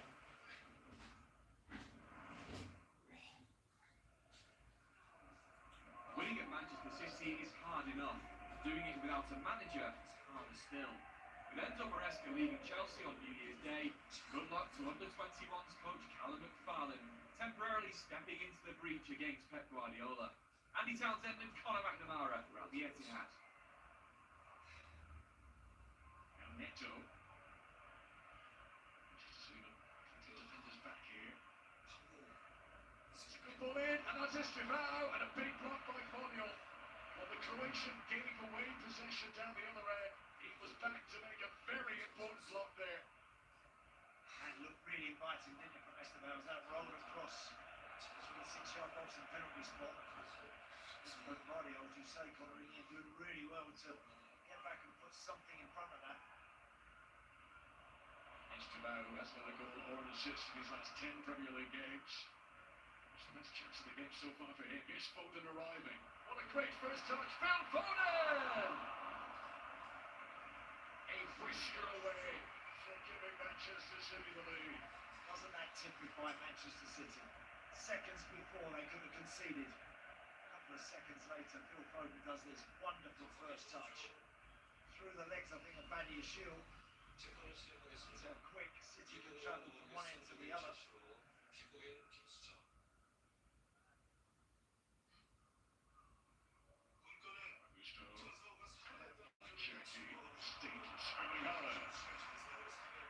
Deflection! And Jorgensen able to claw it away. For a moment, it looks like Erling Haaland is going to get a clean shot in on goal. Erling Haaland picks that up and starts bearing down towards the edge of the box. You always think there's big trouble, and that's a little fingertip save from Philip Jorgensen there.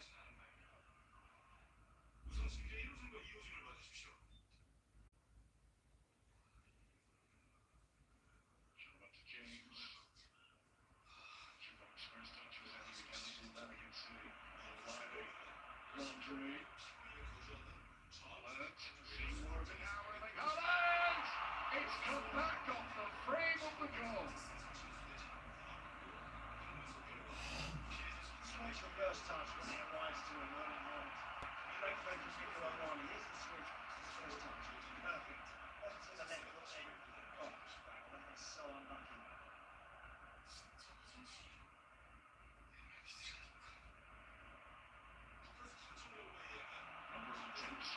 Ratchet up for Manchester City. Cherky, nearly for Haaland, does fall for Reinders. Tijani Reinders! Blasters home!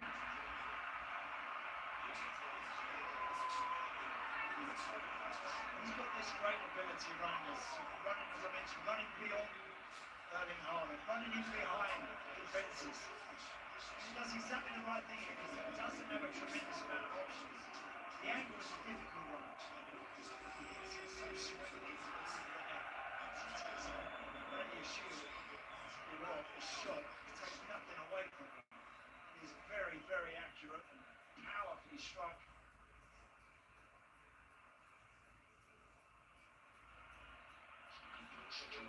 City with 10 men. Can Chelsea take advantage here? Cole Palmer. Did he wait too long to give it to Enzo Fernandez? This is Pedro Neto, and Chelsea should be level. That is a glorious chance. That's the way Enzo Fernandez controls this. This pass from Palmer is looking behind him. He rolls beautifully with it there. Drops it back. And that is a sitter. That is an absolutely gilt-edged chance. You couldn't have asked for anything more.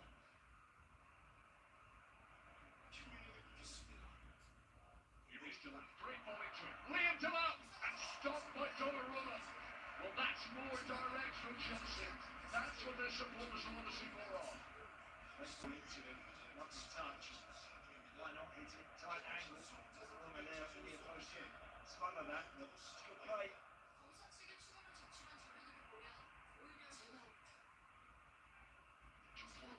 To where he wanted him to make that run. He's gone Palmer, missed it. And Dejan unable to react. It's a late chance for Chelsea. That's what they were hoping was going to come their way. Yeah, it's good easy run out to let that run across your body. He's right for it. Really there, Cole Palmer with his legs. They've even been able to do that, but made up his mind to just try and glance it with his right foot. It doesn't make any genuine contact. Trying to get the better of O'Reilly. Ball in, nearly for Tole. Nearly for Enzo. Donnarumma can't keep it out. Chelsea have got the late equaliser. And in the 4th minute of stoppages, Manchester City's lead is gone. Wow. Incredible moment. Look at the blue shirts in the box. Oh, that's tight. It's going to be close, although it doesn't touch anybody. With a dark blue shirt, Nathan Aki, I think, gets that first touch. We saw eventually Enzo Fernandez at the second time of asking just manages to toe end it over the lines. Incredible finish to the game.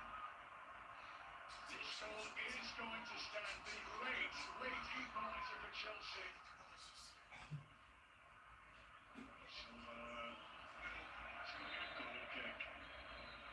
That is it. The full-time whistle blows. What a finish. What a recovery from Chelsea.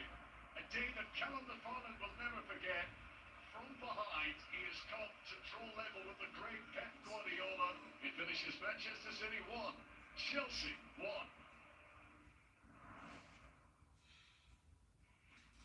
Aston Villa's title charge may have been slightly derailed by defeated Arsenal, but their impeccable home record gives them a chance to stay in touch at the top. It's 10 straight wins in all competitions. Nottingham Forest, the latest to try to leave Villa Park with something. Stephen Warnock and Steve Wilson were watching.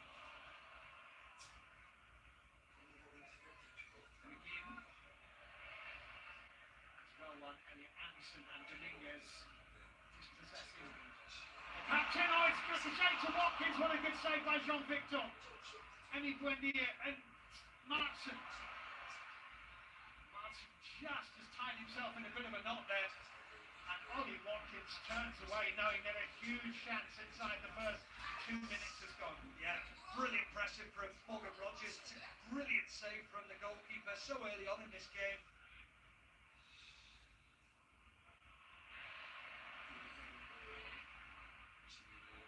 Dominguez has nicked that away from camera, and he's got through the Lindelof challenge. Gibbs White is arriving. It's Amari Hutchinson for Nottingham Forest, and it's a good save by Martinez. What place he wants to go.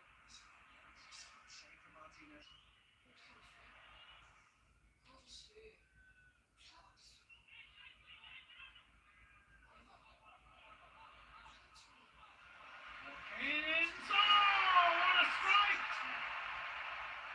Deadlock broken with what may well be virtually the last kick of the half. Goalkeeper's right-hand side is far too great, very static in the way that he moves the goalkeeper, John Victor. I think there's nothing away from the strike, it's quite brilliant from Watkins.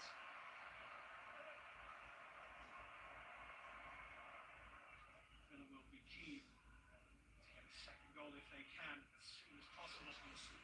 Martin's curling ball in. Oh, John Victor seemed to be completely put off his stride by the fact that Watkins was just in front of him.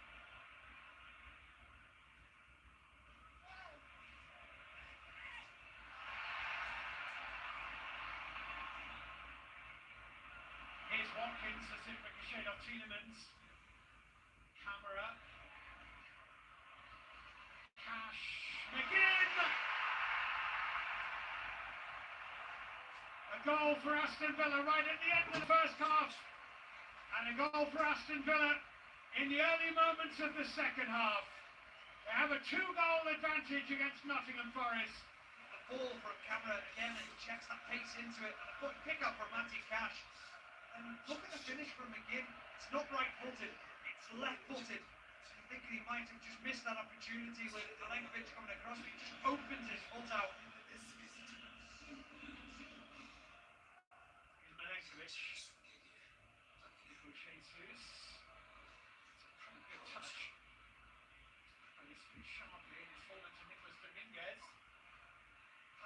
Dejan, and Bacco puts it wide. And that might have been a platform for Nottingham Forest to get back into this game, but he's missed it by a bit.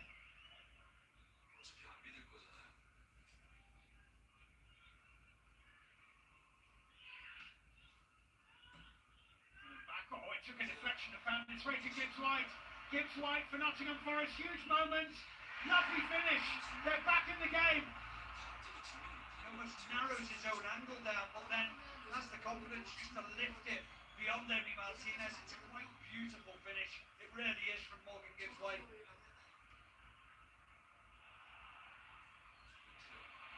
Oh, where's John Victor gone?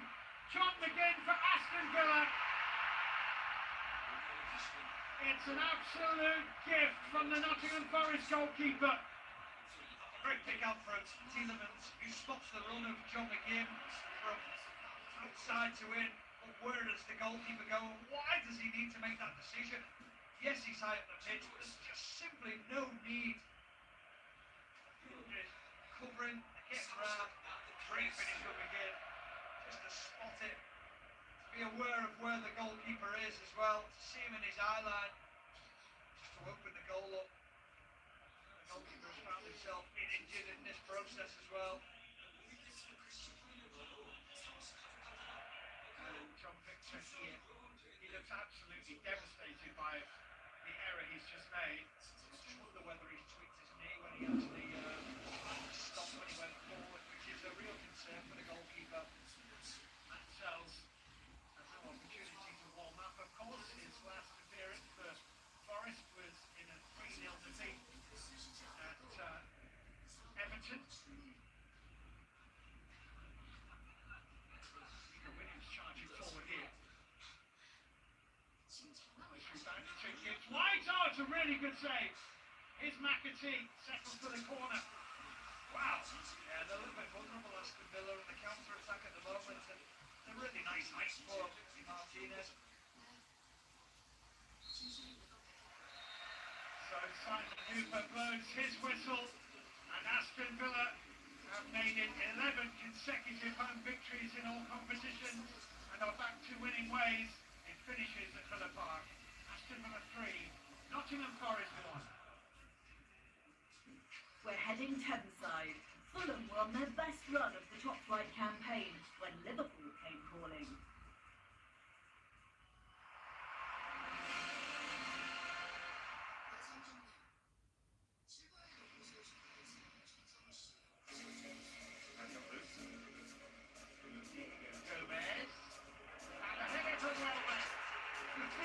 Scoring high. Dangerous. And Curtis sticks in. Lewis ducked his crestfallen. Lovely shape of that. And Welbeck turns it in. Emblematic of just how far the champions have fallen.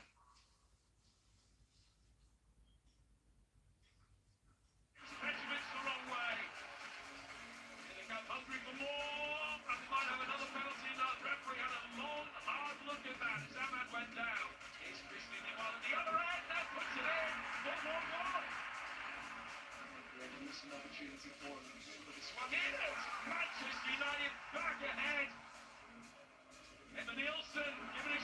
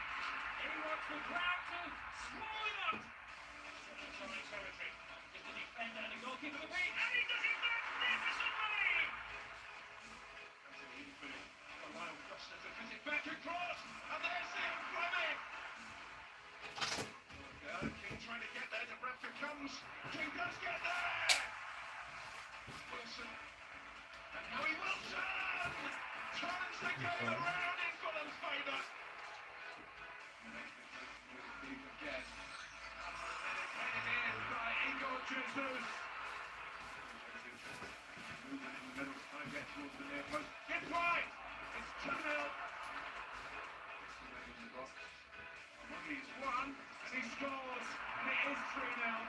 Spurs have been well and truly put away here.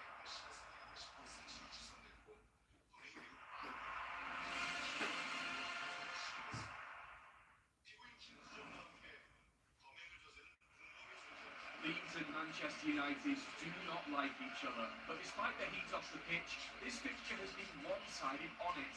Only one Leeds winning 19 Premier League meetings. And Ellen Road to see if a raucous home crowd could change that record. Jim Becklin and Jim Proudfoot. Headed it away, and then wasn't too far away from the Garden. So Lucas Perry scrambling in the last minute. It's very well measured by the Garden. It's always a nice position to pick up on the edge of the box. He's got good curve behind him.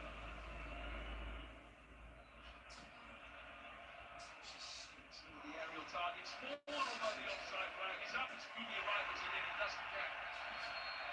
He thought everything was okay. He hadn't realised that the assistant would raise that flag. Just a little slow and trying to get to the box to the line. The offside decision is ratified. Aronson. It's Calvert-Lewin. Not too far away. The man right on top of his game at the moment. He knew he was about to be challenged, so he had to get it away quickly, and being a little faster, just lost some of that control. Deep, and again there's plenty of traffic for Terry to try and get through. Full back to Tole. Sure, without a problem as well. He was intent initially on coming for this, and then realised that he's not going to get anywhere near it.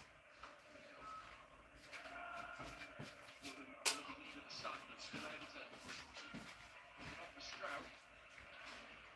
Stack firing it in, and Calvert-Lewin could not have got closer. He makes the runs, and usually he takes the chances. I mean, he just kind of glanced at it, and he knew exactly what he was doing. He's going to squeeze it inside that far post. It's just extremely unlucky.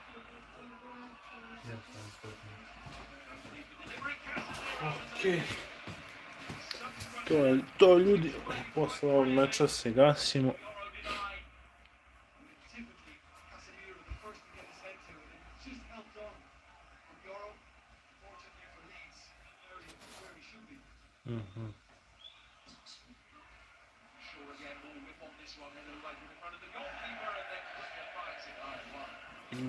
Dobro.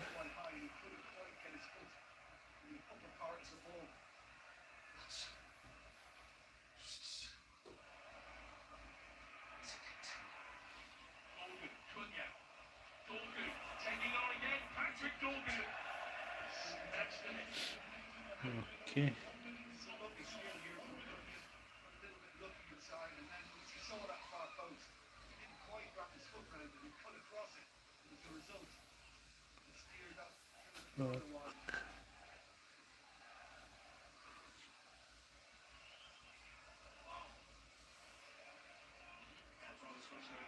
Come back to it. Towards that near post, and he gets it forward. Not sure whether it was going to be on target or not, but he had to take the opportunity once he'd taken the throw and it came back his way. He had to press moments. Right in his straight with him actually that one close.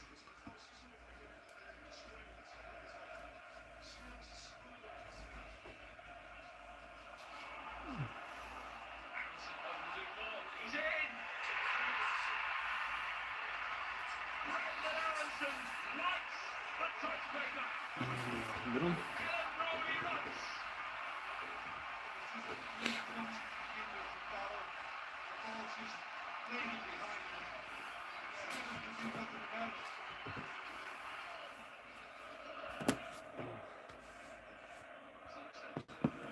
Ajde još malo.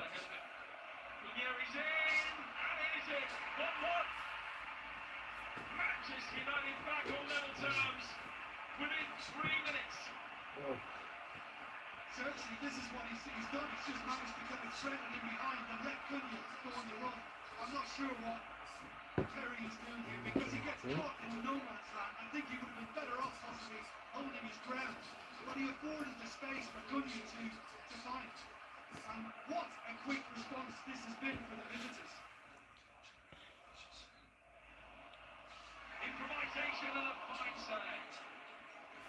Great attempt from Okafor. And Mullins threw himself to his left and get it clear. Well, I think when players have got their back to goal, they're trying to get it under control, and the ball's it's quite high. It's a great save from Mullins to get across and keep that out. 77. Inside of the post. Well, that is really unlucky. It's like as if the keeper's unsighted. You know, he doesn't see it and then reacts. Ajde. Prvi meč. Da li će Tole dati gol? Idemo. Ja. Jebik.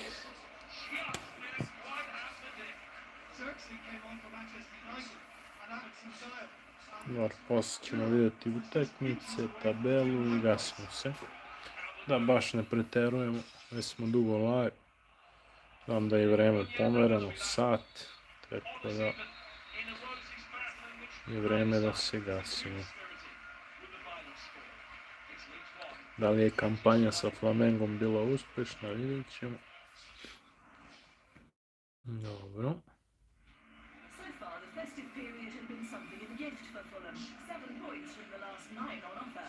I dalje smo drugi.